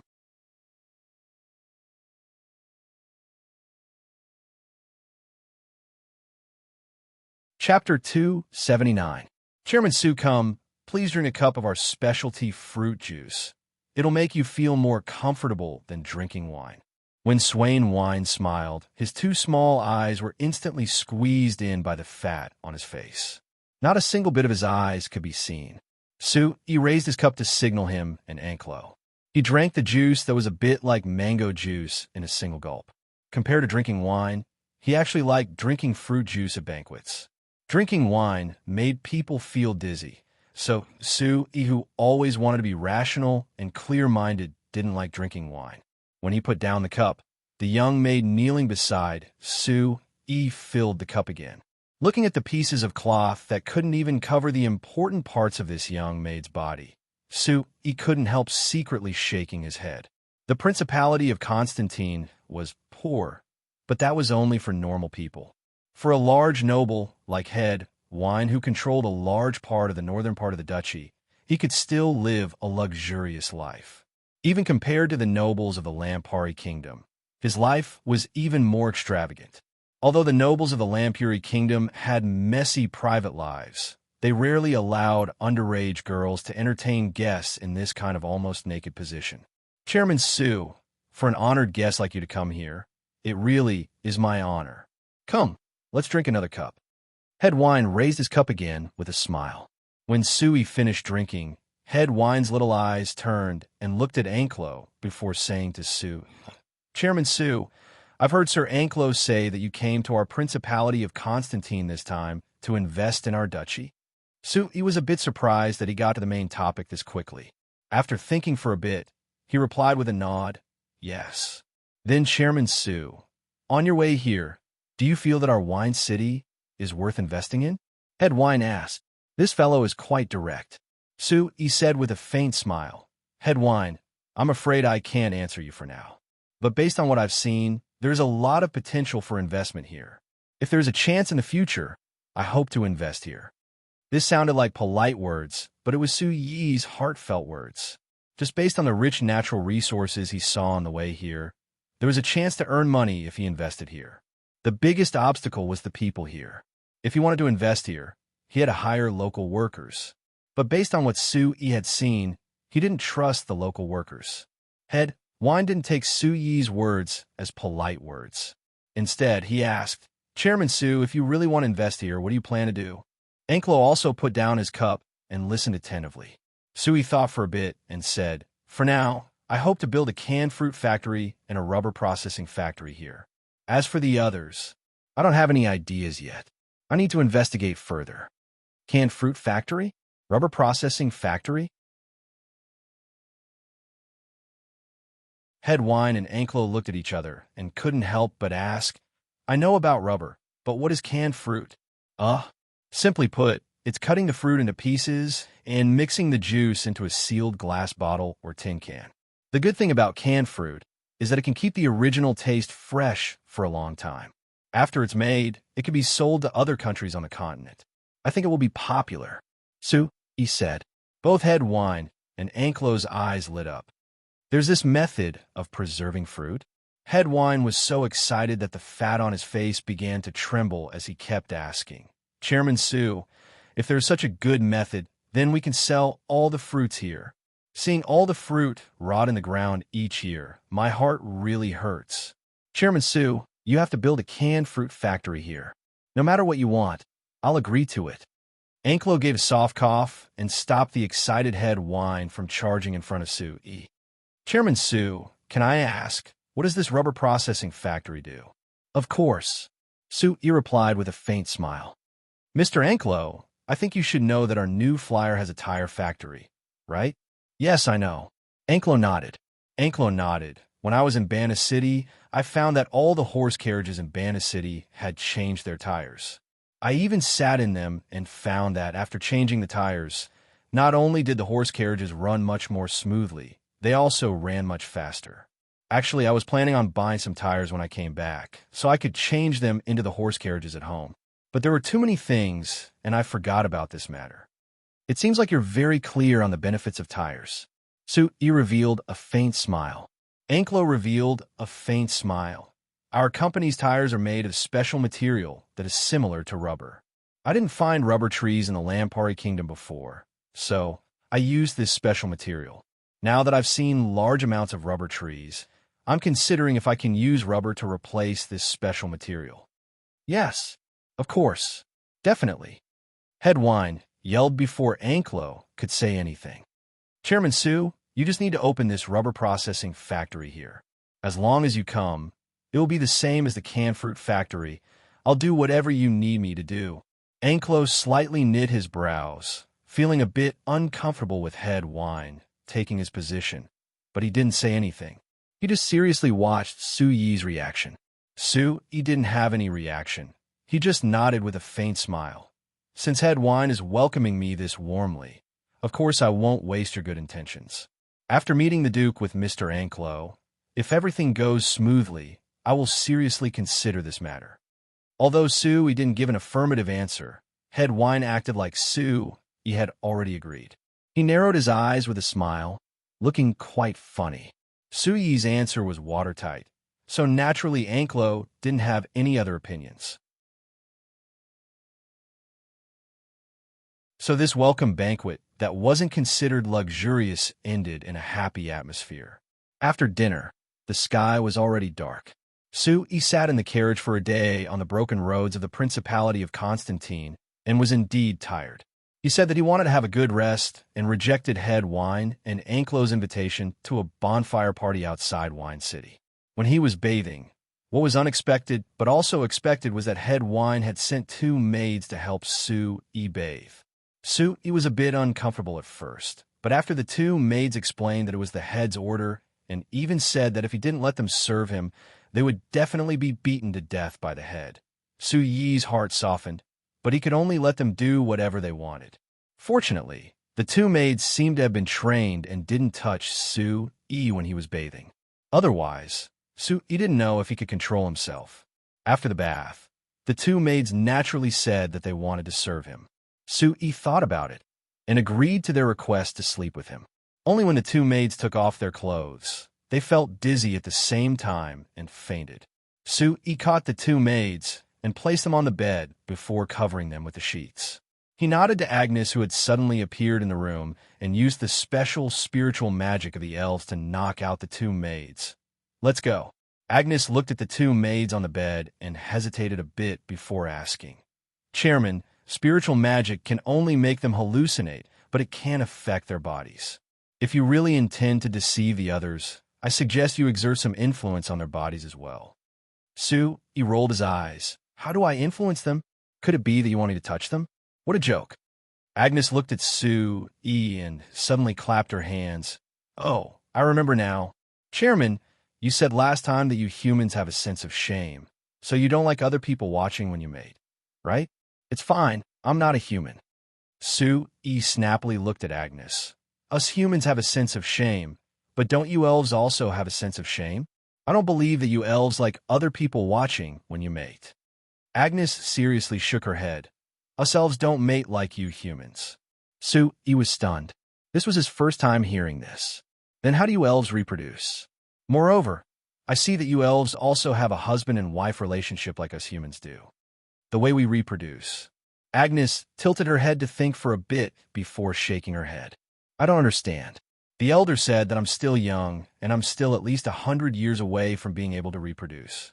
So he could only roll his eyes again, thinking that he had really eaten too much talking about this with an elf. All right, let's not talk about this nonsense. Just leave the 2 maids here. I don't want to hide it from them anyway.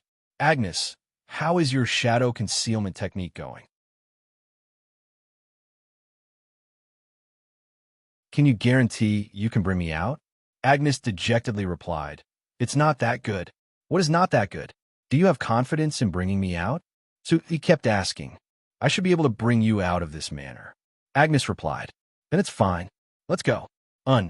Agnes gave an unsound, and a weak green light flashed from her body, covering Sue E as well. In an instant, the two of them disappeared from the room without a trace. You're tuning in to the Warrior Lore YouTube channel. Don't forget to subscribe and join us on this journey to catch the most captivating stories.